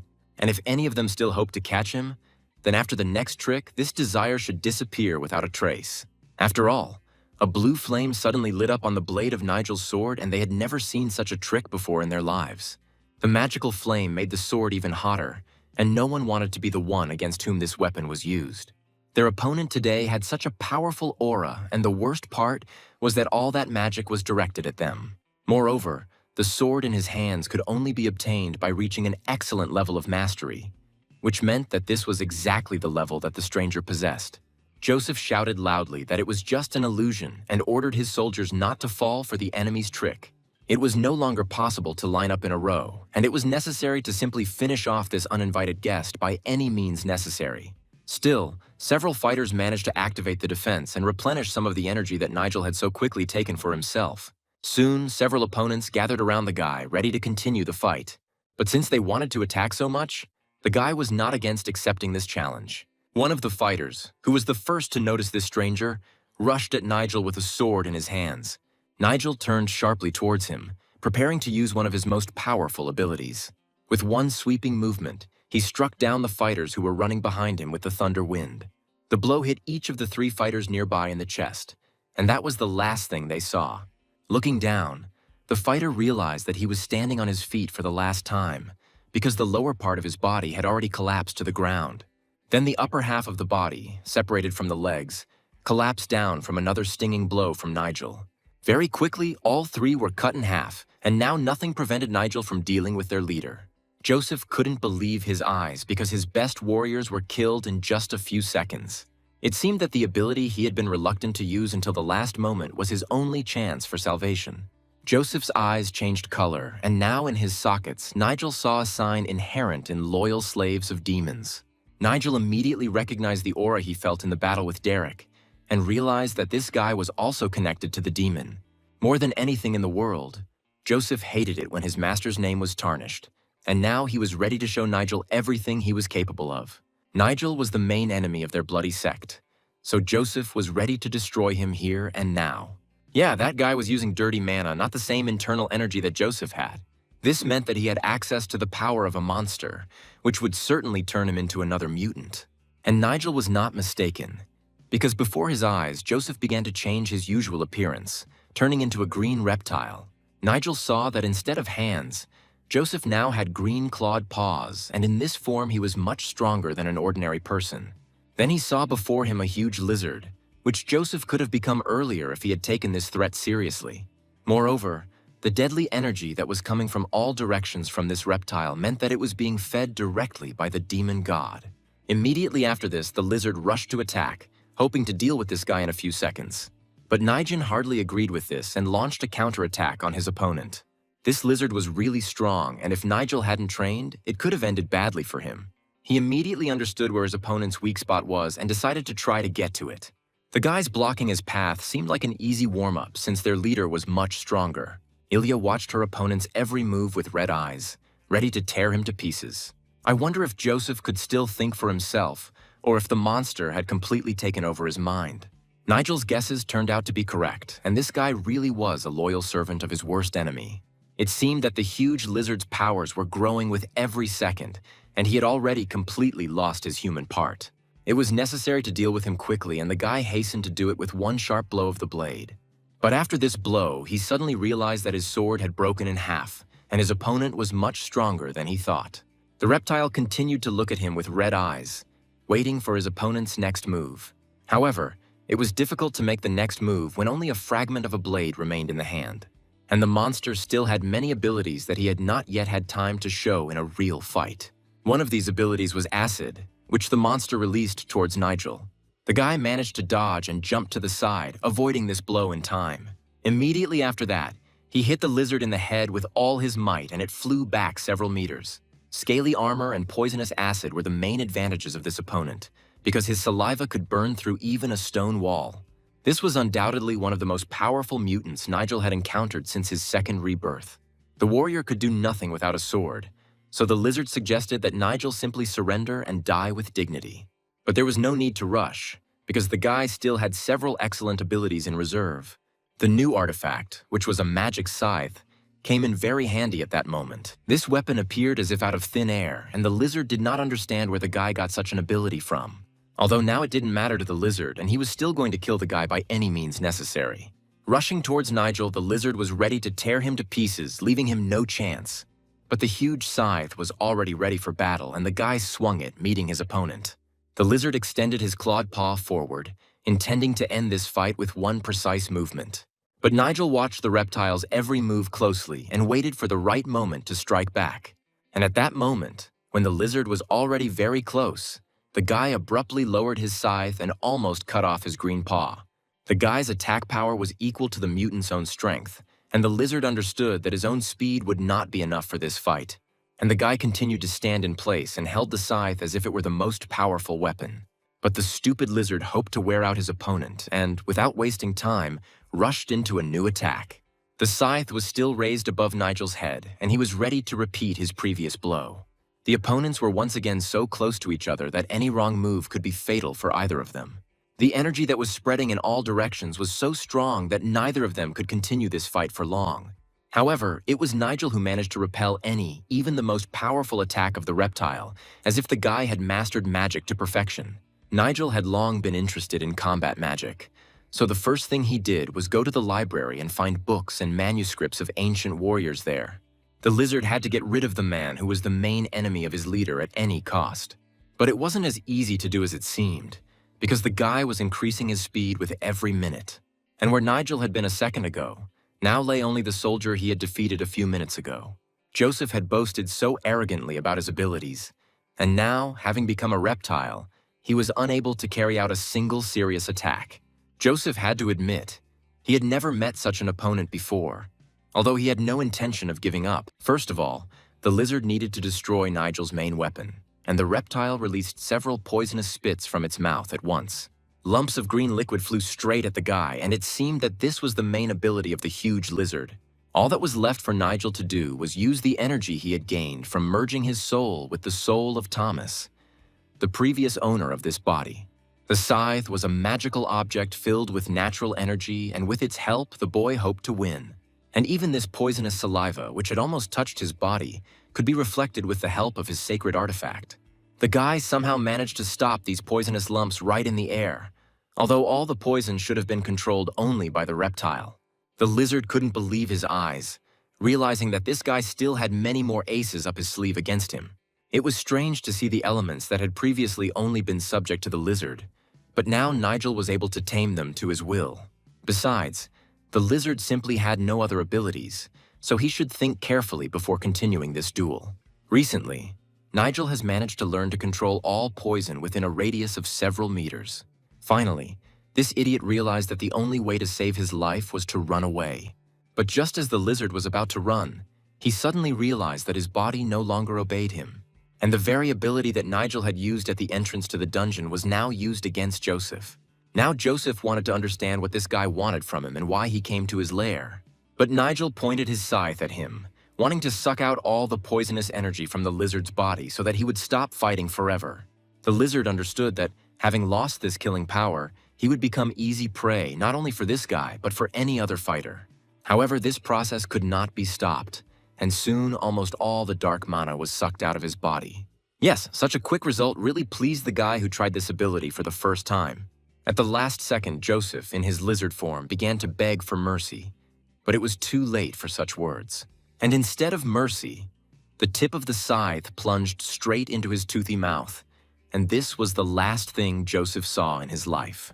With a wide sweeping movement of the magical scythe, the boy ended his life forever, sending him to where Joseph had long deserved to go. Now, instead of a giant lizard, Nigel saw a green mutant lying on the floor in front of him, showing no signs of life. After this fight, Nigel still had a lot to do and a lot to think about, because he had not encountered such strong resistance for a long time. Yes, now was not the time to rejoice, because he still had one more important unfinished business. Right now, Nigel had to save the poisoned women who needed his help. It seems that the portal had to be somewhere in the wall, because this is how bandits usually hid their secret rooms. And indeed, he easily found the right brick, and as soon as he pressed on it, he heard the sound of an opening door. Immediately after this, a bright yellow light shot out from the passage, and Nigel realized that he was right in front of his target. The place that opened up before him immediately began to shine with gold, and Nigel realized that he had accomplished what he had come here for. This was good news, but it was only one of 9 secret rooms that he urgently needed to open. Meanwhile, a meeting was taking place in the main palace of the Dark Clan, where the latest events in the settlement were discussed. All the heads of the groups reporting to the leader lowered their heads, not knowing what to say. Richard had not heard such bad news from his men for a long time and did not understand how his plan could fail. Looking menacingly at his advisors, he ordered them to repeat again what they had just told him. And now Magnus, who had served Richard for a long time, had to try hard to come up with an excuse. Richard's advisor told him again that the 3rd prison had been attacked last night and they had lost their most trusted man. The worst part was that all the drugs they fed their victims were burned and their most valuable property disappeared. Richard could not come to terms with this and believed that his people had made such a mistake. It turned out that each of them was a complete idiot who could not be trusted with any task. The wave of rage that poured out from Richard affected every one of his advisors sitting at the table. None of them dared to use defensive magic, and everyone had to silently endure these painful blows. After all, if any of them dared to use their power, it would be the last thing they would do in their lives. Having calmed down a little, Richard said that the most important thing now was to find the culprit of the attack. However, Magnus only managed to find traces of the battle and noticed that the attacker had used divine energy. Moreover, not a single body was found at the scene, and it is possible that the poison simply burned them to nothing. One way or another, an investigation had to be started immediately, because perhaps some third force was involved in this old conflict. Having understood the order, all the advisors vowed to do everything possible to quickly find the culprit. This incident was very different from the disgrace that the representatives of Richard's clan had experienced on the day of the duel in the square. And Richard had to bribe the new governor to hide this disgrace from the enemy clans. It was clear that the criminal was not acting alone, and it was simply impossible to pull off such a thing alone. Moreover, the mountains of gold stored in one of the rooms were taken out in just one night, and this would have required at least several carts. This news meant that everything had to be put aside, and all that was left to do was to search for gold. Meanwhile, the man who had caused all this commotion was calmly riding in his cart to his destination. On the way, Yakov asked his young master why they had stopped at a brothel, although they were going on urgent business. But the gentleman replied that he simply wanted to unwind a little, as he had been through a lot lately. Yes, this answer suited Jacob quite well, although he was not accustomed to such behavior from his master. It even seemed to him that Nigel began to behave worse than before his return from death. Remembering the girls from the brothel, the guy promised to repay them with the same kindness someday. He could have accompanied them to the end of the journey, but he decided it was safer to split up and let them go on their own. Realizing that they were now safe, Nigel decided not to waste the wealth that had previously belonged to the blood sect. He promised himself that he would soon destroy all members of this sect, who were sowing only enmity and disorder in the settlement. Soon, they finally arrived at the place, and Nigel did not expect to see this huge wasteland here. There really wasn't a soul around. Although the guy had hoped to see at least some buildings on the border here, Jacob immediately objected to his master's decision to buy this wasteland and throw money away. However, the seller stated that his leader had a keen eye, unlike the simpleton Yakov. But Jacob knew that the man spoke this way only because he wanted to get rid of this place as soon as possible. Finally, Nigel asked the man to answer honestly whether this deal was beneficial for him. Of course, the seller began to praise these lands, claiming that this was the most fertile place in the empire. But could one really call a dry wasteland a fertile place that cost such a huge amount of money? Nevertheless, Nigel decided to buy this land, and at the same time all the plots they passed by. Without wasting any time, the seller immediately took out the documents and asked to sign the papers to complete the transaction. Still, Jacob was unhappy that his master had fallen for this simple trick and had bought the worst lands in the area. Nigel only assured Jacob that he had a great plan and that he should just wait a little. While driving past one of the villages, he noticed the houses of local residents in the distance and wanted to meet them. Entering the house, he politely greeted the owners and apologized for his unexpected arrival.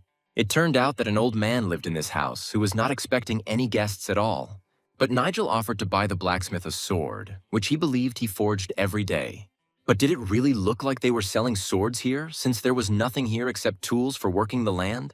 Still, Nigel wanted to please the blacksmith, realizing that this hard worker probably needed money. But instead of welcoming the buyer, the old man suddenly simply turned away. Jacob asked the old man to be more polite with his master, who had recently bought all these lands. Hearing the noise, the girl quickly ran out of the room and asked the dear guests for forgiveness.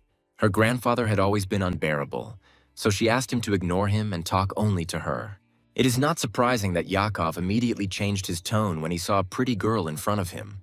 The girl, in turn, asked again what kind of goods they needed besides combat swords. She added that all the farming tools here are of excellent quality and young people could buy some of them.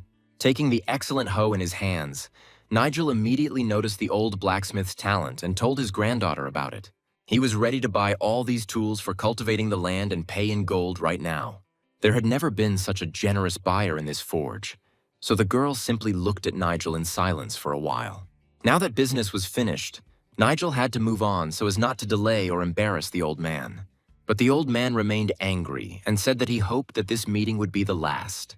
However, Nigel replied that if fate so decided, he was ready to meet the old man again and give him a special order. Not understanding what he was talking about, the girl asked again what kind of order he meant. However, instead of answering, Nigel thanked them again and hurried out of the hot forge. Soon after his departure, the owners of the forge had to decide what to do.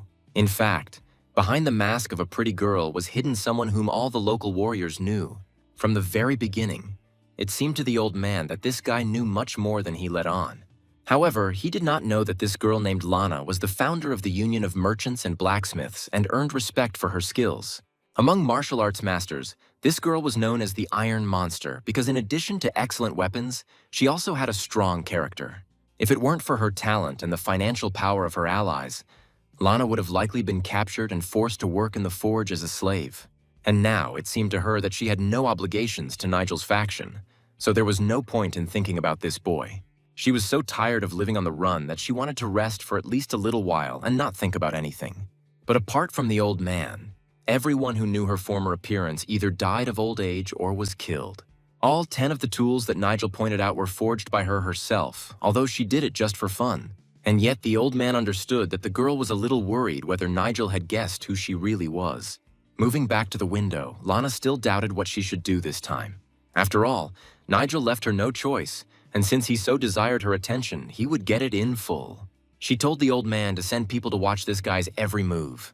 Lana considered him just a pathetic heir to a rich family. But recently her opinion has changed. It seems like this guy was an extraordinary person, and he had some kind of plan that he followed every day. Meanwhile, Nigel continued on his way, hoping that meeting with Lana would be useful for him. The people were not lying, and the girl known as the Iron Beast had excellent skills. The natural energy that bubbled up from this young girl indicated that she was that very living legend. If he had given any indication that he had revealed her identity, a battle to the death would have broken out that very moment.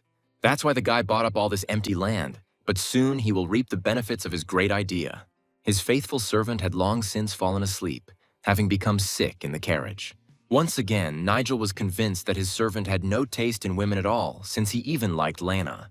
Looking at the servant, Nigel could not believe that yesterday's event had actually happened and was reality. Although this was only the first point in the plan to destroy the blood sect, Nigel still had a lot to do to complete the plan. He needed to reach the highest level of necromancy as soon as possible, one that would surpass his level in his past life. Now was the time to visit one of the highest mountains in the Empire, but he didn't want to go there alone. The next day, a large meeting was held again in the Blue Cloud Clan Hall with the faction leaders participating. As usual, the most important people arrived on time and were ready to listen to their leader. Today's address was very important for them, because recently Nigel began to pursue a different policy. Although the advisor doubted whether Nigel was spending the clan's money wisely by squandering the treasury's resources in a brothel, he remembered how, not long ago, Nigel had turned to him for help, asking him to give him a large sum of money at once. At that moment, the advisor did not have time to discuss it, and Nigel only asked to trust him. But there was already not enough money in the treasury, and they even had to delay the salaries of the best fighters. However, the advisor was in no position to argue with the gentleman and was forced to give in. It was at this moment that his thoughts were interrupted by Nigel, who walked quickly into the conference room. Logan was the first to notice Nigel at the door and immediately greeted his young leader. Everyone else joined in the greeting and bowed their heads in respect. But Nigel asked them to calm down and get down to business, for which they had all gathered. Logan immediately reported that the White Cloud faction was trying its best to carry out the young leader's order. It was today that Nigel appointed the clan's chief advisor as treasurer, thereby promoting him to a higher position. Although it was clear from the appearance of the new treasurer that he was not at all happy with such a promotion. Then everyone moved on to discussing the training of the new recruits, and here things were not going well. The person in charge of training honestly admitted that the training was going so badly that the fighters had to be trained from the very basics of martial arts. The thing is, most of the martial arts books were destroyed in the explosion at the Red Cloud building. The treasurer realized that now they would probably ask for money for books as well, which would completely empty the treasury. This problem could only be solved if Nigel's clan mastered the best martial art available to them. To the surprise of many, Nigel decided to deal with the problem himself a little later. However, this will take time, and until then we will have to make do with what we have. The new treasurer secretly doubted that Nigel would be able to solve this problem without the necessary experience. It was hard to believe that the guy would try to create his own martial art in the midst of a clan conflict. Although this was only possible if the guy was a natural genius and could do much more than others. Logan knew that their young leader could really handle this, especially if Logan helped him. Now it remained to understand what the clan with which they had long been at enmity was doing. Logan reported that the warring clan had sent all of its troops, which were stationed near a high mountain, and Roderick had become a disciple of this sect. It was a pity that they had not given the enemy a reason to act first, because Nigel was already running out of patience and wanted to move on to the attack as soon as possible. But first, it was necessary to sort out the matters that had been put on the back burner and had not been resolved for 10 years. Nigel held in his hands a huge pile of documents that required his attention and decision on all these issues. However, one of these documents seemed the most interesting to the guy, and he had already made a decision. And then, showing it to all his advisors, Nigel declared that they would take on this task right away. Logan immediately asked him to reconsider his decision since this task was impossible for them, but he believed that everything was already ready for success, and there was no reason to refuse the task. Besides, he believed that this task would definitely save their clan and they were obliged to complete it. Although many doubted the correctness of this decision, Mateo was all for it from the very beginning. Gradually, Logan began to guess why Nigel had chosen this particular task. At the same time, intensive training of their new recruits was underway on the training ground. The boys had to complete difficult tasks and hold a cup of water without touching it with their hands. Each fighter also had a cup filled with water on his outstretched hand, and it was impossible to drop even one. It was much more difficult to do this in the blazing sun, but this was the only way the boys could strengthen their spirit. Their internal energy is useless if each of these fighters is physically weak. And although the task was very difficult, the place where the training took place was calm and quiet. Victoria chose just the right moment to talk to her partner about their main concern. She sternly warned that if he called her by her real name again, she would cut out his tongue. Seriously, you have to be careful, because they have been so good at hiding their true faces. It seemed like messing with this girl was a bad idea, and Leslie remembered her advice.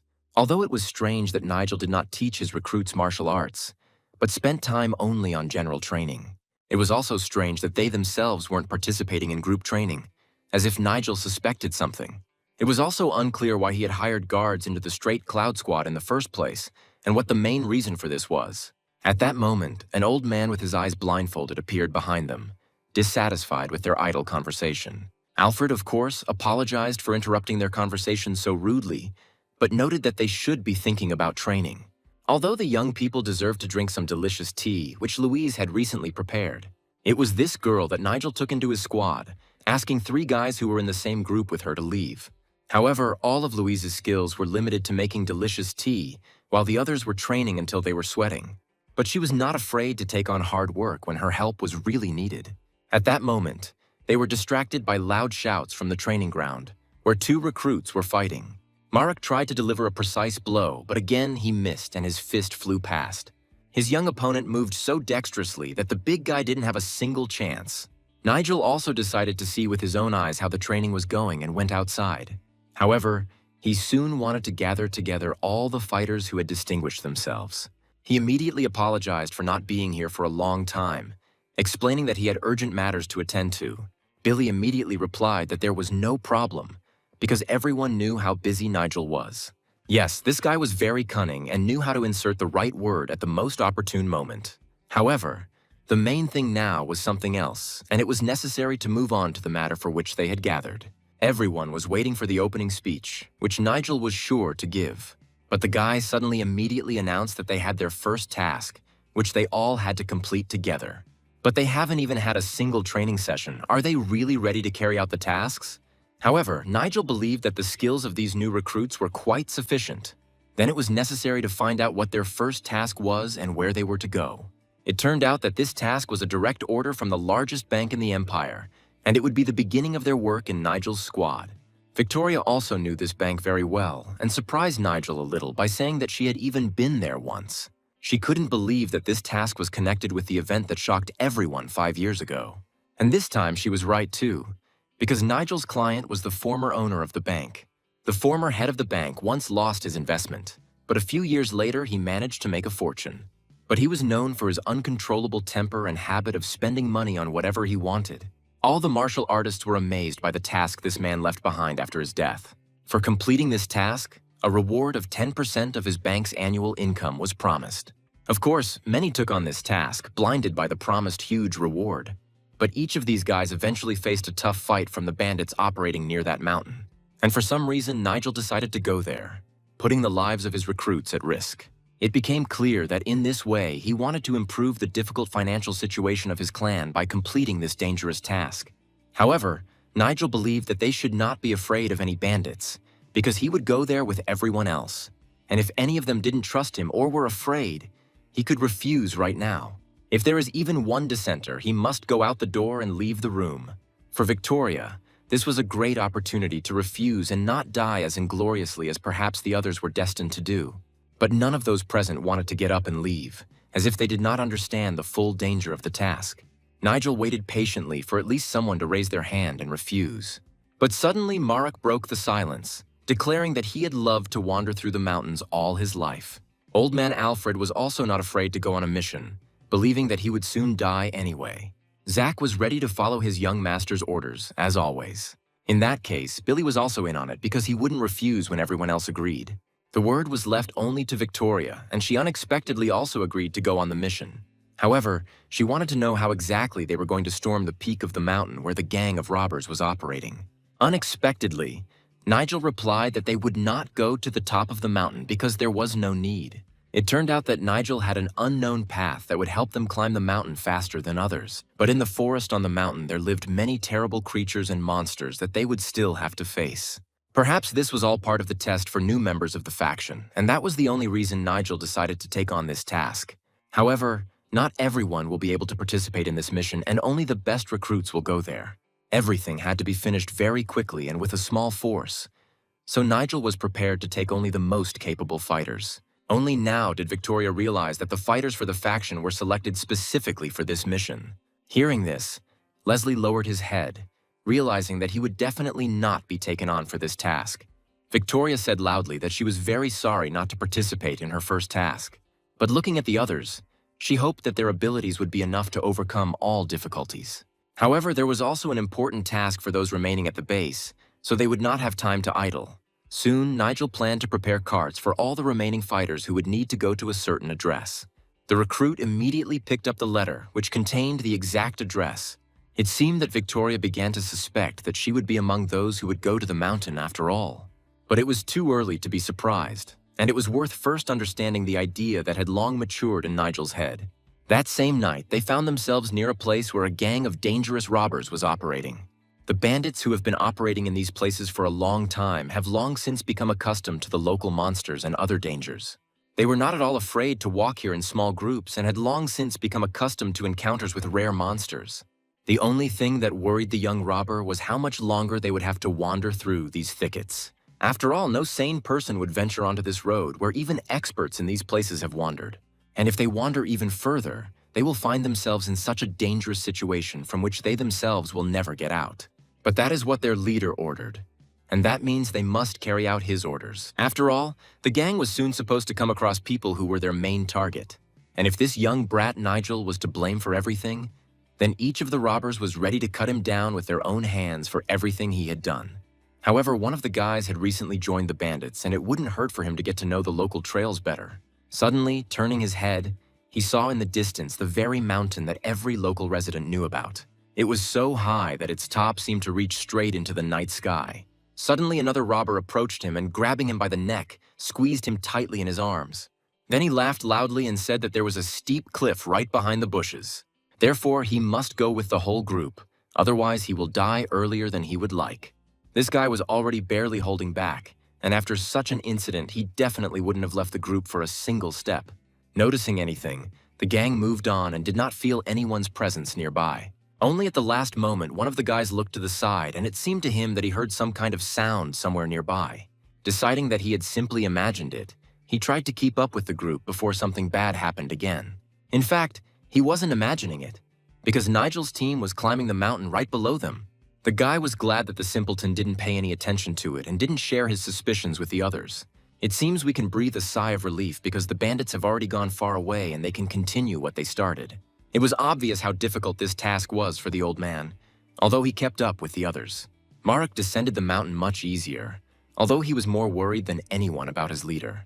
Of course, it was much easier for him because he was tied with a rope to Nigel, who was dragging 2 people behind him. It was good that Nigel's power could be used like this, and he could easily handle it even without complex magic. When the target was already very close, Marek looked down, and for the first time in a long time, he was truly scared. After all, right below them there was a secret passage into the gorge, which was a secret bypass route. This is exactly what Nigel was talking about at the very beginning, because they finally got to the main goal. This place really did exist, although Victoria had only heard rumors about it before. It was hard not to believe her eyes, because right in front of her there was a deep gorge. The only thing she didn't understand was how the guy was able to find this gorge here.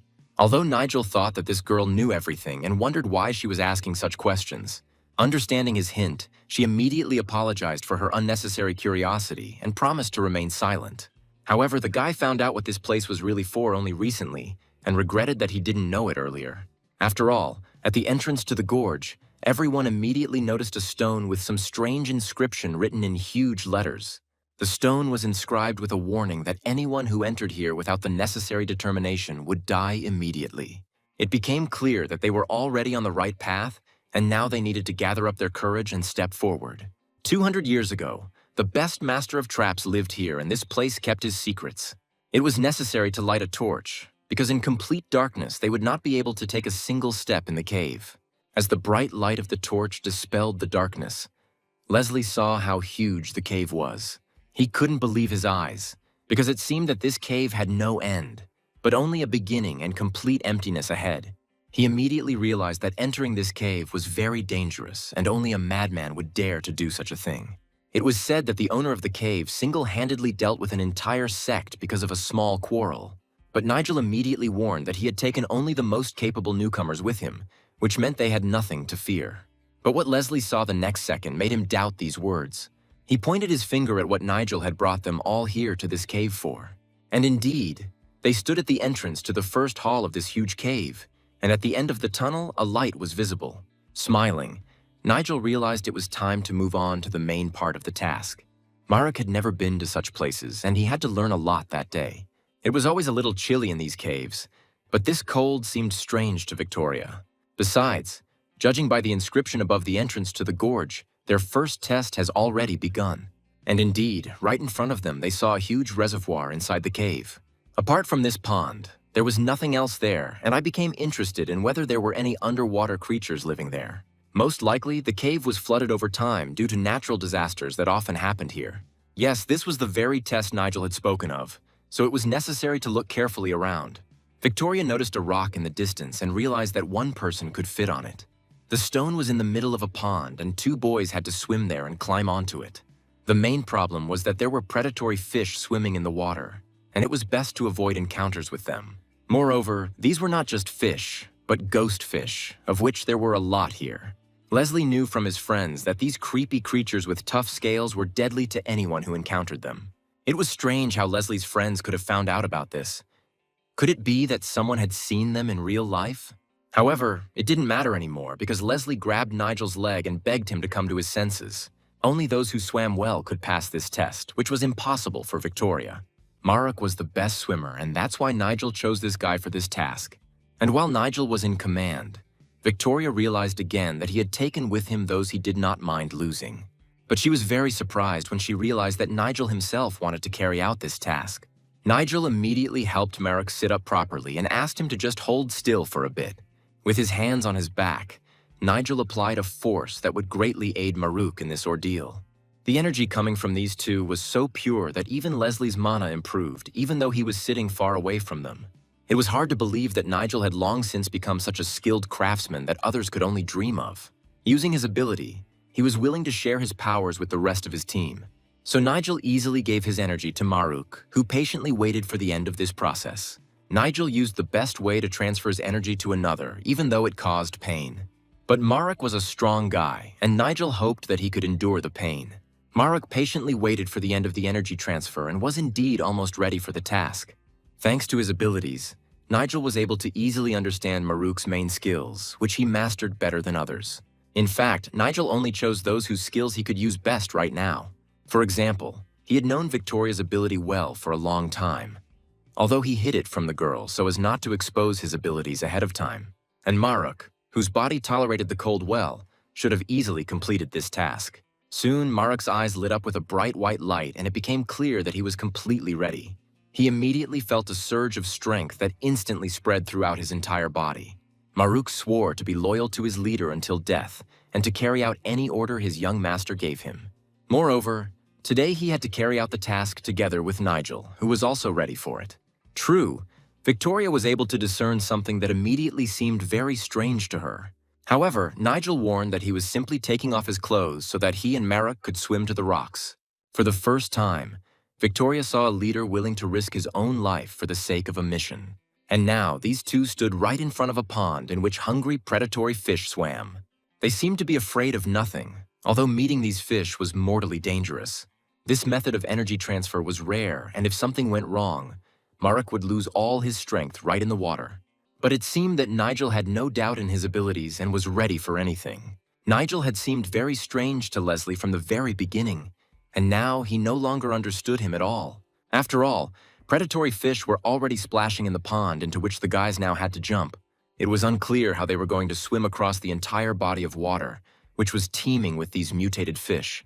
Placing his hand on Marek's shoulder, Nigel confidently told the boy that no fish would attack him. On the count of 3, they just had to jump down boldly without worrying about anything. All these words seemed frivolous to Victoria, because Nigel was now taking a great risk and could die. Everyone watched tensely as Nigel counted down the time it took for them to jump down. And although Alfred had seen a lot in his long life, it was also difficult for him to look at it. But what happened the next second shocked even him because no one expected this from Nigel. Taking out a knife, Nigel cut his hand for some reason, and dark blood gushed from the fresh wound. Now Marek could only watch as his leader jumped straight into the blue depths. Marek realized that Nigel did this to attract predatory fish to him and protect him. And to complete the task, Marek needed to do the same and jump after Nigel. Without wasting any time, Marek jumped after his leader to complete the task.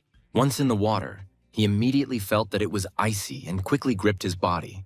The cold was so intense that it felt like the blood in his body was turning to ice. But he should never give up, because that would be letting his leader down. Nigel never gave up, and Marek had to do the same if he wanted to earn this guy's respect. Thinking about this, he gathered his strength and swam straight to the stone in front of him. Suddenly, he realized that the energy Nigel had given him had immediately warmed his frozen body. Yes, this strange energy also protected from the cold, preventing the guy from freezing underwater. Thanks to this, he was soon already close to the stone, which he slowly climbed.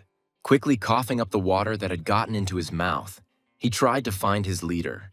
For a moment, it seemed to him that Nigel was still underwater, and he wondered if he had been attacked by dangerous fish. It was hard to believe that these creatures could kill a man who possessed such powers. But Nigel had indeed been underwater for too long, and everyone on the shore was already getting very worried. If necessary, Marek was ready to dive underwater again and save Nigel even if he died himself. But at that time, the guy was swimming very quickly towards the stone, trying to escape the pursuit of huge, dangerous fish. And although he felt a strong cold, Nigel behaved as confidently as if he had been used to it since childhood.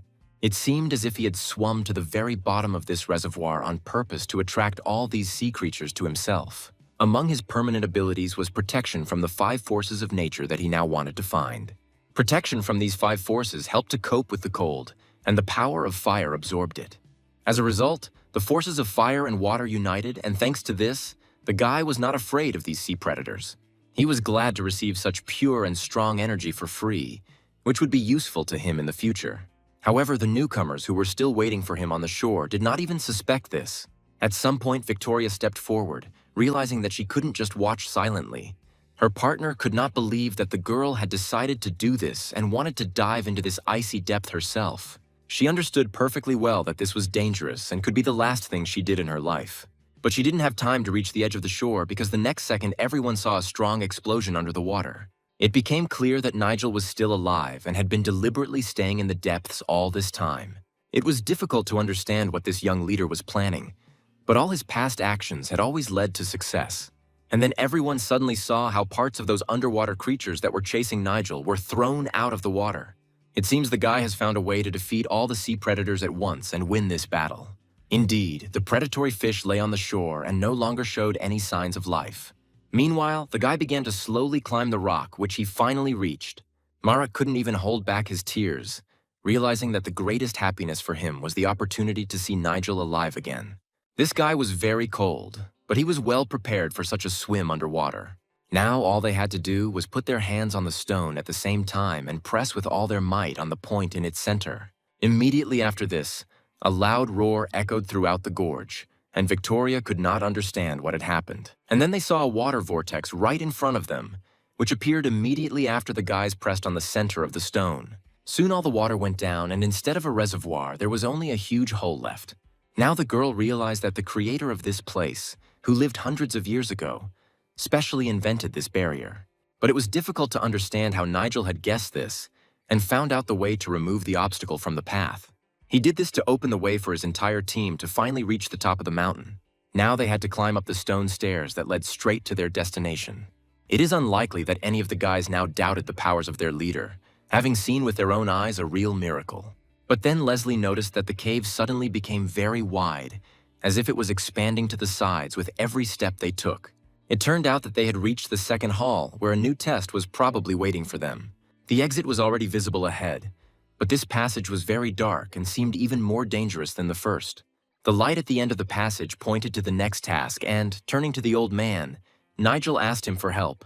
Yes, now it was Alfred's turn, and the old man asked Merrick to bring him closer to the aisle. The old man adjusted his bandages to make them more comfortable and prepared to do his job. He asked Marek to give him a cane, from which he was going to make an excellent bow, because he had no equal in shooting. Then he slowly wrapped the base of the bow with the same bandage that he had recently removed from his leg. He looked carefully at every detail, although his eyes were covered with cloth and it seemed as if he could see through it. And then, pulling the bowstring, he took careful aim, peered into the distance, and chose the most open place. Only now did Leslie realize that the old man was holding not an ordinary bow, but that very famous weapon known to every archer. True, in his youth, Alfred often fired from it and was known as the best shot in the whole area. But enough talk, and Nigel asked him to act immediately, making one precise shot. Taking aim, Alfred released the bowstring and his arrow immediately flew to the distant point he had chosen as a target. As they thought, it was not a simple arrow because it was charged with destructive energy. She glowed like a torch and immediately illuminated the entire path that she flew over in a few seconds. Now it was necessary to pull hard on the rope tied to this arrow. Realizing that the old man couldn't do it himself, Nigel quickly grabbed the rope and pulled for him. Then in Nigel's hand was the very arrow that the old man had just shot from his bow. But what was on the arrowhead surprised everyone, and a new surprise awaited them. It turned out that the old man had accurately hit the inhabitant of the local gorge, who had been hiding in complete darkness all this time. Suddenly looking at Victoria, the guy said that the girl knew very well what kind of bug he had in his hands. Of course, she understood perfectly well what he was talking about, but it was strange that the guy asked her in particular. The family Victoria grew up in dealt with every kind of poison that could be found in the Empire. But the guy spoke as if he knew her real story and what she was hiding, who she really was. Throwing the beetle onto the stone floor, he stepped on it with all his might and crushed it into a flat cake. He then warned that the darkness behind him was deceptive and full of poisonous insects. Now Nigel wanted to ask Victoria the name of this poisonous insect, which most likely only she knew. The girl immediately replied that it was the sand spirit of the Black Death, realizing that it was useless to hide anything from Nigel. The most terrible thing about this beetle was that its poison could poison everything around it, even the air in the gorge.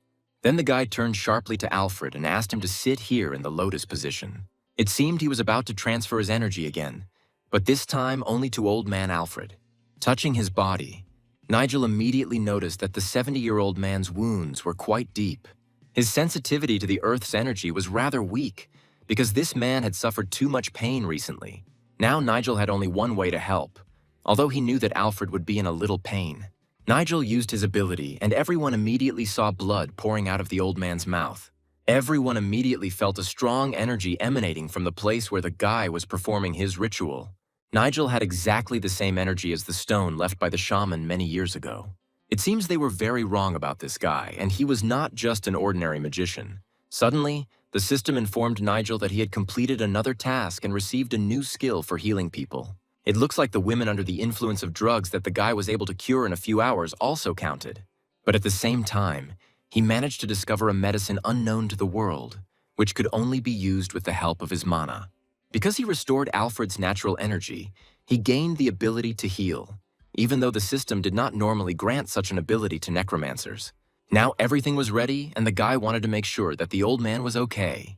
All the details could be discussed later, but now it was necessary to move on to the most important thing. He knew for sure that in this darkness, besides the poisonous beetles, there were other hidden dangers.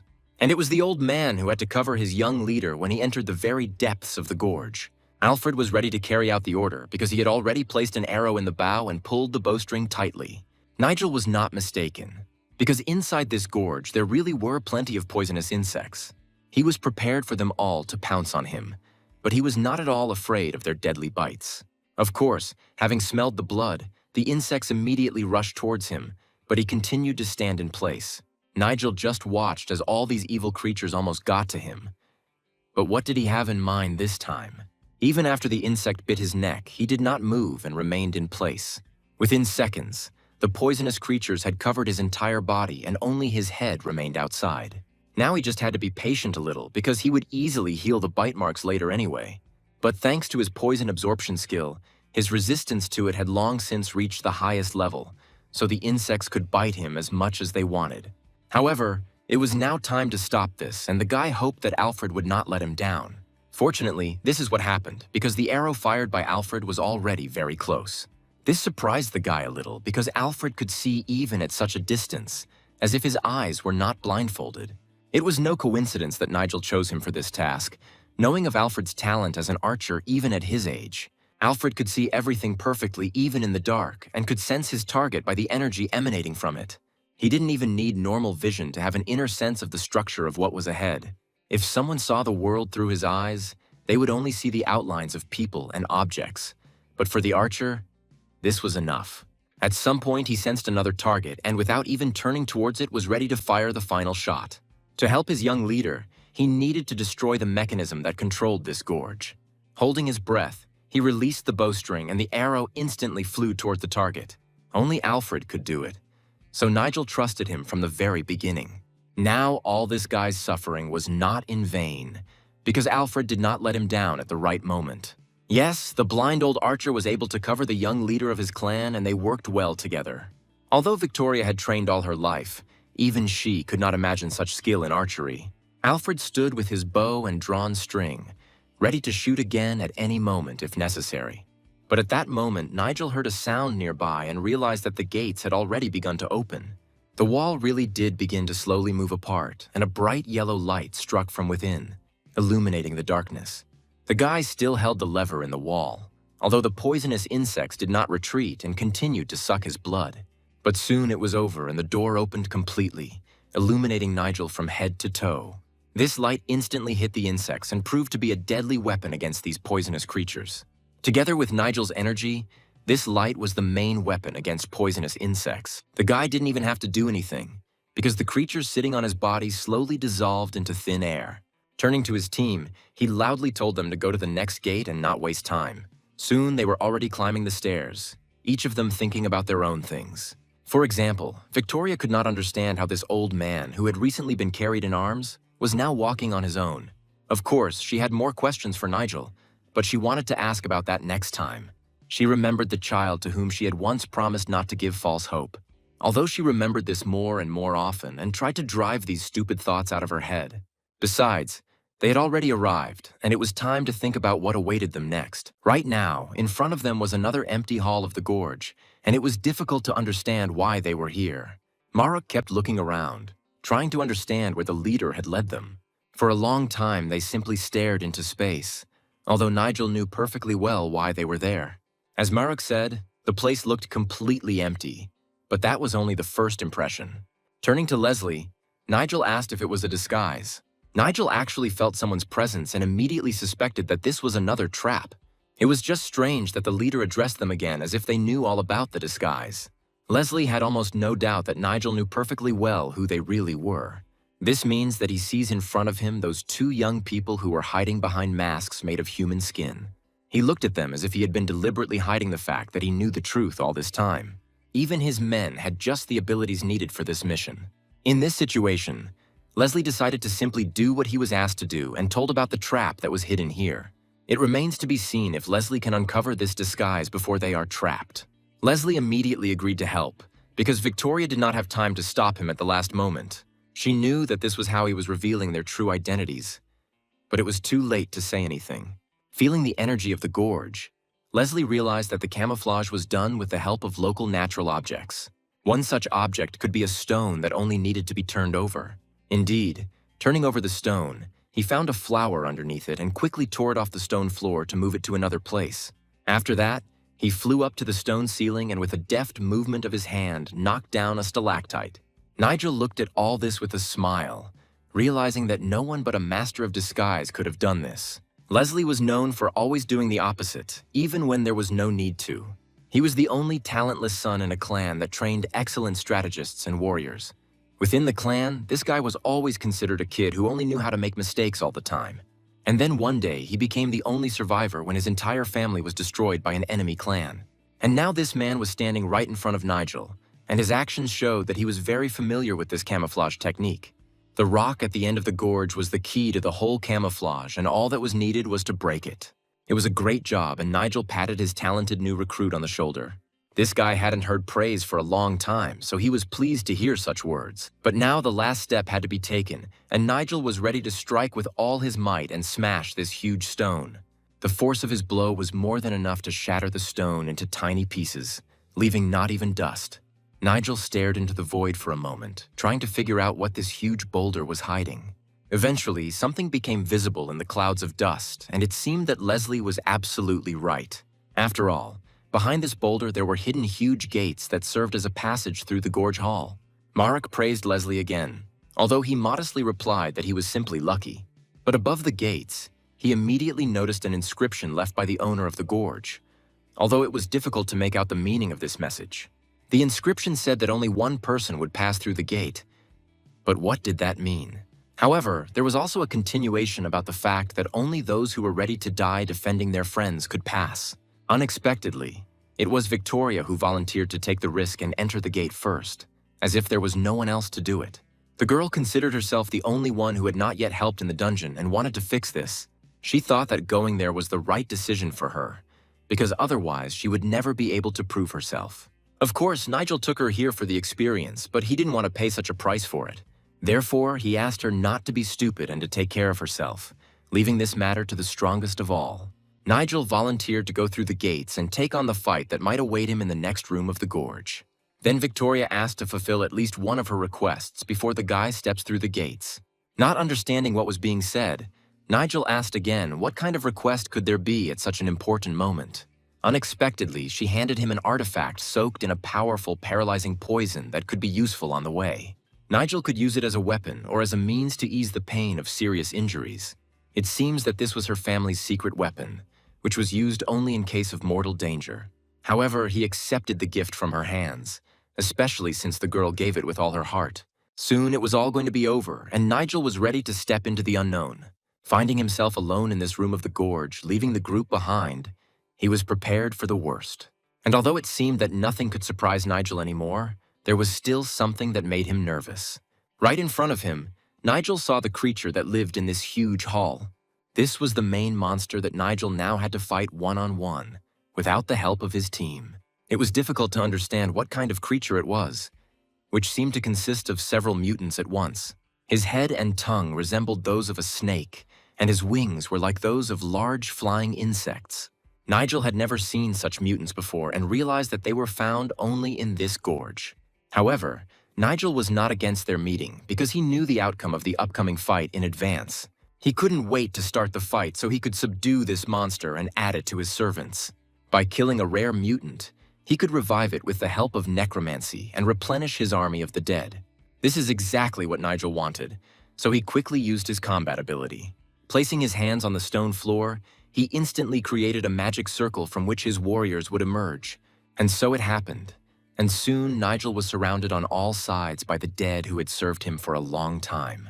It seems that the mutant did not expect that instead of one person, a whole crowd of skeletons would come out against him. Well, it was bad news for the rare monster, but it was the only way Nigel could win.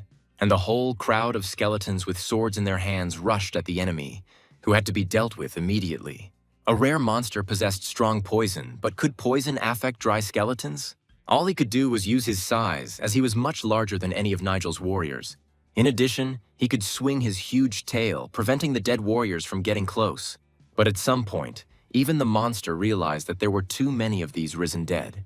Wherever the mutant looked, he saw only skeletons advancing from all sides, and then they got so close that the outcome of the battle became clear and the monster could only accept its fate. Nigel's dead warriors would not rest until they had carried out their master's orders. And the main leader of the skeletons was the one who volunteered to serve young Master Nigel. The black skeleton wielded powerful destructive energy, which he instantly filled his blade with. Even if the monster could handle simple skeletons, This ancient warrior was no match for him. He had to quickly fly up to the ceiling so that the skeletons couldn't reach him, and the black skeleton continued to watch every movement of the enemy, waiting for the right moment. And although the winged monster was alone, it wielded destructive magic that was easy to control from above. All his enemies below were easy targets, and the monster used his main advantage. By directing beams of destructive energy downwards, the mutant hoped to blow the skeletons to pieces. Nigel understood the same thing well, and only at the last second ordered the fighters to step aside. Unfortunately, few skeletons managed to dodge this shot and found themselves directly under the blow of the flying mutant. The guy needed someone who could fly to take away this monster's greatest strength. One such fighter could be the huge lizard that Nigel defeated in his last battle. Of course, he could have asked the vampire for help, but he decided to use two of his servants at once. After all, if you set both of them on the monster, the chances of success would double, and it would be stupid not to take advantage of this. And now, in addition to the skeletons, he called for help the leader of the vampires and the reptile, who were already ready for battle. It was high time to start the second round of this fight, which promised to be more interesting than the first. All killed monsters were easily resurrected with the help of necromancy and retained the same skills as in life. Nigel had never thought he would use resurrection on such creatures before, because these two were monsters much stronger than all his previous enemies. Looking at them, the guy suddenly realized that something had changed in these resurrected mutants, and they seemed to have a new aura. The system immediately reported that the level of each of these creatures had increased, which meant that new abilities had become available to them. It turned out that they now easily surpassed the strength of an ordinary monster and became even stronger than they were in life. The flying monster was in no hurry to attack first, remaining under the ceiling and watching every movement of the enemies. But it was time to end the wait, and the guy ordered the resurrected fighters to attack. The first to carry out the order was the lizard, who rushed at full speed towards the flying monster. This winged snake managed to turn on a protective barrier, which it often used in the most difficult battles. But the reptile immediately intensified its attack, so this protective barrier could be useless for the monster. All that was left was to wait and see how this fight would end and whose strength would be greater. The worst thing for the monster was that he would now have to fight two flying creatures at once. After all, the leader of the vampires also had wings like a bat and could easily appear next to the enemy. Moreover, the blood blades with which the vampire had recently attacked Nigel were now ready to strike the flying monster. And the very next second, the vampire unleashed a whole barrage of sharp, bloody blades on him, which were not supposed to leave the enemy a single chance. It was easy to imagine how difficult it was for this creature to fight against two powerful mutants equal to him in strength. After the attack with blood blades, the flying monster fell to the stone floor of the gorge and had minutes left to live. Moreover, at that moment, a second mutant appeared nearby, ready to complete the deadly attack of the vampire leader. With its sharp fangs sunk into the monster's neck, the lizard was ready to finish it off before it could take off again. The entire gorge heard the wild death cry of the monster, who already understood that he would not emerge from this fight alive. Now the monster was no longer dangerous for Nigel, because loyal subjects were ready to do all the work for their leader. Moreover, the remaining skeletons also began to achieve their goal, helping the huge reptile. Now they all attacked the mutant, who just a few minutes ago had been hitting them from above with destructive beams. It was a terrible moment for the monster, although at the beginning of the fight he should have understood that he was not facing a simple guy, but a real magician. With the help of necromancy, Nigel managed to resurrect those who now easily destroyed this dangerous enemy. However, something suddenly went wrong, because instead of dying, the monster suddenly became completely covered in flames. All the skeletons scattered, realizing that the mutant was not dying, but was only gaining his true strength. It was as if he had changed again, and even his appearance had become much angrier than it had been a few minutes ago. Although it was still the same mixture of several mutants, his new abilities would make anyone doubt their victory over such a monster.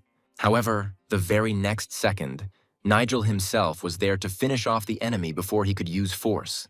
With his magical blade, he pierced the creature's snake head, realizing that his resurrected servants were no match for him.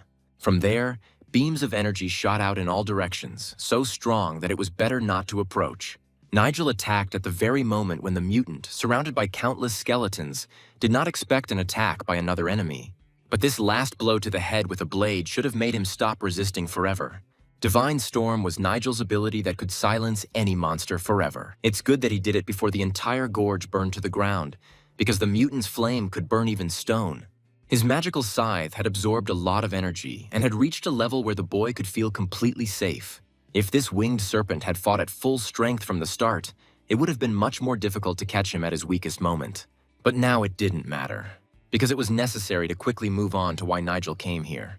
It was impossible to simply leave the corpse of this mutant, and it was necessary to do as he was accustomed to do with defeated enemies.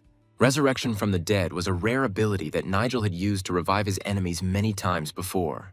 This monster was no exception, so the guy decided to make it his faithful servant. His ability to revive the dead always worked the same way, and after a few seconds the monster began to piece together its usual appearance again. The mutant's eyes once again lit up with the same light he had seen at the very beginning of their meeting. His weakened, dead body began to fill up again with the life force that the young necromancer had given him. Then he completely regained his former appearance, but now he was no longer an enemy, but a faithful servant of Nigel. This fire-breathing serpent was added to the list of monsters that could be summoned, and the guy was glad that his army was replenished with another creature. He was perhaps the most powerful mutant of all the monsters that could be summoned. Of course, it was hard for him to go through this, but now it was all behind him, and the guy gently touched his snake head with his hand. He felt the energy that came from this new creature and realized that it was now completely safe for him. But now it was time to leave this gorge, especially since his friends had been waiting for him for a long time. However, the Bloodsex report stated that the barrier would disappear and the doors would open immediately once the monster was defeated. But looking around, Nigel realized that this had not happened yet, and he could not understand the reason for the delay.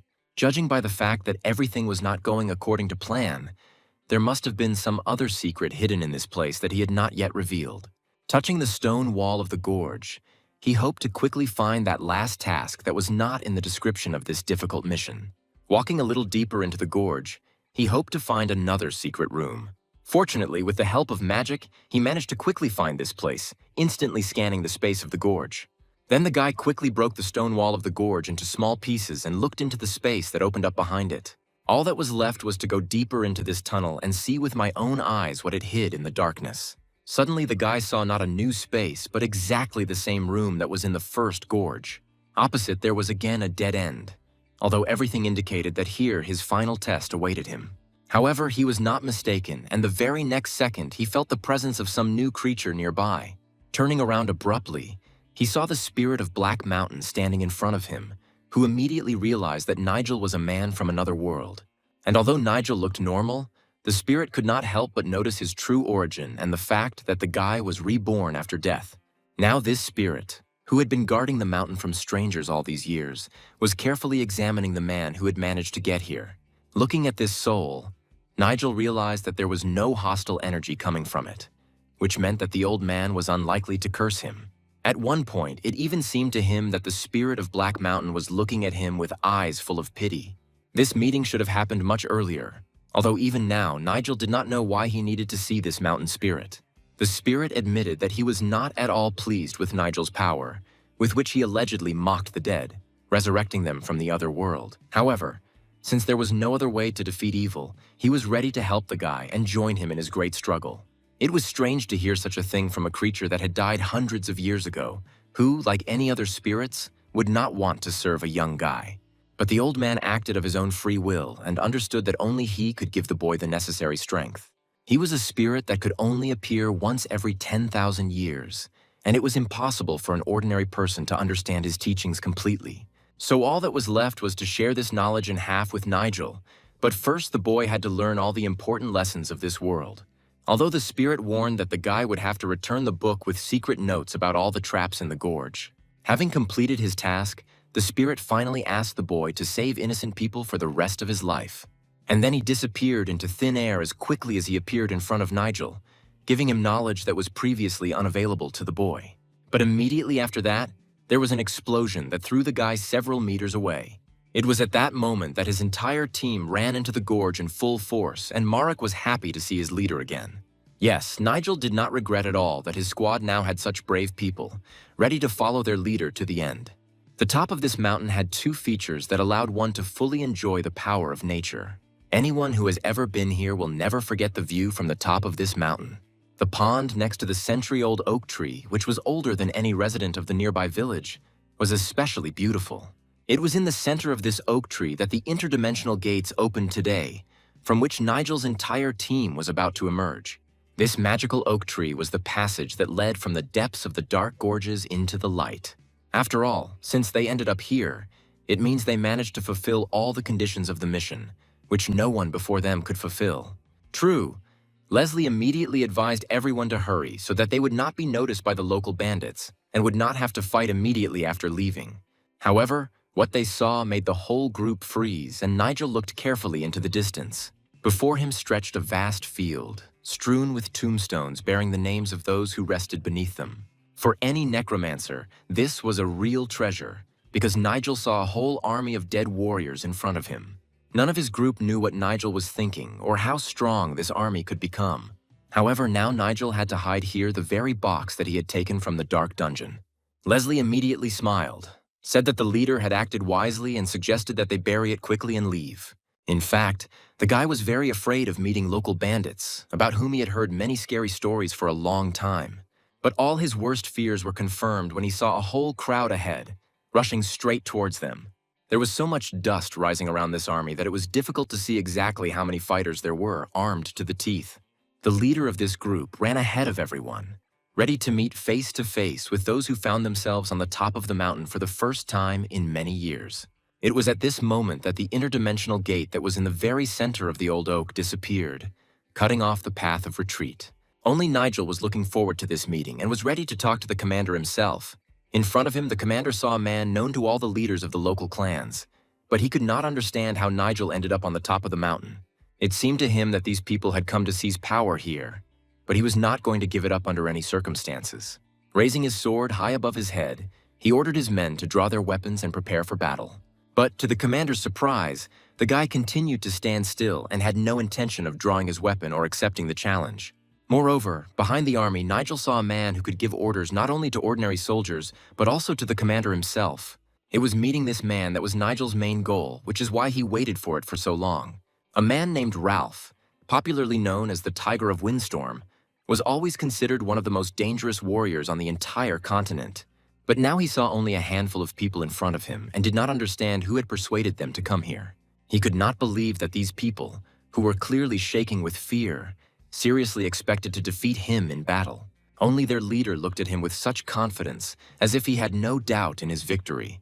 It had to be admitted that the aura emanating from this guy was stronger than the energy of any person his age. This energy was comparable in strength even to Ralph's own strength and easily passed through his fiery flames, which spread in all directions. Yes, it seemed that this brat had decided to measure his strength with him, but Ralph had already met many such upstarts. The energy of this young leader did not clash with his aura, but on the contrary, seemed to be reflected from it, like light from a mirror. If Ralph wanted, he could unleash his full destructive power on them, although he knew that Nigel's barrier would protect his people. Victoria's loud voice came from behind Nigel, warning that they didn't stand a chance against a fighter like Ralph. Of course, she could also join the fight, but then she would have to reveal herself, showing her true abilities. Although her honor was not so important compared to the lives of all these people, to whom she had already become accustomed. However, Nigel shouted loudly that he wanted to speak only with the leader of this huge group. In response, Ralph gestured for the boy to throw him the box he had been holding in his hands all this time. The guy immediately fulfilled his request, although he did not understand why Ralph was so interested in this box. The man easily caught the cube, which was very valuable to him and whose aura he immediately felt nearby. Victoria knew that only warriors of the highest rank could pull off such a clever trick as Ralph. It seemed to Ralph that these people had dared to desecrate their sacred land with their presence, and now each of them would pay for it with their lives. But Nigel immediately objected that Ralph had misunderstood him and that none of his companions wanted to desecrate this place. Having received the artifact in his hands, Ralph was ready to listen to Nigel, who had something to say. This was his only chance, and Nigel quickly explained that he had come here on assignment from the owner of a large bank. Besides, since their meeting had already taken place, Nigel had something to tell Ralph. But during his long life, Ralph had already heard enough of such nonsense and did not believe that the guy had valuable information for him. And it would have been better if Nigel had simply drawn his sword and accepted death as a warrior rather than as a coward trying to delay his inevitable death. It seems the guy had no choice, and to prove his strength he had to take out his sword. Only after the battle could Ralph see him as an equal and listen to what Nigel wanted to tell him. But first it was necessary to fight Ralph, who was rightfully considered one of the most dangerous warriors. With his very first attack, he showed his true strength, and from the outside it seemed as if he had dealt several dozen blows in a second. Even Nigel, who had only recently encountered a dangerous monster, was not prepared for such an onslaught from Ralph. Ralph really did have all the techniques that had brought him victory in the toughest fights more than once. However, his young opponent was also not one to give up at the first sign of danger and continued to fight. It seemed as if fire and wind were clashing, because it was from the thunderstorm that the boy drew the destructive energy that gave him a chance to survive. Ralph noticed this too, and realized that heaven itself was giving this brat strength and considered the guy completely unworthy of this gift. Nigel continued to resist as if he had no fear of death, and Ralph knew from experience that such strength could not be possessed by a mere man. Any other warrior in his place would have died long ago under Ralph's sword, but Nigel held on as if they were fighting on equal terms. Of course, none of Ralph's new recruits came close to possessing the destructive power of this young leader. Even Ralph's commander realized that this guy was worthy of respect, although Ralph himself, for some reason, did not use his strength at full capacity. This guy's punches were very strong, but he didn't understand why Ralph hit his opponent much weaker than he could have. However, to win, he needed to hit at least twice as hard, because this guy was superior to all his previous opponents. Ralph's strength had to be acknowledged as well, as he was one of the best fighters the boy had ever fought. Without his new skills, this battle would have been the hardest in his life, so the guy was lucky to get stronger in time. However, his strength was also running out and he could not fight forever. The energy the boy received after killing the monsters felt like cold throughout his entire body, as if he had dived into an icy lake. Nigel's strength immediately increased, but he could not relax for a second until the end of the fight. He risked losing with one missed blow, because one attack from Ralph would be enough to kill him in front of the whole team. The guy couldn't allow this to happen and gathered the last bits of mana that still remained in his body. True, Ralph also used his reserve of strength, and a fireball full of powerful energy appeared in his hands. With this technique, he wanted to immediately end the fight or at least seriously injure his opponent. Looking at the ball, the guy realized that he would not be able to reflect such a blow, having spent almost all his energy in the fight. The fireball was flying straight at him, and putting up a protective dome was useless, because he wouldn't have been able to withstand the impact anyway. The fiery projectile hit the guy in the chest, and he was thrown several meters away from the impact site. He fell to the ground with all his might and hit the back of his head on a hard, centuries-old oak tree. Finally, Nigel couldn't take it anymore and loudly asked Ralph to stop the fight, otherwise the next blow could be fatal for him.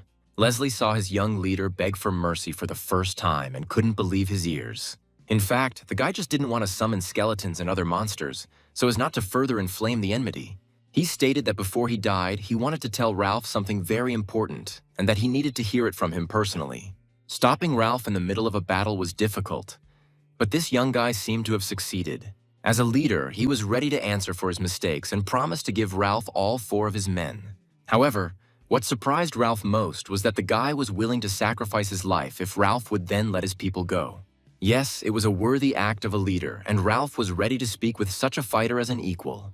Realizing that this was his chance, the guy immediately ordered his men to lower their weapons. Victoria protested loudest of all, realizing that by doing so, they were signing their own death warrant. But the next second, the guy flared up, realizing that at such a moment he couldn't make a mistake. This worked much better, and his entire group immediately threw their weapons on the ground. Ralph also kept his word and ordered his commander to deliver these people alive to their camp. The commander did not expect his leader to remain here alone, but judging by Ralph's appearance, he was not at all afraid of the young enemy. And these 4 had to be taken to a place where they would no longer be dangerous and would not be able to use their abilities. It was difficult to understand the intentions of their young leader, but none of the group would dare to disobey his order. Now they stood opposite each other, and only Nigel knew that he had used only half of his strength in the fight. The boy said that these 4 were his most loyal comrades in arms, and he hoped that Ralph would keep his word and leave them alive. Of course, Ralph didn't want to show weakness in front of this brat, but Nigel also behaved like a real man. Besides, Nigel was ready to continue the conversation from where they left off at the very beginning. Ralph warned that if the guy deceived him this time, he would experience all his strength. Besides, the box turned out to be empty, and Ralph knew it perfectly well from the very beginning. This meant that the bank's founder, who entrusted Nigel with this task, simply led the guy around by the nose. This idiot just wanted to make fun of the world, and even after his death, he made people risk their lives in vain. And Nigel needed to take his men and get off the mountaintop, because only then would Ralph agree to leave them alive. However, the guy, even holding the empty box in his hands, answered with a smile that he couldn't do it. But if this kid is so greedy for money, then instead of a reward, death awaits him. The guy immediately felt enormous pressure from the enemy and realized that he urgently needed to tell him everything. Nigel suddenly interrupted Ralph's outburst of rage by telling him that many years ago, the eldest son of a noble family had passed a palace examination. This son had a sweetheart from a simple family whom he decided to marry. But one day his family found out about this and, threatening the girl with terrible reprisals, drove her out of the settlement. Since then, this son, like a man possessed, rushed to earn money and, having accumulated a fortune, still could not find his missing beloved. Eventually, having lost hope of finding her, he finally went mad and his heart was filled with a dark emptiness. And only when death was already on the threshold, he suddenly learned that on the day of his expulsion from the settlement, his beloved was already carrying his child under her heart. Soon after giving birth, the girl died and he could only hope to meet his beloved and their child in the next world. After hearing this story, Ralph could hardly hold back his tears, realizing that this was one of the saddest fates he had ever heard about. However, the guy needed to prove his words if everything he said was true. But if he fails to convince Ralph, the guy will have to say goodbye to life and then nothing will stop the leader of the clan. In response, the boy threw his blade towards Ralph, showing that he was now unarmed. However, Ralph wanted to know what the boy would do if he couldn't convince him that he was telling the truth. The boy lowered his head and admitted that there was only one way out if he couldn't convince Ralph. And after that, he will be ready to die, because now he doesn't even have a sword to defend himself from Ralph. Soon after, a group of fighters, on the orders of the leader, brought prisoners from the top of the mountain to the camp. It was hard to believe that these people were able to climb to the top of that mountain, the path to which went through dark gorges. And the worst thing was that their leader was still with that guy, and they were talking about something for a long time all this time. One could only guess what these two could talk about for so long and why Ralph still hadn't finished off this brat.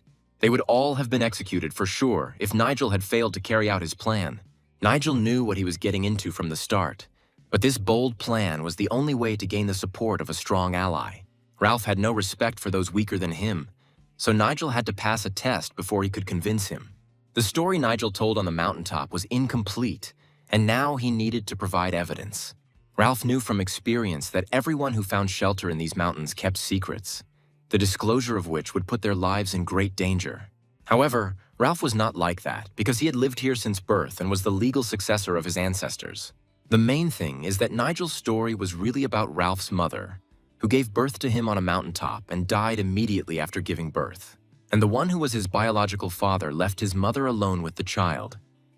But that was where the information about him ended. Every time he thought about his mother, Ralph had a hard time holding back his tears, because he knew very well how much this unfortunate woman had to endure. So Ralph wanted to ask Nigel one last time if the story was true. Nigel immediately replied that everything from the first to the last word was the pure truth, and he was ready to prove it. As Nigel said, it was the true story of the bandit leader and Ralph's mother. But if so, then there could only be one leader of the bandits in this story, and Ralph already understood with horror who his real father was. There was no point in hiding it any longer, and Nigel honestly admitted that Ralph's biological father was the founder of the largest bank in the empire. It was a terrible truth, but everything matched, and the guy's words sounded too convincing now. Ralph had cursed this man for so many years and only now learned the hard truth. But suddenly Ralph pulled himself together and, putting on a serious face, declared that the guy was talking nonsense. After all, to say something like that, you needed compelling evidence, otherwise this whole story could be forgotten. But it was with the help of this little box which Ralph held in his hand that Nigel could easily obtain the evidence he needed. Looking at the empty box, Ralph still couldn't understand what the guy was talking about and what he was hinting at. But Ralph had already told Nigel that the box was empty, so why the hell was he offering it as evidence? Yes, there really was nothing in the box, but it had its own main purpose. And holding out his hand, Nigel asked Ralph to throw the box back to him, to show him what the purpose of this was. Ralph immediately threw the box to the guy he still considered an impudent boy. Since Nigel needed the box so much, it was easy for Ralph to throw it back, and he began to watch carefully how the boy would use it. Immediately after this, Nigel made another request that he would need a brush and ink. Ralph was unclear as to why Nigel needed these things, although he promised to explain everything a little later. Nigel now had a brush and ink in his hands, which he had for some reason asked Ralph for in order to present evidence. Ralph had to wait a long time while Nigel drew on the empty box what was supposed to be proof of his words. At some point, Ralph even got bored because half an hour had already passed since the guy started drawing with ink. If Nigel was simply biding his time to postpone his death, it was no use. But Nigel looked like he was in no mood to stop and was already putting the finishing touches on the box with ink. Then Ralph noticed that there were suddenly writings visible on the box that he had not noticed before. Ralph stood up from his seat and carefully examined the box, the lid of which turned out to be covered with secret signs. It was hard to believe that the box contained an engraving that became the main proof of the veracity of Nigel's story. The text on the lid would be easier to read if printed on paper, and the same applied to all the other boxes. Indeed, Ralph had many of the same boxes through which his father wanted to convey a secret message to his son. Now all that remained was to give Nigel the remaining boxes, which seemed to be waiting for their moment to reveal the secret message on their lids. Soon behind Nigel there was a whole mountain of boxes, on the lids of which was hidden a secret engraving. With simple ink and a brush, he cleverly brought to life the message that the bank owner had left for his son many years ago. The guy's move was very impressive, and Ralph no longer doubted Nigel's rightness. Without looking up from the boxes, the boy continued to develop the engraving in order to later compose from it a complete message from father to son. He then placed a cloth on the boxes, on which the ink-stained engraving was imprinted. Soon, Nigel found himself in possession of the very message that the bank owner had left many years ago.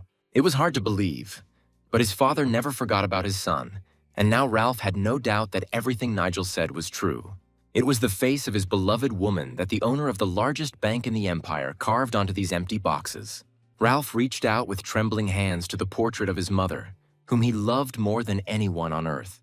She was exactly the same as they remembered her alive, and it was difficult to imagine what was going on in the soul of this leader. At some point, he completely forgot her image, because in his memory, his mother's face bore only the imprint of grief. Now, looking at the portrait, he clearly remembered the features of her face, and the memories suddenly flooded him. These memories brought tears to his eyes, because his mother's sweet smile remained in his heart forever. It seems to have worked, and now Ralph won't raise his hand against Nigel and all the newbies he took with him to the top of the mountain.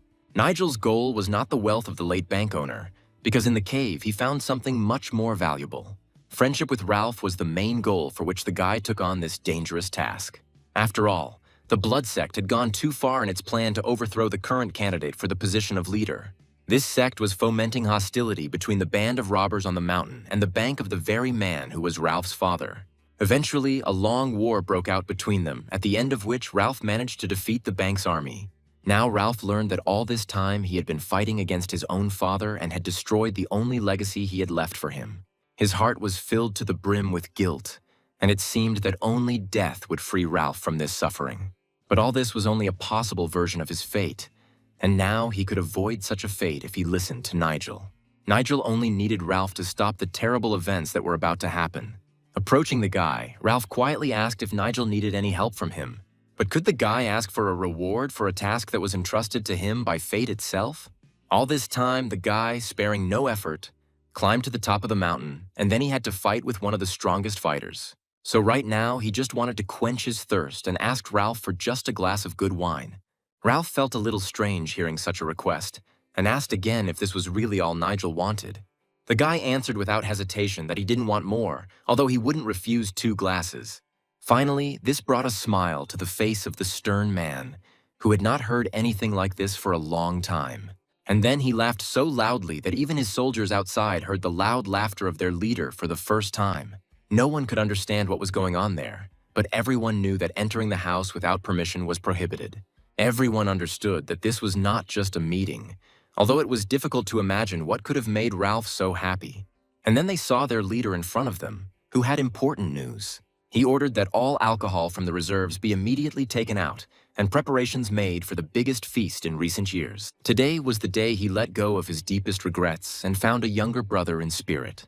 That same evening, everyone celebrated this event over glasses of beer because Ralph had finally cheered up and stopped being so gloomy. At the table, they talked about all sorts of things, and the guys had already forgotten their previous argument. Of course, the strongest guys immediately began to measure their strength, and Maruk immediately defeated the local strongman, who was the champion. Here, the strength of the local strongman was useless, although he believed that he was simply unlucky and demanded a second fight. He had heard before that this guy had extraordinary physical strength, and now he was convinced of it himself. At the other end of the room, the guys were reminiscing about how they had walked through a whole army of poisonous beetles today. Many of them never ceased to be amazed at how Nigel and his team managed to reach the top of the mountain. Leslie, well drunk and smiling, told everyone that their leader had shared his knowledge with them, and his partner kept her eyes on the man whom she had long suspected of having secret ties to the blood sect. Today, that guy showed skills that a person his age shouldn't have, which means he was hiding something from others. She watched closely as Nigel and Ralph, who had been fighting to the death that day, talked. Indeed, it was hard to believe that a few hours later they would be sitting at the same table and pouring drinks for each other. It was difficult to understand who Nigel really was, but the girl would soon find out. Now she had to be more careful, because she was still on a reconnaissance mission and no one had canceled it. But even from a distance, Nigel realized that she was piercing him with her gaze and quietly asked her not to look at him so closely. It seemed like he could drink everything to the bottom and not even get drunk after so many liters of alcohol. Ralph lived in these parts for decades, and during this time drank a whole sea of alcohol. But this alcohol was so pleasant only today because he shared this feast with his new brother. That was how he felt about Nigel now, for the boy had explained what had tormented Ralph all his life. However, he noticed that some of Nigel's men were hiding their true faces behind masks. For example, the two at the table were wearing masks made of real human skin, and Ralph thought that Nigel should have noticed this long ago. Now Ralph was a little worried about his young brother and would not allow anyone to deceive him or create unnecessary problems for him for anything in the world. Nigel had known about this for a long time, but now he was worried about something completely different, and he was just about to ask about it. However, Ralph interrupted him and asked him to call him brother so that a close relationship could be established between them immediately. Ralph even promised that if Nigel didn't agree, he wouldn't tell him anything at all and would end their friendly get-together right then. Of course, Nigel didn't argue and asked his older brother if he wanted to go to the bank with him. After all, Nigel had to have visited at least once the bank that his father had created and bequeathed to Ralph. Moreover, it became clear from the letter that the river that flowed among the mountains was very important to Ralph. However, first Ralph himself wanted to ask Nigel a question that had been brewing in his mind for a long time. Won't Nigel look like a bad heir if he continues to behave like this? But Nigel, without even looking at Ralph, replied that they had already talked about this a couple of hours ago, and his answer hasn't changed since then, because the guy didn't care about such trifles as other people's opinions. Moreover, having made friends with the forest robbers, Nigel was able to ensure peace for his settlement, which was now not threatened by anything. Ralph himself should have been more concerned about himself and how his loyal subjects would treat him. But Ralph's opinion did not change, and he once again warmly thanked Nigel. Realizing that Ralph's loud words might attract unnecessary attention, Nigel tried to stop him. Nigel felt that he did not deserve such respect from Ralph, because he was rightly considered one of the best warriors. And then Ralph suddenly stood up and a magic circle appeared under him, which could only mean one thing. It was hard to understand why it was necessary to stand up for this, but it all looked like a solemn oath. Everyone turned at once to where the two were standing, not understanding what Ralph was trying to achieve this time. None of his bandit subjects expected that Ralph would be so deeply moved by Nigel that he would be ready to give him his oath. Then Ralph said loudly that Nigel had refused the reward and was even ready to take the shame upon himself to save their honor. And if they don't repay him in kind, they will remain the pathetic bandits that everyone considers them to be. That is why he wanted to announce to all his brothers the truth that they must learn from him personally right now. Now Nigel was one of them and could come to this place freely without any restrictions. In fact, it was such a great honor that no one except Nigel had ever been awarded it before. Of course, the bandits immediately agreed with their leader and swore to protect Nigel in this territory. For Victoria and Leslie, this also meant a lot, and Victoria immediately guessed that her watch in this area was canceled. This reconciliation promised great benefits in the future for the bank that Ralph's father had bequeathed to him. Previously, huge amounts of money were spent on fighting robbers, but now this problem has been solved immediately. Nigel can now expand his clan's borders beyond his home province and establish bases in other areas. Finally, Ralph asked Nigel not to turn away from such a scoundrel as his older brother and to remember that he was ready to lend him a shoulder at any moment. But Nigel thought differently of Ralph, for the reward he received from him was the best. In response, Nigel also thanked Ralph for the honor and promised to also come to the rescue if needed. After this, Ralph laughed loudly and said that he definitely wouldn't need Nigel's help. Instead, Ralph suggested that everyone raise their glasses and drink again to their new strong union. Today, his younger brother Nigel shared his joy with him, and it meant that from this moment their lives would change forever. Ralph loudly wished everyone to live a good life and finally stop being robbers. Then he drank all the alcohol from his jug, and everyone else followed his example. That night, no one slept, and until dawn, the guys celebrated the union of the two leaders. At the same time, Logan was in his office and realized that things were getting worse every day. On his desk lay a whole stack of denunciations of Nigel's clan, which began to be written after the leader spent too much money from the treasury. Rumors began to spread among the new recruits that Nigel was squandering money instead of giving them a pay raise. If left unchecked, these rumors would spread throughout the settlement and soon reach Nigel himself. But most of all, Logan was worried about the safe return of Nigel, who had long since gone up the mountain. Logan prayed only for Nigel to return safe and sound, because everything else could be sorted out. If necessary, Logan was ready to go to this mountain himself, taking his best soldiers with him. Now, more than ever, Logan had to support his young leader Nigel, because the life of the entire settlement depended on him. After all, Nigel had recently saved his life, risking himself and giving up a huge part of his mana. Suddenly, there was some noise from the street, and Logan turned sharply towards the front door. Logan heard loud shouts from guards outside. Was the enemy clan attacking again? Quickly running out into the street, Logan saw that two of his guys were seriously injured and urgently needed his help. Logan was not mistaken, because representatives of the Dark Clan were already on his territory and clearly did not come for a friendly conversation. Roderick himself arrived at the faction's main building today and entered into battle with the guards who would not let him in. Mateo and Zach immediately arrived on scene and stood next to their commander Logan. Roderick just smiled widely when he saw how serious these guys were. Roderick came here to meet Nigel in person and loudly called for the leader to come outside. Roderick seriously decided that Nigel should kneel before him and beg for forgiveness for that incident in the forest.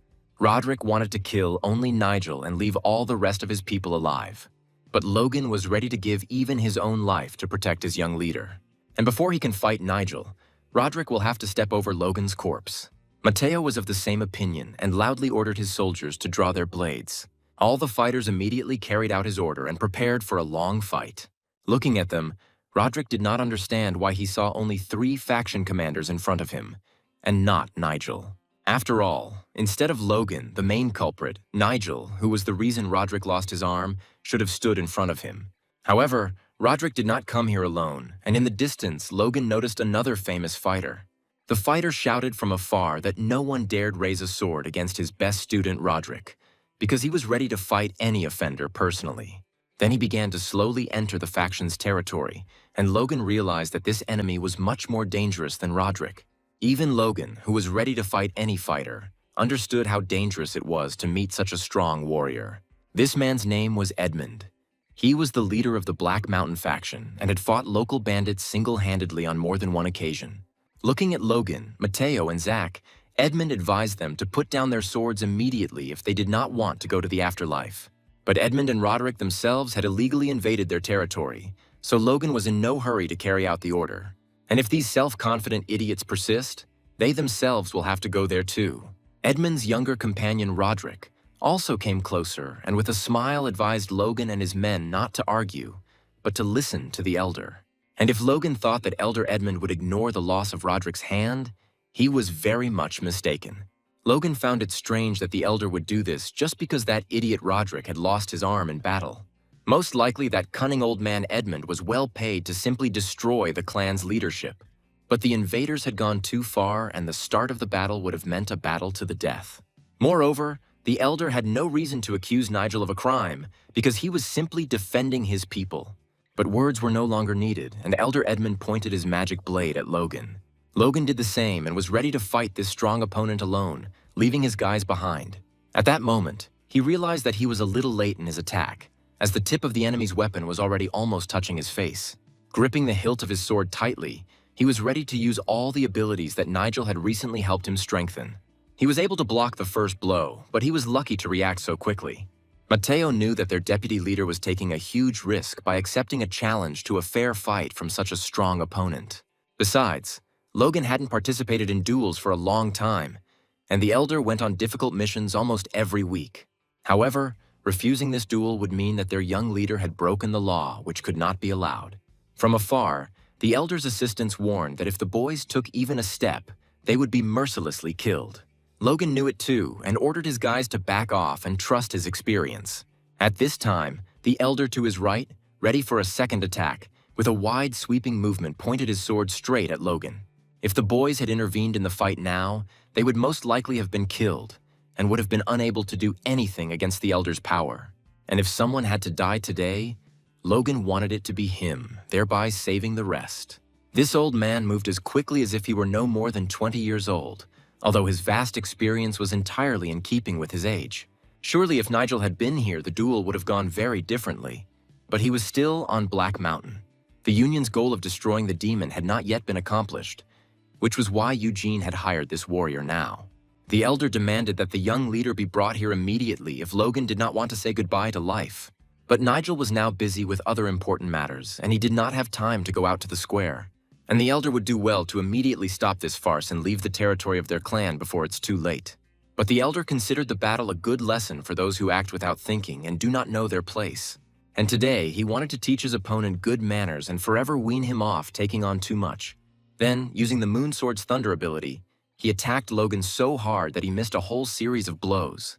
Clouds were still floating in the sky above, but at that moment a fierce battle was taking place on the ground. After such a series of blows, Logan fell to his knees, realizing that his strength was not enough for this fight. Placing the blade of his sword on Logan's shoulder, the elder wanted to warn this idiot one last time. If Logan wanted to live, he had to bring the leader here immediately, or he would never see him again. But Logan insisted on his own and was ready to accept death, as he had sworn to Nigel from the very beginning. All the talk was useless, and since Logan was so stubborn, the elder did not mind finishing him off. But at that moment, Logan suddenly opened his eyes and realized that help had arrived just in time. After all, instead of a blade before his eyes, he saw the very young leader that the elder wanted to see so much. But judging by the elder's appearance, he was no longer happy and was not as confident in himself as he had been a few minutes ago. After all, Nigel really was that strong, and all the rumors about his abilities turned out to be true.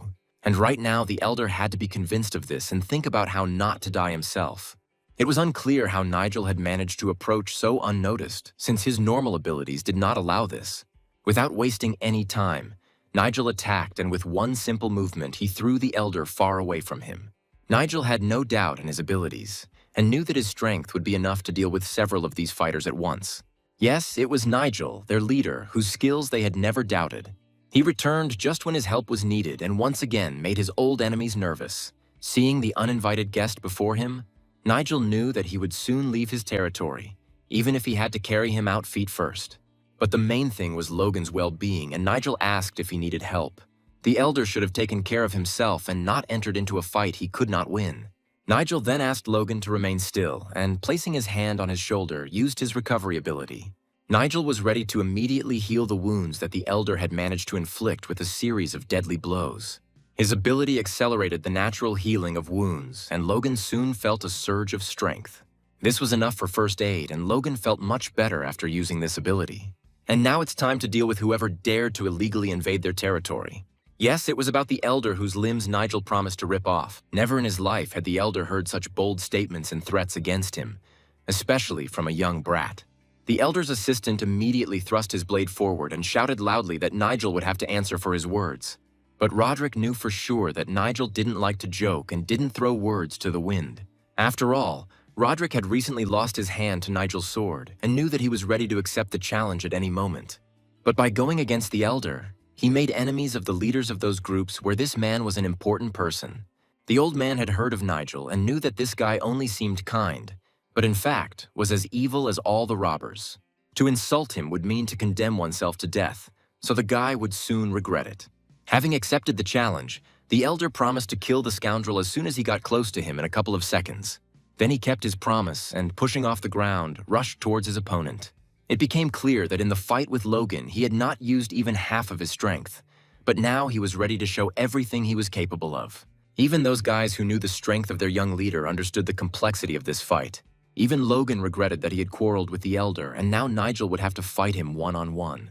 And he was already very close to the guy, and it seemed as if dozens of magic swords flew into the air at once in his hand. Using the ability of the 12 Thunderblades, he directed them towards where Nigel was standing calmly. The Elder was sure that the boy would not be able to dodge the blows and was ready to kill him immediately. But to his surprise, none of the Thunder Swords hit their target. Instead, the swords flew past Nigel as the boy deftly dodged each blow. He moved so easily, as if he knew every step of the enemy in advance and was ready for it. A slight smile was still on his face, and he just watched this idiot carefully. It wasn't that it was too easy, but after many battles he had a lot of experience in real fighting. The Elder was wasting his mana senselessly and soon risked being left completely without strength and defenseless. It was hard to believe, but the guy really didn't attack, but simply stood in place and dodged every blow. But then he realized that the old man had become an easy target and it was time to attack. The blade in his hands flashed with a bright, blinding light, and the force of destruction passed along the entire blade, from the hilt to the tip. One such blow would be enough to kill anyone, and the Elder knew this very well. However, it would hardly help him, because they were standing so close that he would not have enough speed to repeat Nigel's trick. The guy's blade was so close to his face that it was clear to everyone how this fight would end. But instead of one blow, the guy, like his opponent before, delivered a whole series of fatal blows. Never before had the Elder's young assistant seen him attacked so easily by an ordinary guy. Roderick realized that today he would not be able to take revenge on Nigel for the lost hand, as he wanted. Everyone in Nigel's clan knew about his abilities, but after returning from the mountain, he became even faster. Blood was already flowing from the fresh wounds of the Elder, who had missed all the enemy's blows. Now he no longer looked like the terrible warrior who had entered the clan's land without permission. This sucker he always thought Nigel was turned out to be one of the best fighters on the entire continent and the most dangerous opponent. Looking at him from afar, Nigel said that the Elder looked terrible and asked him to remind him of the threats of this idiot. But instead of threatening the old man, it would be better to apologize to the guy if he still wants to stay alive. Although in reality, they should leave here right now while the guy is in a good mood. The Elder, of course, wanted to leave here alive, but he was not used to such insults. And even if he had to turn to the dark force, he was ready to do it. The next second, a dark aura enveloped his body, and the old man was ready to continue the fight that had started so unsuccessfully for him. He promised to cut off the boy's head and remind him of all Nigel's words. Then the guy had only one thing left to do, and putting his sword forward, he showed his readiness for a new fight. And if he had to kill this idiot, Nigel was ready to do it in order to protect his people from the threat forever. As before, the guy first carefully watched the enemy's movements and was in no hurry to use his destructive power. But when they were already very close to each other, the Elder suddenly noticed some movement above his head. It turned out that an arrow was flying straight at them, fired by someone from outside the clan's lands. The arrow hit the exact spot between the two opponents, where their swords would clash in an instant. But the arrow got ahead of them, and now on either side of it stood two worst enemies, not understanding what had happened. Nigel had previously warned his men not to engage in fair combat and was surprised to see the arrow. The Elder was no less surprised, because in front of him, he saw the arrow of the indomitable thunder. Yes, it was not a simple arrow from the bows of the fortress archers, but a magical charge that could belong to only one person. Then the magic around the arrow disappeared, and all that was left was to figure out who had fired it. It was known that such an arrow was shot as a sign of the end of a war. But did anyone really decide to make peace after so many years of hostility? It was clear that by law it was impossible to continue the fight if this arrow was between the opponents. The Elder was surprised to realize that a man from that famous family who could start and stop fights had come here. Right in front of him, he saw several people, and among them was a girl with an arrow in her hands.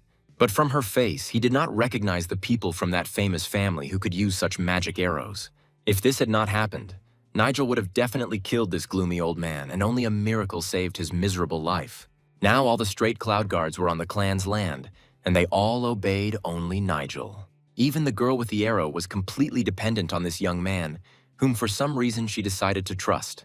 But it was not worth expecting the Elder to believe this deception, so he abruptly thrust his blade forward to continue the fight.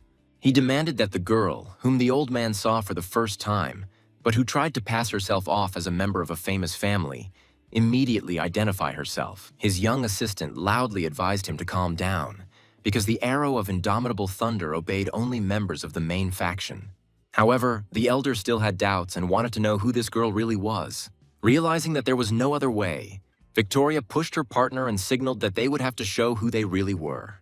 Understanding her, the guy followed her and raised his hand to his face to remove the leather mask. Then everyone watched in amazement as the faces of the young people changed right before their eyes, as if they had used some kind of magic. But there was no magic here, and the secret was in the mask made of real human skin that these two wore. From the outside, it looked very impressive, and anyone in their place would want the same mask. But the main thing was something else, because the girl really was from that noble family that the whole empire knew. When she took off her mask, everyone saw Victoria's true face, and the elder's doubts immediately disappeared. Although Nigel had guessed that the girl was hiding behind a mask, he did not expect that such a famous person would join him. He felt like he shouldn't reveal himself right now because now other factions would find out about it. The elder couldn't understand why Victoria and Leslie were here and why they had infiltrated Nigel's clan. Unexpectedly, the two politely apologized to everyone for abruptly stopping the battle by firing an arrow. However, they carried out their mission and acted according to the rules of their faction. If the elder agrees to help them in the investigation, Victoria will be very grateful and will ask the emperor himself to reward him. The blade was still in the old man's hands, but now he could not use it to continue the fight. Besides, everyone knew that there had been feuding between the clans for 7 generations already, and it was not Victoria's place to decide whether it should end right now. Now the old man faced a difficult choice: to break the ancient tradition of enmity or to stop the fight and lower the sword. Finally, he said through clenched teeth that Victoria should not turn a blind eye to the problem, because a devilish sect had appeared in her own province. He stated that Nigel was the leader of this clan of demons, and Victoria for some reason began to protect him. The elder thought that Nigel's powers were replenished by creatures from the underworld, and that was the only reason he won time after time. It was the elder who dared to go against the messenger of darkness, and Victoria should have supported him. But the girl again replied that she was simply doing her duty and protecting her family's assistant, who had long been Nigel. Yes, this should have been said earlier, because the old man only now found out that Nigel had long been officially an assistant to the main faction. Now everything went completely differently than Roderick had planned, and he still had to have a serious conversation with the elder, whom he had so brazenly deceived. To harm the benefactor of the ruling family was the same as to harm the emperor himself, and Nigel knew this very well. After all, if a battle were to occur between the mountain faction and the dominant family, the outcome of that battle would be a major war. The old man knew this, but even if Nigel really was who he said he was, that didn't mean he wasn't connected to the demon. And if Victoria is willing to vouch for Nigel, the elder will do as she asks and stop the fight. The girl had no doubts about Nigel and was ready to officially vouch for him with her honor. As she had said before, the young leader of the Nigel clan was her family's assistant and the main benefactor of the entire faction. Most likely, there was just a misunderstanding, so it was necessary to stop this farce and sit down at the negotiating table. Although it was humiliating for the elder, he knew that he was talking to a generous and sensible girl who would not speak in vain. Roderick realized that his plan had failed, and his subordinates' respect for him would fall even lower. The elder's hand was still shaking with anger, but with each passing minute he understood better and better what Victoria meant. Lowering his head, he realized that he had no choice but to retreat and leave the clan's land. Then he finally lowered his weapon and ordered his men to follow him as he walked out of the estate. Roderick was the first to object to this decision, saying that they would lose the rest of their respect. But the elder rudely cut him off, because Roderick knew in advance who Nigel really was. If Roderick doesn't want to lose his other hand, he'd better listen to the elder and follow the order. Soon they were leaving this land, and it became clear that the quarrel ended there. Yes, it was all over, and Nigel knew that today he had gone through one of the most dangerous moments in his life. Nigel's fist was still clenched, although the boy was glad that the enemy had retreated and there was no need to fight anymore. All that remains is to figure out what Victoria and Leslie should do now that their little deception has been revealed. However, the girl was not laughing, because by revealing herself, she had ruined the matter, which should have ended successfully. They had to hide until the last moment. But the girl was overwhelmed with feelings, and she decided to take this step. But Nigel didn't seem to mind this outcome and asked the young people not to worry, promising to keep their secret. In addition, he was grateful to the girl for her help in the fight, because he won even without using his abilities. After all, Thanks to Victoria, it was possible to avoid the bloody massacre that was about to begin. And she was right in thinking that they had something to discuss, because this little deception was unlikely to please anyone. And this lovely girl will now have to explain why she came to Nigel's clan and wanted to become his guard. Soon, the two masters of stealth were called into the conference room for a serious talk. At first, no one could utter a word, and Victoria understood that the main responsibility was on her. For 10 minutes, they had been sitting in silence, and the girl was starting to get very worried, as was her partner. Looking at Nigel, she was ready to beg him to say at least a word and start a conversation. Suddenly, the guy opened his eyes sharply, and the first thing he did was ask them to calm down, saying that he was not going to find out their real names. Besides, he had already heard their names when Victoria had persuaded the elder to lower his weapon.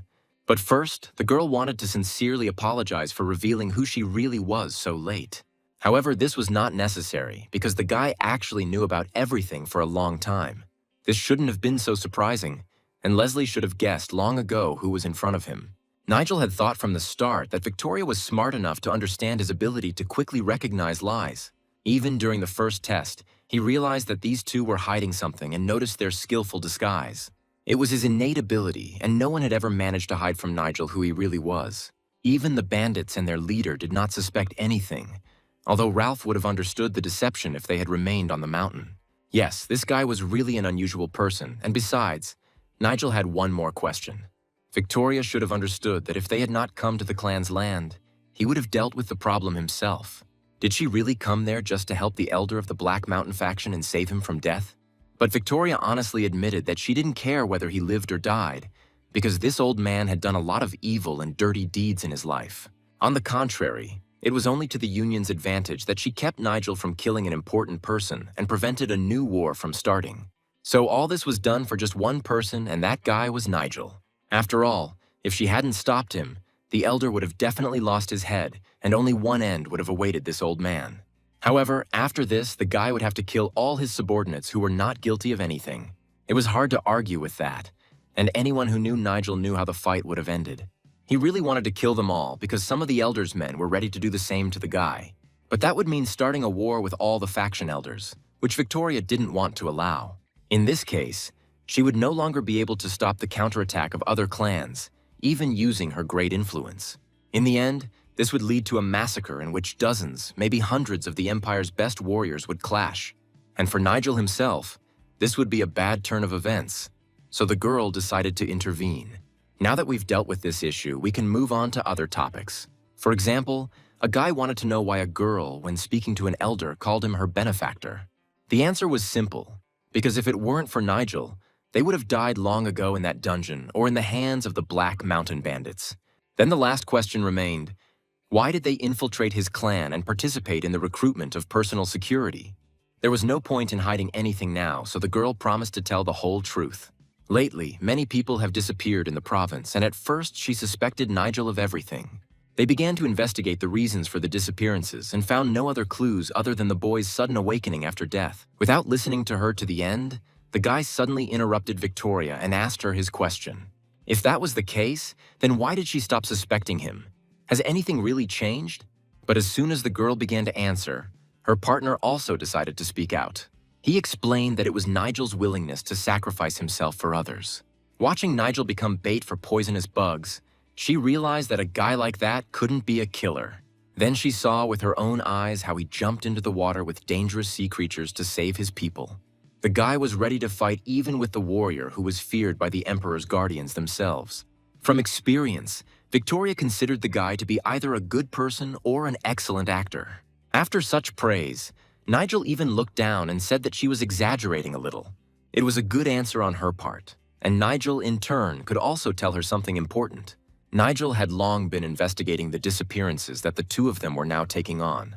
Since Eugene was somehow connected to the missing people, Nigel wanted to use this clue to expose the criminal. The girl immediately asked Nigel to tell her everything he had managed to find out. However, if he tells about it now, there will be no turning back for them. If they are ready to go to the end, then they need to prepare for constant danger to life. Only now did they realize that the disappearances were not like the ones they were used to investigating. That same night, a loud knock was heard in the forest near Black Mountain, and carts were slowly rolling along the forest paths. It was this night that Victoria was to learn the truth, which she would not have discovered without Nigel's help. Unsuspectingly, a large group of the Dark Clan slowly moved forward through the thicket of the dark forest. Their cart was overloaded to the brim, and the cargo was tightly tied with strong ropes. The most terrible thing was that they were carrying human corpses in their carts, and therefore hid their faces under black hoods. It was a terrible crime, and if it had been discovered, all these people would have been immediately sentenced to death. Suddenly, one of the people of the Dark Clan noticed a severed human hand ahead and hurried towards it. His friends turned around sharply, realizing that their comrade had noticed this oversight in time.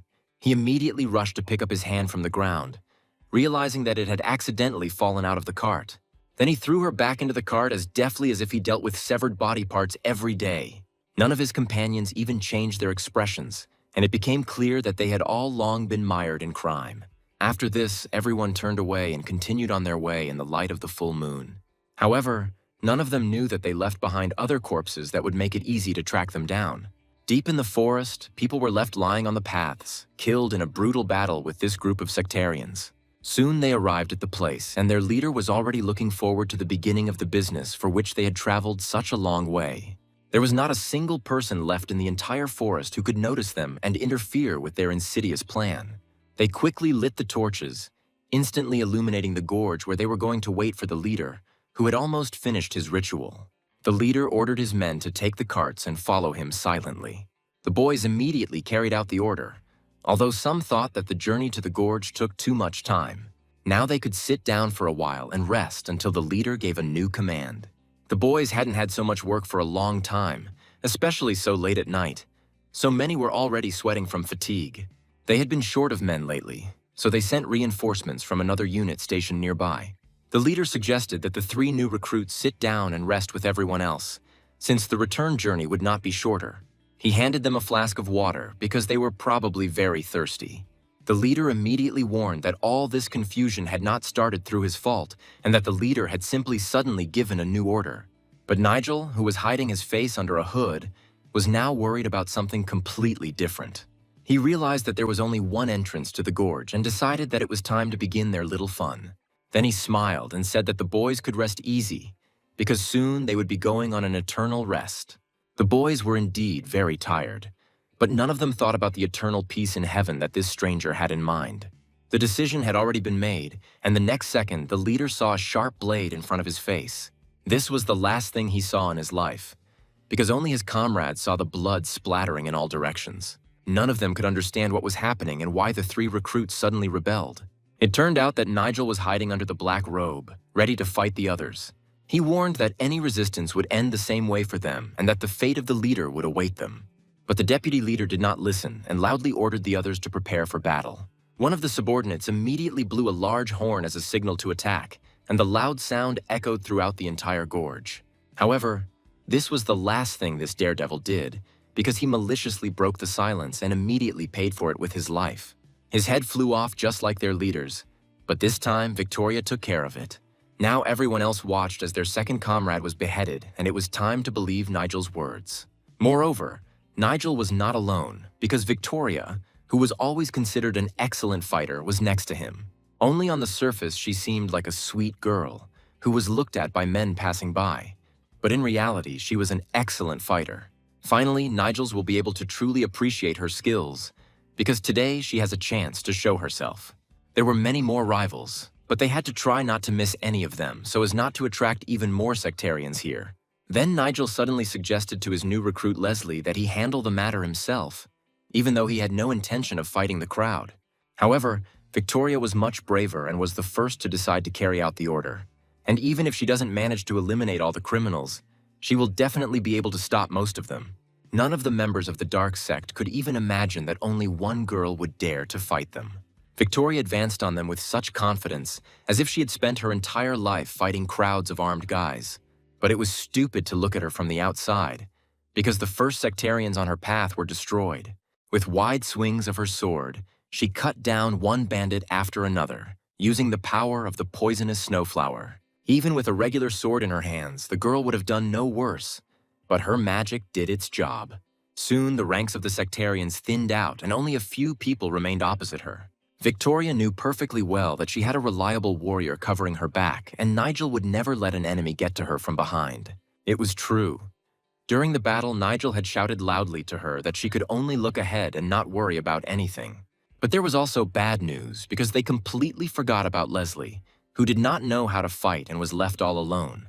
Turning around, Nigel saw the end of the duel, in which his student was clearly losing. The only thing that saved the guy was that he skillfully dodged blows and could hold out for a long time even without a weapon. That's why Nigel decided to share his energy with him, because it would be much easier for Leslie to defeat her opponent. A moment later, the boy felt his body fill with new strength and fresh mana. This new power in his hands seemed to give him abilities that Leslie never had. And now the cultist who swung his blade over his head no longer seemed such a dangerous opponent. Leslie had only a fan in his hands, but it was this fan that became the deadly weapon that killed the sectarian. Leslie didn't even have time to really understand anything before the sectarian had already fallen, cut up by this fan. As if without knowing how, he took out an iron fan and struck it right at his opponent's most vulnerable spot. Leslie had known before that Nigel was no ordinary person, but now he was once again convinced of his amazing abilities. And Nigel only noted that Leslie easily adopted his power and added that it was nice to see how quickly he defeated the cultist. Within a few minutes, all the criminals were already lying lifeless on the cold stone floor of the gorge. It's good that everyone remained safe and none of Nigel's new recruits were hurt. Leslie still couldn't get over the unexpected gift he received from the young leader. It was as if by magic that he became strong, although all his life he was considered the weakest in his family. At that moment, Nigel passed on to him the skill he had inherited in the Black Cave, and now part of that power belonged to Leslie as well. However, now there was no time to waste on unnecessary conversations, which always only get in the way. After all, the slower they go into the depths of the gorge, the more victims there will be among the sectarians under hypnosis. They rushed with all speed to where the main boss of the Black Gorge, guilty of all the crimes, was supposed to be waiting for them. And although they themselves were looking for this meeting, Nigel's new recruits did not expect the boss to be so strong. In front of them stood a strange creature that was only glad to have uninvited guests and wanted to eat them quickly. This monster's dangerous weapon was its tentacles with sharp spikes, which it could easily control. This witch was always short of fresh food, and now the food itself came to her lair. She had not yet had time to understand who was in front of her, and thought that these three were just random travelers. The witch thought these people were so delicious that she was already imagining how she would eat them for dinner today and could not wait for this moment. Victoria shouted loudly to the leader that she was waiting for his order, realizing how dangerous this monster was. But to her surprise, Nigel replied that they did not need to fight and should conserve their strength. Instead, Nigel had another very important task for them to complete first. The witch was very surprised to realize that instead of 3, she would only get 1 victim today. After all, a second later, only Nigel remained in the place of the guys, who was about to cut off its thorny stems. Yes, to anyone else, those stalks on her back would have seemed like a terrible weapon. But Nigel had been through too much to be afraid. Now he wanted to start the battle as soon as possible and not waste time on unnecessary conversations. The monster seemed to want to start a fight too, especially since the witch was already very hungry and wanted to eat Nigel. The witch instantly pointed her main weapon, which was the thorny stems, towards the guy. Opening her huge mouth, she wanted to wrap the guy in stems in order to quickly drag him straight into her throat and swallow him whole. But Nigel deftly dodged this attack, and not one of the dozens of these vile stems was able to touch him. The very next second, he fulfilled his promise and cut them down with one broad movement. The problem was that the thorns of these branches were poisonous, so one had to be careful not to accidentally touch them. The tentacles were approaching from all sides, and if he had lost his caution even for a moment, he would have missed a blow to the chest. Luckily, Nigel's abilities were with him, and the mutant was only wasting his strength trying to defeat him. The worst part was that this witch's stems could grow infinitely, and even if she lost them completely, she could instantly start regeneration. She wondered how long the guy could withstand such an onslaught, dodging her prickly tentacles. These stems were very dangerous, especially after a long fight in which the guy spent too much mana. If even one stem pierced him, it would immediately suck all the strength out of the guy, which was unacceptable. After all, then it's definitely the end for him, and he will no longer be able to use any of his healing abilities. But Nigel hoped that this time he would be able to stand firm, as he had in the battles with the other mutants. The witch was still having fun, as if this was not a real battle, but just another entertainment. Besides, the guy had always been so arrogant that now she wanted to see fear in his eyes and hear pleas for mercy. Then she suddenly announced that she had changed her mind about playing and now wanted to move on to a serious battle. Immediately after this, the guy saw the witch's thorny stalk in front of him, which was almost touching his face. Would he really miss this blow? Only at the last second did he manage to dodge, and leaning to the side, he allowed the tentacle to fly over his head. Yes, it seems he underestimated his opponent a little and should have taken this damn witch more seriously. Moreover, not only did the number of tentacles grow, but also the speed of their movement increased with every second. Unfortunately, in the midst of the battle, one of the shoots still hit the guy. The witch was already ready to celebrate her victory, believing that the guy had definitely come to an end. She wanted to swallow him whole, bones and all, and not leave even a trace of this brat. But then the monster suddenly felt that his strength was leaving him for no apparent reason. Looking at her hands, the witch realized that even her prickly tentacles no longer obeyed her will. But she has already eaten enough victims that were brought to her lair by members of the dark sect. Looking to the side, she realized what kind of task Nigel had given his new recruits, and it was even worse than losing control of the tentacles. After all, that food in the form of unfortunate girls on a cart could have slipped away right before her eyes. It seems they have been spotted, and if they don't hurry, they too will have to fight this monster. If Nigel hadn't been there, she would have ground them into dust for this impudence, but she couldn't leave the guy without attention either. This was their only chance to escape, and Leslie ran at full speed towards the exit of the gorge. Nigel knew in advance that he was assigned the main role in this battle, and therefore distracted the witch's attention to himself. Putting his blade forward, he offered the witch to continue the fight, because now he could use the ability of solar fire. Grasping the mutant's spiky appendage tightly, he used his ability and fire quickly flared up in his hands. The witch realized that if this continued, the guy would set her tentacles on fire and they would flare up like a candle wick. This is exactly what Nigel had in mind when he declared that he too was tired of playing childish games with her. He wanted to burn her to the ground, so that instead of the damned mutant, only a handful of ashes remained in front of him. Now nothing could help her, because Nigel had deliberately missed that tentacle strike that had pierced his body almost to the bone, precisely for this moment. Never in her life had the witch met such a cunning opponent, who also possessed such powerful abilities. Now Nigel needed to get out of here as quickly as possible, because the witch began to fly apart into small pieces, and this could be dangerous. And so it happened, because in that place there was a loud explosion, from the center of which a deadly flame shot out in all directions. Watching from afar, Nigel waited for the moment when the fire died down and it would be possible to return to the gorge. A few minutes later, he came to the place where the witch was and realized that now she was finished forever. Instead of a monster with dozens of spiky tentacles, he saw only a pitiful semblance of a witch, whose remains were torn to shreds. She could still speak and ask the guy only to finish her off and end her suffering. Of course, the guy was ready to fulfill her last wish, but still was in no hurry to fulfill her request. The guy had a completely different plan, and instead of killing the witch, he had something more interesting in mind. Suddenly, she saw how in place of her lost limbs and tentacles, an arm grew back, and now the witch began to look like an ordinary person. She couldn't understand what this guy was planning, because his blade was raised right above her head again. With a smile on his face, Nigel advised her not to move. Otherwise, he might miss and hit her in the neck with the blade. Suddenly, he lowered his magic blade and with one deft movement cut off her restored arm again. He then quickly said that he could easily cure her and restore her healthy arms and legs. But for this, the monster would have to wait a little. And in order for the guy to fulfill his promise, she will now have to obey him in everything and start the conversation from the very beginning. By that time, Victoria and her partner had already carried the bodies to a safe place. They managed to save all the women who were still breathing, but each one was in serious condition. It was unclear whether first aid would help even temporarily, but Victoria decided to try. She also knew how to heal people, although she was much weaker than Nigel, who did it better than others. Moreover, it was not just a wound, but a curse that the witch had cast on her victims. Here, Victoria could do nothing to help, and each of the unfortunate girls was dying. All they could do was wait for the return of their leader, who would definitely find a way out even in such a situation. However, there was still no one at the exit of the gorge, and the guys were seriously worried whether Nigel had survived this fight. It was hard to believe that such terrible events were happening right before their eyes, and they didn't notice anything. After everything that happened, Victoria doubted that she was worthy of her famous family, because any of her ancestors in her place would have brought more benefit. At that moment, they heard a familiar voice from the exit of the Black Cave. Then Nigel appeared from the darkness and loudly praised the boys for a job well done.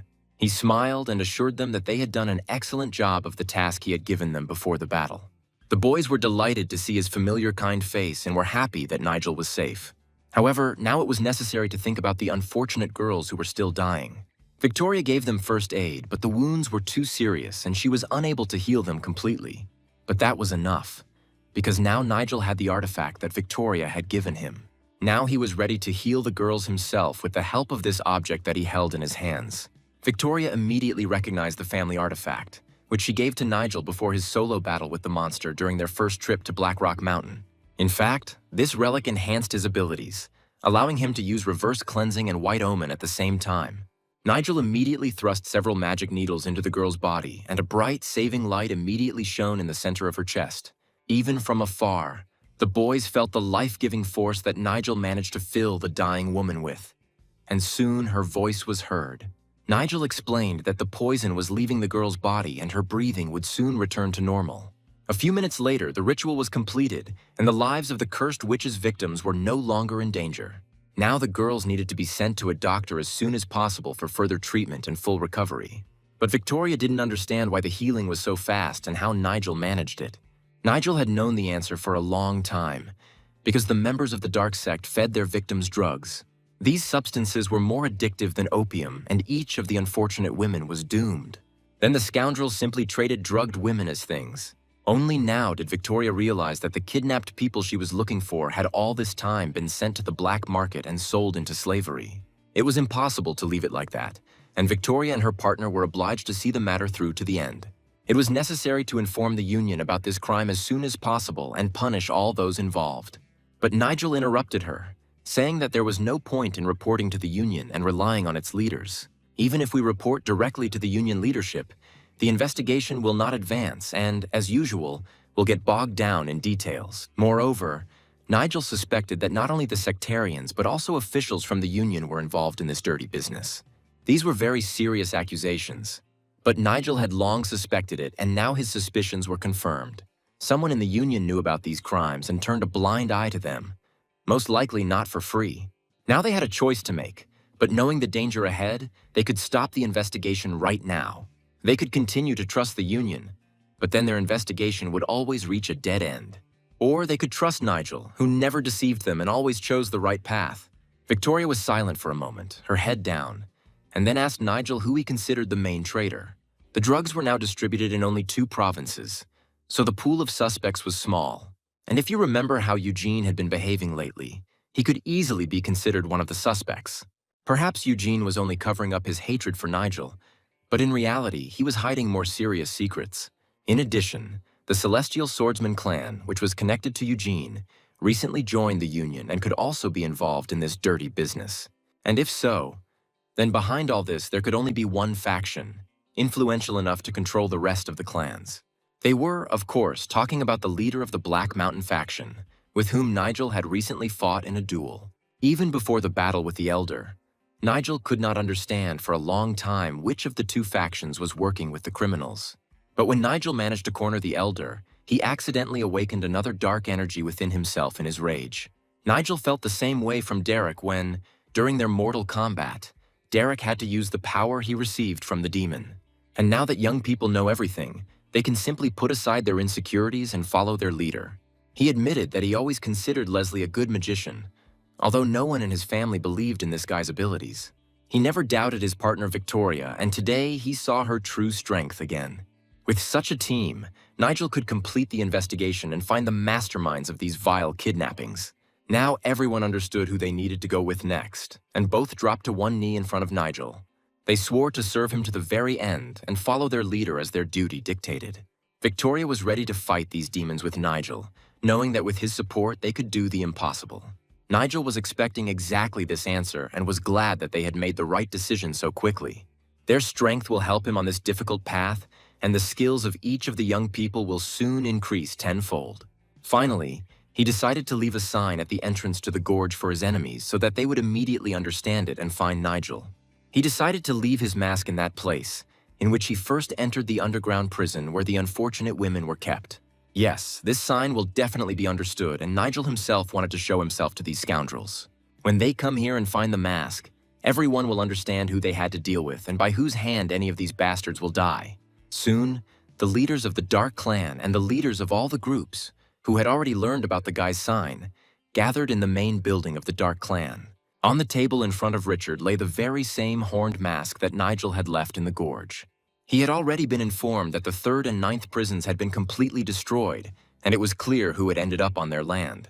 But Richard had ordered that these prisons be guarded much better, and since they had made a mistake, they did not deserve respect. Richard was very angry, and a powerful energy flared up around him, so each of the guys was seriously injured. The man thought that every one of his servants was to blame for this, so everyone had to feel the pain of his dark energy. Even Magnus had a hard time, although he was one of Richard's most loyal and close servants whom he usually protected. But the worst thing was that the man who did all this insulted their clan by deciding to leave a mark and laugh at them. Clenching his fist tightly, he used his power to crush the horned mask that Nigel had left behind, causing it to shatter into pieces. All this time, his servants were idle, and now the hour has finally come when their enemies laugh at them. One of Richard's close associates shouted loudly that the leader of the enemy clan, Nigel, had just recently returned from Black Mountain. He promised to find out immediately what the guy did last night and report it to Richard, but he would hardly have been able to keep his promise, because he would not have been able to learn anything without a head. Yes, Richard was so angry with his servants that he cut off the poor fellow's head with one swing of his sword. And if anyone else wanted to say such nonsense, Richard told them not to wait, because he was ready to chop off the heads of fools until the morning. Magnus only quietly said that in the 9th prison he personally found traces of the use of high-level abilities. Moreover, traces of poison were found in the 9th prison, which means that a group, not just one person, ended up in prison. Most likely, the traces of poison were left by someone who was attracted by the reward for catching the kidnappers. Richard was willing to help them guess and reminded them that the person who used that poison in battle should have reached the highest level long ago. And he remembered only one person in this century who could achieve this and could use the skill of solar fire. And this man was on very bad terms with their clan, which meant that Magnus, more than anyone else, should know his name. This was the warrior whom people called the Fire Monster and who, with his strength, could kill dozens of enemies at once. 30 years ago, he had already reached the highest level in using this power, and there was always a great reward for his head. Richard thought that he had definitely survived and had been secretly accumulating his strength all this time in order to attack them at the most opportune moment. If he was right, the Fire Monster's attacks would continue, but now they would no longer make mistakes. The remaining prisons needed to be quickly armed with weapons infused with ice energy to fight this fire monster. Now the main question was where the daughter of the provincial minister, who had been kidnapped a few weeks ago, was being held. Magnus immediately reassured him, because the girl was kept in a special place and was not in other prisons. This was good news, and Richard ordered that it be kept there to control their main enemy and always have the advantage. In addition, it was necessary to strengthen her security, and for this, Richard soon met with his elder. The elder was angry that Richard was late for the meeting again, although he assured that the meeting was not delayed because of him. He apologized again and hoped that the elder would not be angry with him after what happened. But it was time to get down to business, and Richard wanted to know what decision the old man had made. For a moment, the elder looked into Richard's eyes in silence, realizing that he was only waiting for consent. But if he absorbs this dark energy that Richard asks for, will he be able to achieve a new, incredible level of power? Richard knew he would hear this question today, but he had a clear answer ready for a long time. As he said before, if an elder does not dare to give up everything he has, he can achieve much more. In the past, the elder was looked upon with great hope, and the leaders of his faction paid him much attention. He was supposed to be the youngest warrior to reach the highest level, but it soon became clear that he would never reach that level, as the years passed and his strength remained average. However, the old man knew for sure that it was not his fault, since he had long ago done everything he could. The thing was that the skills of the Black Mountain faction were very weak, and yet they were the ones that gave him magical power. Richard knew his story very well and tried to press on the main desire that the elder had kept for many years. If many years ago, when the elder was young, he had been taught by a powerful master, everything might have been different. He slammed his fist on the table in anger, realizing that in his youth he had every chance of reaching the highest level. But everything could be returned, and Richard could give him the power to immediately raise his level. There was no way to do this without dark magic, but that was the price for success, and the elder had to understand that. The barrier that had kept him at his current level all this time could collapse if he decided to take this step. Only by giving his whole self for this power can he gain all the abilities at once. Yes, he could do a lot with that power, but no one in their right mind would want to sign a contract with the demon himself. On the other hand, he wouldn't have to work hard for decades and waste his energy on empty training. When he reaches the highest level, he will finally stop being treated like a hopeless old man. And then the strongest warrior in the entire empire will not be Nigel, but the elder himself at the head of his faction. Only one person could stop him, because Nigel already had the level that the old man only dreamed of. Richard was already waiting for the elder's answer, realizing that he would not be able to resist the temptation. Finally, he heard the answer he desired, and the old man swore to give him everything Richard asked for. At the same time, Nigel was holding a meeting, especially since there was a good reason to gather all the faction leaders. As usual, they all sat at a long common table and waited to see who the young leader would ask first about business. But first, the guy wanted to know about the health of Logan, whose place at the table was now empty. Just recently, Mateo visited the doctor and brought good news from him. Although the old man's wounds were very serious, he got better every day, and there was hope that he would recover. Such wounds could easily have led to death, and the doctor said that Logan survived by a miracle. However, Nigel knew that there was no miracle, and that this was how his healing ability, which he had mastered long ago, worked. Today, Nigel had called everyone to an urgent meeting, and Zack knew there was a reason for it. He was not mistaken, but first they needed to look at the paper that the guy was just taking out of his pocket. Putting it on the table, he asked everyone to read the letter carefully. The treasurer was the first to read the lines of the letter, and he could not believe his eyes. Nigel knew they would be surprised and hoped that among his advisors there were those who could help in this matter. After all, this was an announcement of a task given to their faction by the emperor himself, and now they had a chance to show themselves to the main man of the empire.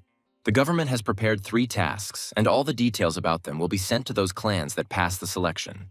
But Mateo knew that the Dark Clan would not miss such an opportunity, and would do everything to receive this task from the emperor.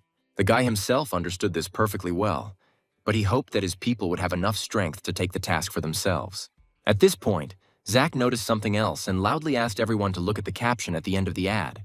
The deadline for the task was clearly stated, and a month after the announcement, the competition would be over. The worst thing was that in order to submit an application, it was necessary to give 3 chests of gold from the treasury, and the treasurer immediately realized that this was impossible. Of course, it was a great opportunity for their clan to grow, but unfortunately, they didn't meet any of the requirements. Yes, that was the case for now, but Nigel had a plan to fix the problem. Perhaps such requirements and the 1-month deadline were not set by chance, since the task will then be given to one of the factions. During this month, he hoped to solve all the problems and find 3 chests of gold to pay the fee. Then he took out his magic blade, and it became clear that his power was growing every day. It was hard to believe that this guy, who had recently been considered a coward, now possessed such destructive magic. Nigel's level showed that the guy had already gone through all the stages of developing his powers and was now at the last of them. With such a leader, they could take on any task, and they were obliged to fulfill all requirements at all costs. The guy believed that during this month he would not only have time to settle all the affairs, but also to complete the task much earlier than the due date. At that moment, there was a knock on the door, and a voice behind the door loudly asked to spare him a minute. It turned out that it was Matthew, who had already completed the young leader's assignment and returned to him with important papers. Nigel was pleased to have found such a fast messenger and thanked Matthew for his excellent work.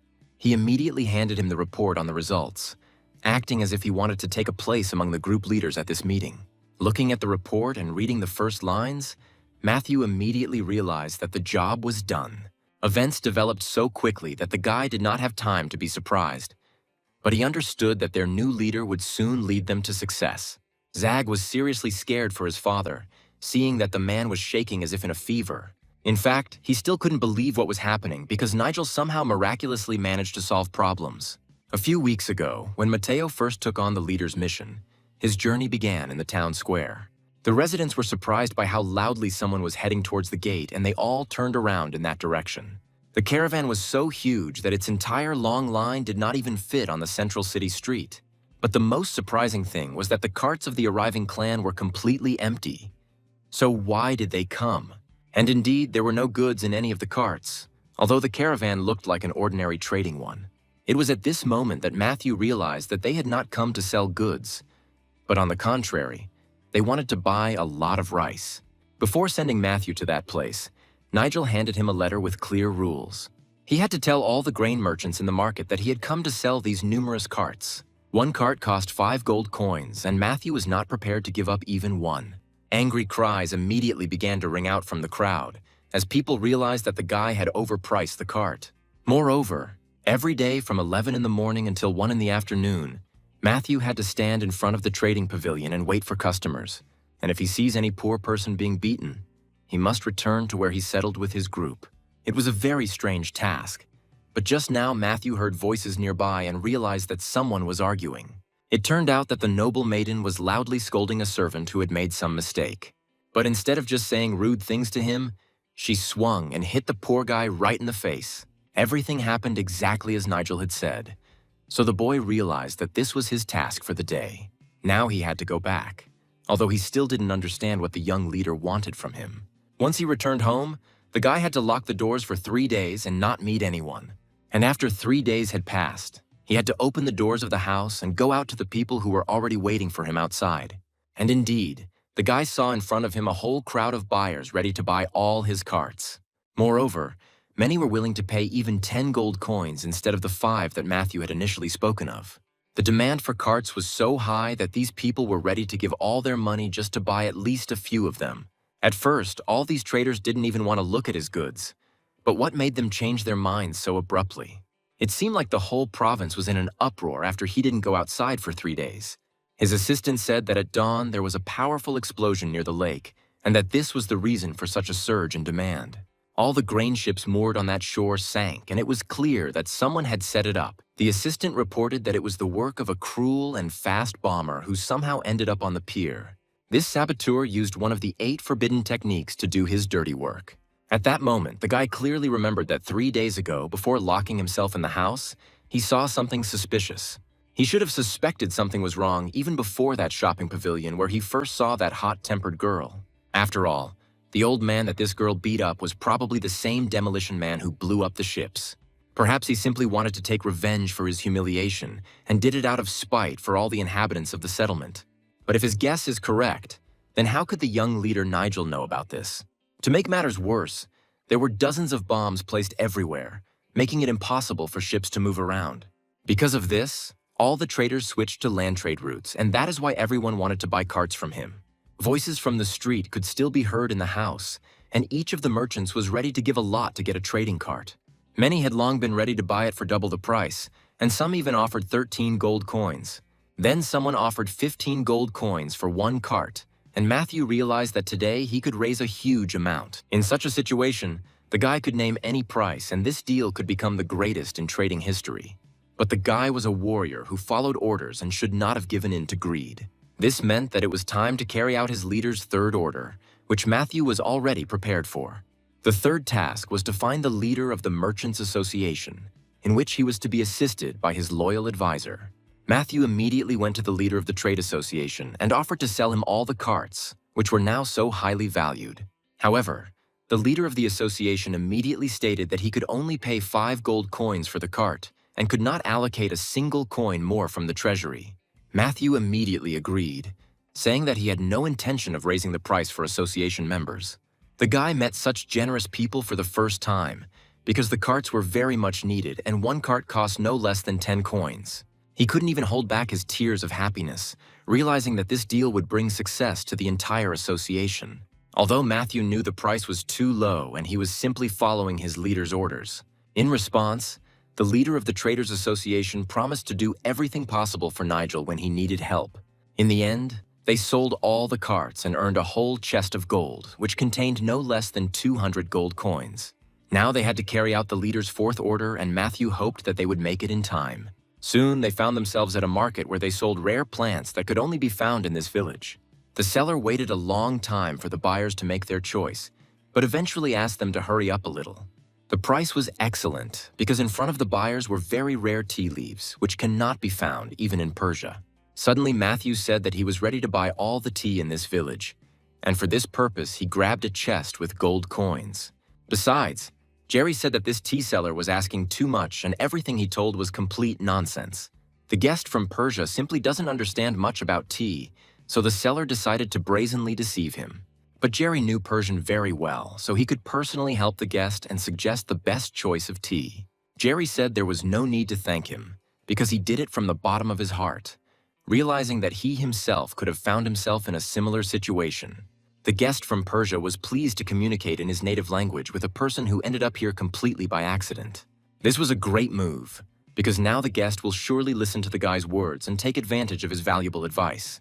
They met very successfully at this market, and Matthew, looking at them from the outside, understood that everything was going according to plan.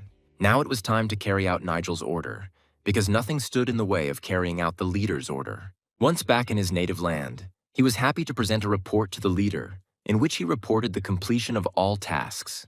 The report mentioned 400 gold coins and 4 chests of gold that the boy brought with him. This gold was even more than what was needed to submit the application, which meant that they would be able to fulfill the Emperor's mission. Nigel was not only an excellent necromancer, but also an excellent strategist, which he proved to all his subordinates. The guy praised everyone for their excellent work, realizing that now the treasurer would finally stop suspecting him of unnecessary spending.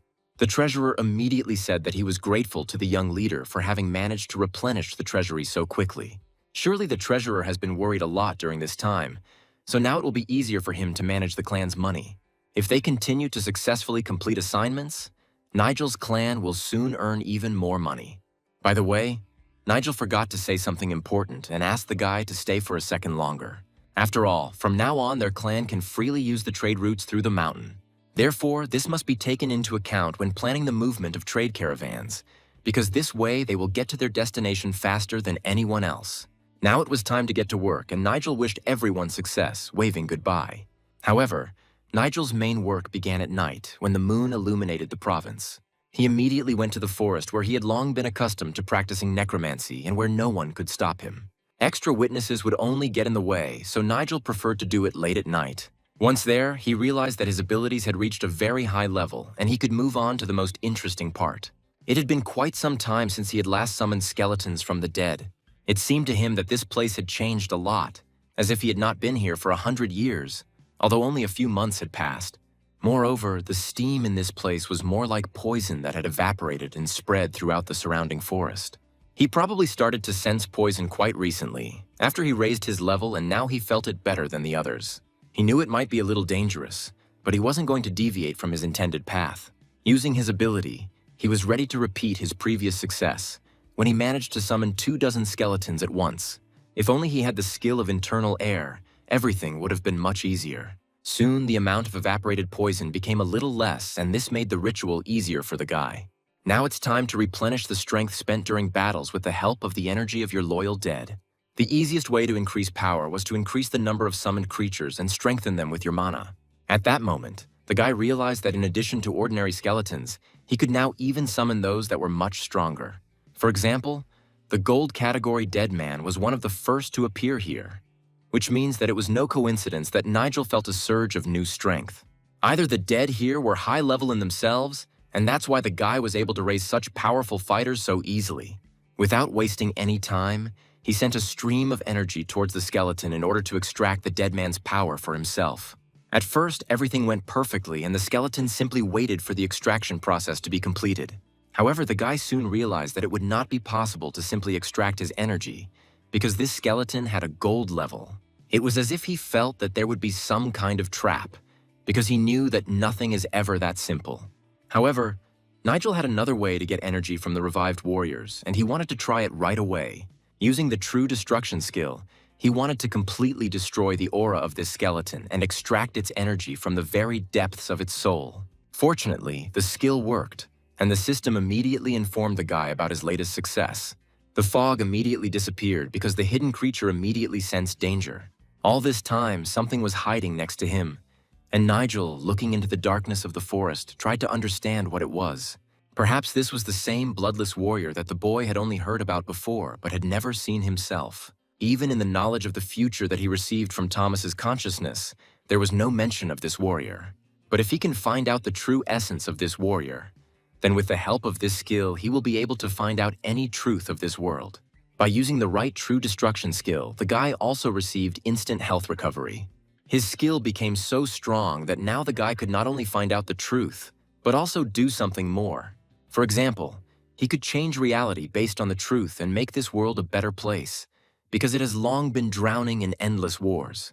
However, it was impossible to know the whole truth about the world without knowing all the laws of magic and without reaching the highest level of mastery. After all, when the truth was hidden, such a thick fog appeared that you couldn't even see your own nose in it. This could mean that it was almost impossible to find out the whole truth. But Nigel could not accept this thought and continued to think. In this world, every warrior had his own power, which kept his secrets and the secrets of all his predecessors who made him that way. This means that once Nigel masters the skill, his actions will become unpredictable and no opponent will be able to defend against them. And if so, he will be able to meet face to face even with the demon himself, knowing that his abilities are limited. Soon Nigel will be able to master this skill, which he needed so much for the battle with the Dark Sect. But it was too early to rejoice, because he had only taken the first step towards finding out the truth and a long road still awaited him. However, the guy decided not to leave here just like that, but to test his new ability to recover and see what happens. And if bloodless wars really exist, he could try to raise them from the dead right now. So he went even deeper into the forest, to a place that could give him the energy he needed. It seems that the legend of that terrible battle with the bloodless warriors will become even more terrible when Nigel's name appears in it. But now it was time to start the main thing, because the guy was ready to spend almost all his energy. Right in front of him, he saw a large hole, as if it had been dug there especially for him. Looking down, he saw only a dark void, but he already felt the power coming from there. And if the powerful bloodless dead actually existed, then they had to be looked for right here, at the bottom of this pit. And indeed, from there, as if at once, the dead, whom only he could see, rushed upward. It was as if their souls were asking to serve Nigel, and all that was left was to use his skill to summon them. The guy decided not to wait, and putting his palm forward, used the ability to summon creatures of the highest level. His ability to take energy worked very well, and this attempt was very different from the last one. However, the system immediately reported that the souls of the dead were angry because Nigel had disturbed their eternal peace. These dead men suddenly began to show such anger that the boy had never felt before. In addition, they themselves could take away his energy, and the main skeleton immediately used this skill, aiming at Nigel's soul. And then they began to come back to life one after another as dead warriors. And this happened only thanks to the guy's spiritual strength. Now all that was left was to hope that these skeletons would direct their anger at Nigel's enemies, and not at him. If necessary, the guy was ready to show them who was really in charge here, although he didn't want to do it until the very end. When the skeleton had completely crawled out of the pit, he looked silently for a while at the man who had raised him from the dead after hundreds of years of deep sleep. Nigel didn't immediately understand why the skeleton he had awakened suddenly became so hostile, because he should have been grateful for being brought back to life. However, gratitude is hardly expressed in this way, because the ominous force with which the dead man was endowed was already directed at the guy. The skeleton pointed his spear at the boy, as if wanting to test his true strength. And since the rebellious warrior decided to verify the abilities of his master, Nigel was not against it. He immediately activated an energy protective shield that appeared in front of him just as his opponent jumped. However, Nigel immediately noticed that this skeleton moved much faster than its fellows. Only a warrior of the highest level could possess such speed, and most likely, Nigel managed to awaken just such a one. He was more skilled than any monster Nigel had ever encountered. But whoever this creature was, Nigel already had his grip on the hilt of his sword tightly and was ready to attack. Nigel did not want to destroy the skeleton, because this warrior could be useful to him in the future as a subject. However, it was necessary to neutralize it before the monster had time to use its main ability. The skeleton seemed to continue to study the man who had dared to call him back from the other world. A second later, their blades crossed and a wave of energy spread out tens of meters around.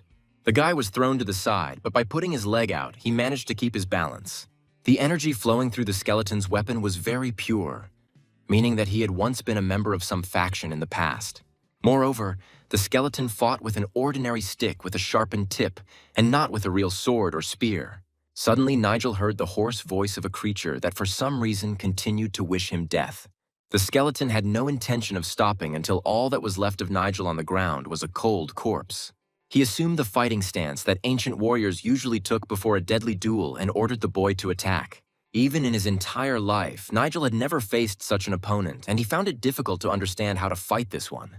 Could even the dead have reached a higher level, capable of defeating even a living person? Now Nigel needed to adjust the plan slightly, and he decided to use his other ability. He originally intended to destroy the monster, but now he decided to act more carefully, using a different type of mana. After all, even if all of his dried bones were broken, Nigel could use magic to restore the skeleton since it was already dead. However, the skeleton moved so quickly that any living warrior, even the strongest in the Empire, would envy his speed. This skeleton still had the same energy that he had possessed hundreds of years ago when he was alive. And now all this power was directed at the only target, which for the skeleton was its owner. Of course, Nigel's attacks didn't do much damage to the skeleton, but they still allowed him to hold it back a little. If the skeleton's onslaught continues, Nigel will have to use his other skill. He activated the energy drain capture ability, targeting the guy standing right in front of him. To do this, Nigel used the Death Vine, a skill he received after destroying the witch in the dead end of the gorge. At first, the skeleton did not understand what Nigel had in mind, because it was impossible to pierce his bony body with simple thorns. However, the power of this plant was that it could be used to suck out all the energy of an enemy. It was for this purpose that the vine was intertwined in such a way that its tip became like a drill, capable of piercing the hardest matter. However, this vine could also be used like a regular sword, so choosing the right moment, Nigel swung it. Luckily, he managed to hit the skeleton's arm, and the arm bone split in two right at the shoulder. The impact caused such a powerful explosion that it could be seen a mile away. After waiting for the smoke to clear a little, Nigel tried to make out in the semi-darkness the one who had recently threatened him with death. It wasn't easy, but thanks to his vast experience and excellent skills, Nigel managed to defeat the enraged skeleton. Now the main disadvantage of the lack of brains in the skull became clear, because instead of serving Nigel, the skeleton suddenly tried to kill its own master. Now the skeleton stood before him on one knee, although it was clear that the creature was not yet going to give up. If he wanted, Nigel could send the skeleton to the next world again, or take away his very ability to exist in this world. It seemed that the skeleton had finally realized this himself, realizing his monstrous mistake in relation to Nigel. However, apart from his incredible strength, he was just a rebellious skeleton like everyone else. It was hard to believe, but Nigel actually managed to scare the skeleton, who had already experienced death itself. The creature wanted Nigel to simply finish it off, because dying seemed better than begging for mercy. But Nigel was not a demon, and had no intention of killing those he himself had resurrected. After all, destroying the skeleton would not bring Nigel any benefit. He would only waste a huge amount of mana in vain. Then, stretching his hand forward, Nigel activated another of his abilities, which allowed him to tame even such an unbearable skeleton. For the first time in its long history, the skeleton saw something like this. And then Nigel once again offered him to serve in his army. Such a huge force could strike anyone, and by gathering it, Nigel fulfilled the main requirement for summoning this creature. Immediately after that, the dead warrior disappeared into thin air because the guy no longer had a reason to leave him here. He will no longer resist, and the next time he is called, he will silently carry out any order the guy gives. This time, it wasn't easy for the guy to subdue the revived skeleton, although he was glad that he decided to take such a risky step. It could be called a miracle, because not a single necromancer in the world had ever managed to do what this guy had just done. And thanks to this, Nigel's team of skeletons was replenished with such a strong warrior that now he could even fight the demon himself. When Nigel returned, he realized that he had been in the forest for too long, and there was still a person in the house who needed his help. Logan was still lying in bed, still unable to recover from what the old man had gone through. But then he suddenly opened his eyes and realized that he had slept for too long, as if an eternity had passed. Looking around quickly, he could not understand where he was and who helped him get here. The wound on his body had already healed, although it still hurt a little and still needed a doctor's attention. It was difficult to understand how long he had been lying there, but since his strength had returned to him, he needed to get back on his feet quickly.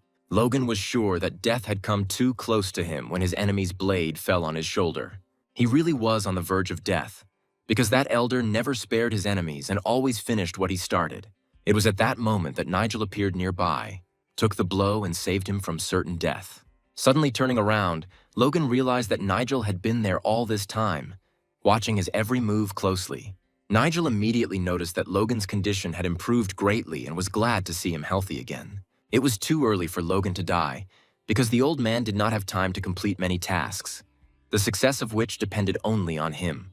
Besides, he was needed by his young leader, who hoped for his help and great experience. However, it was a pity that on that day, Logan showed his weakness to the Elder and lost to someone he would not have allowed to even approach him before. Most likely, he has already lost those skills that in his youth ensured Logan victory over any opponent. However, Nigel believed that Logan should not be so upset because he still had many things to do ahead of him that would make his past defeat unimportant. And all those military exploits that this old man managed to accomplish during his life deserved respect. And Nigel knew this better than anyone else. In addition, Nigel knew the reason why Logan could not reach the highest level of skill, and he was ready to help him with this. The thing was that to reach this level, it was necessary to study all types of combat, and not just those that were easier for him than the others. And if Logan could get out of bed right now, the first thing he would need to do was find Nigel. Besides, they needed to go somewhere right now, and Nigel was sure that the old man would enjoy this walk. After a short time, they found themselves in the building where Nigel usually meditated for long periods. It was quiet and calm here, so that no one could disturb them and interrupt the meditation on which too much depended. Nigel asked Logan to sit in the lotus position in the center of the room, and he sat down opposite him on the floor. Now it was time to start the meditation, and during it, Nigel would explain what to do next. Not daring to disobey his young leader, to whom he owed his life, the old man began to meditate as if it were the last time he did so. He sank deeper and deeper into himself and gradually began to lose touch with reality, retreating into his memories. Watching the old man closely, Nigel realized that Logan had been ready for this ritual for a long time, and if he didn't perform it today, there might not be another chance. And then, placing his hands on the floor, Nigel gathered the energy that could give Logan the experience he needed. Only Nigel had the power that the boy could easily share with Logan, especially since he needed it now more than ever. After this, the system reported that the replenishment of Logan's energy and the transfer of experience were successful. Immediately after this, all the remaining mana that the boy had managed to accumulate flowed to the old man, who continued to sit on the floor in the lotus position. In fact, it was painful, because in a few seconds the old man gained the experience that he could not accumulate in his entire life. But for the sake of the outcome that awaited him in the end, it was possible to endure the pain, especially since it was not fatal. Besides, Nigel kept his eyes on him and was ready to stop the ritual at any moment if there was a danger to his life. Logan's deep understanding of combat and sure-footed instincts were unlike anything the boy had seen in other fighters. It was only necessary to transfer into his mind the knowledge of martial arts that Nigel himself had recently received. And now, for the first time, Nigel managed to create a new skill, combining knowledge of the universe and the magic that he possessed almost perfectly. As a reward, he immediately received a lot of experience, and Nigel's level increased by 2 points. In the end, Nigel only wanted to pass on some experience to Logan, but he himself received the skill of supreme wisdom, which will be useful to him more than once in battle. Having calculated the energy, the system launched its transfer from Nigel to Logan, and the old man again felt his bones ache with pain. If Nigel could, he would have passed on all his experience to Logan, but the ritual had its limits. Logan's body could have simply been torn to pieces if Nigel had not sensed the moment in time when it was necessary to stop the ritual. Quickly opening his eyes and looking at his hands, the old man realized that Nigel had managed to do something he had only heard about in old legends. And he congratulated him on his new experience, which would help him become stronger. From that moment on, Logan became the second warrior in Nigel's clan to reach such a high level of power. Yes, before Logan there was only one such warrior, and the old man immediately understood that Nigel was the first to reach this level. It was a great honor for Logan, and he felt again how much he owed this guy. Quickly drawing his blade, Logan realized that he now had a completely different feel for the weapon and could use his skills better. The energy coming from his sword seemed to be a different mana, though Logan still felt it as his own. It was hard to believe that such enormous power now belonged to him alone, and one could only hope that he would use it for good deeds. He had never experienced anything like this before, and the feeling was like a second birth.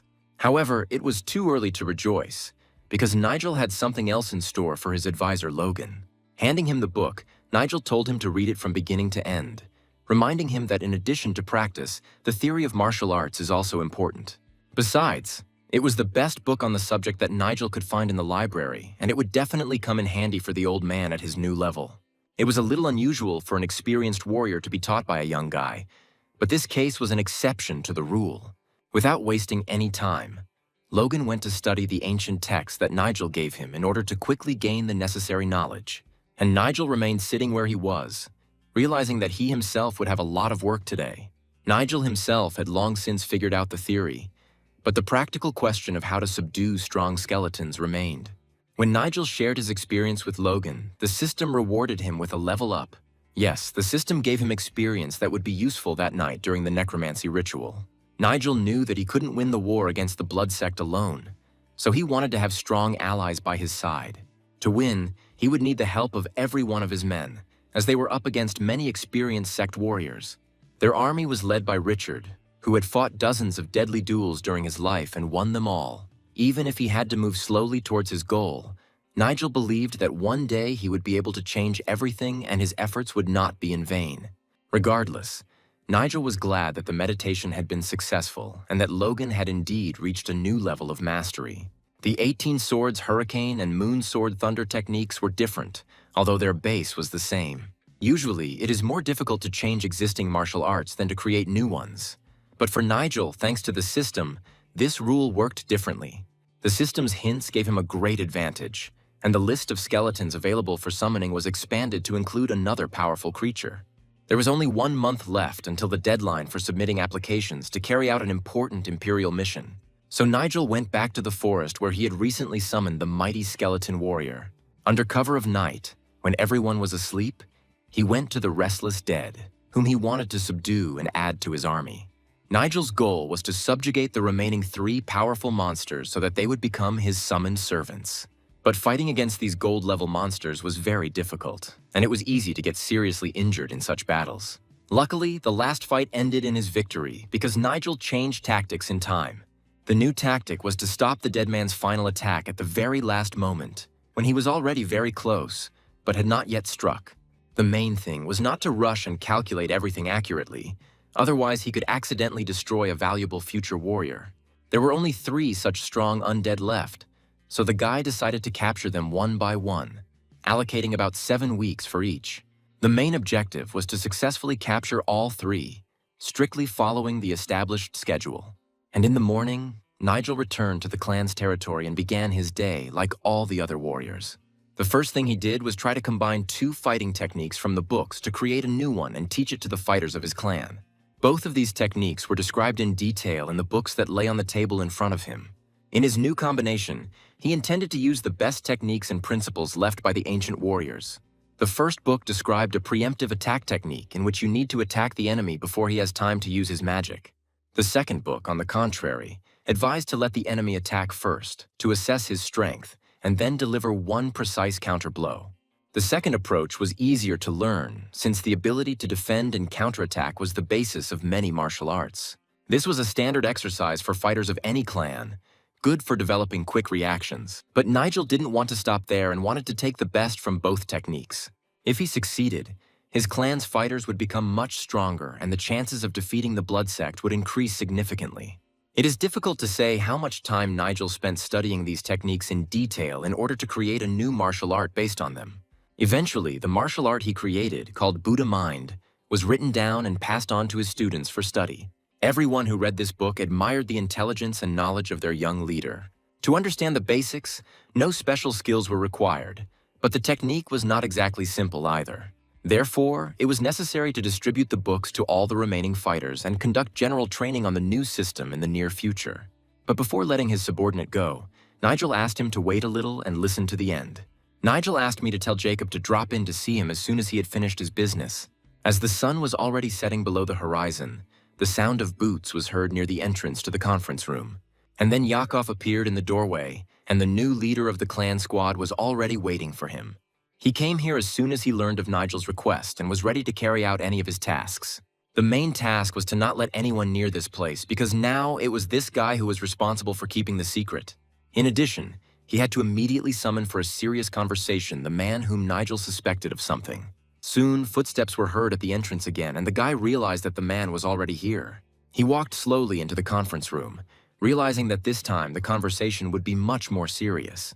And although Billy didn't show it and greeted his leader as usual, he already knew what the conversation would be about. He heard that Nigel wanted to see him urgently and did not understand what was going on and why there was such a rush. For a long time, Billy did not hear a word in response and could not understand why Nigel was silent. And he carefully watched every movement of his subordinate and was interested in how Billy would behave. But then Nigel abruptly stood up from the table and declared that he knew how to talk to this guy. Still not understanding what was going on, Billy asked again why his young leader was suddenly speaking to him in that tone, especially since Nigel addressed him as if they had never met. Billy would do anything to make Nigel talk to him like he was his subordinate, because that was how he perceived himself. However, this was out of the question, since for this it was necessary to at least swear allegiance to the leader. Besides, Nigel had heard rumors that Billy served not only him, but also another faction leader.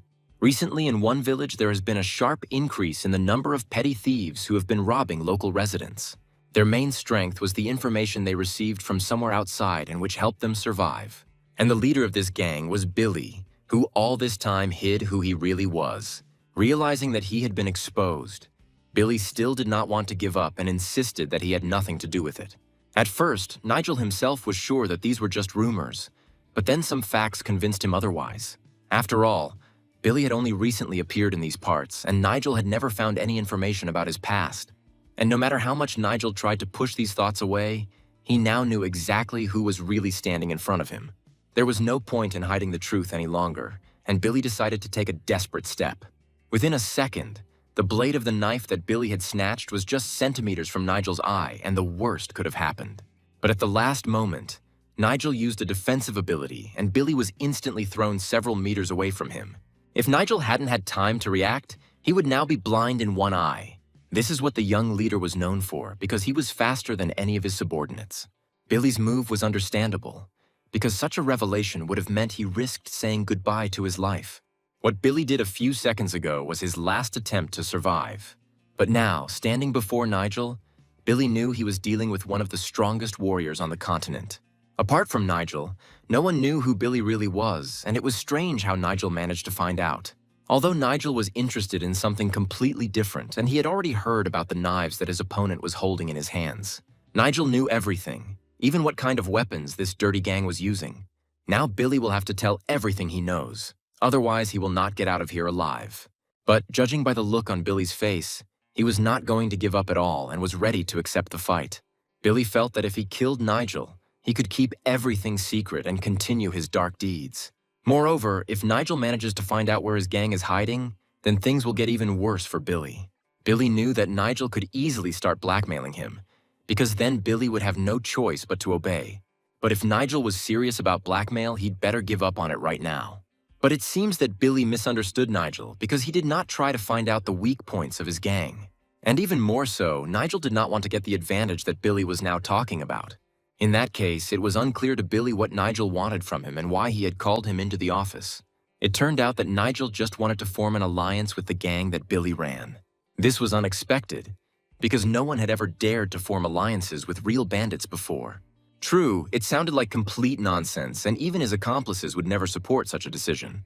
Didn't the leader himself understand that by entering into such an alliance, he risked losing the respect of the rest of the faction? And to answer this proposal was as stupid as it was for Nigel himself to ask this question. He immediately abandoned this stupid idea, although the guy did not advise him to do so, because otherwise they would have to fight right now, and that was the worst thing that could happen to Billy.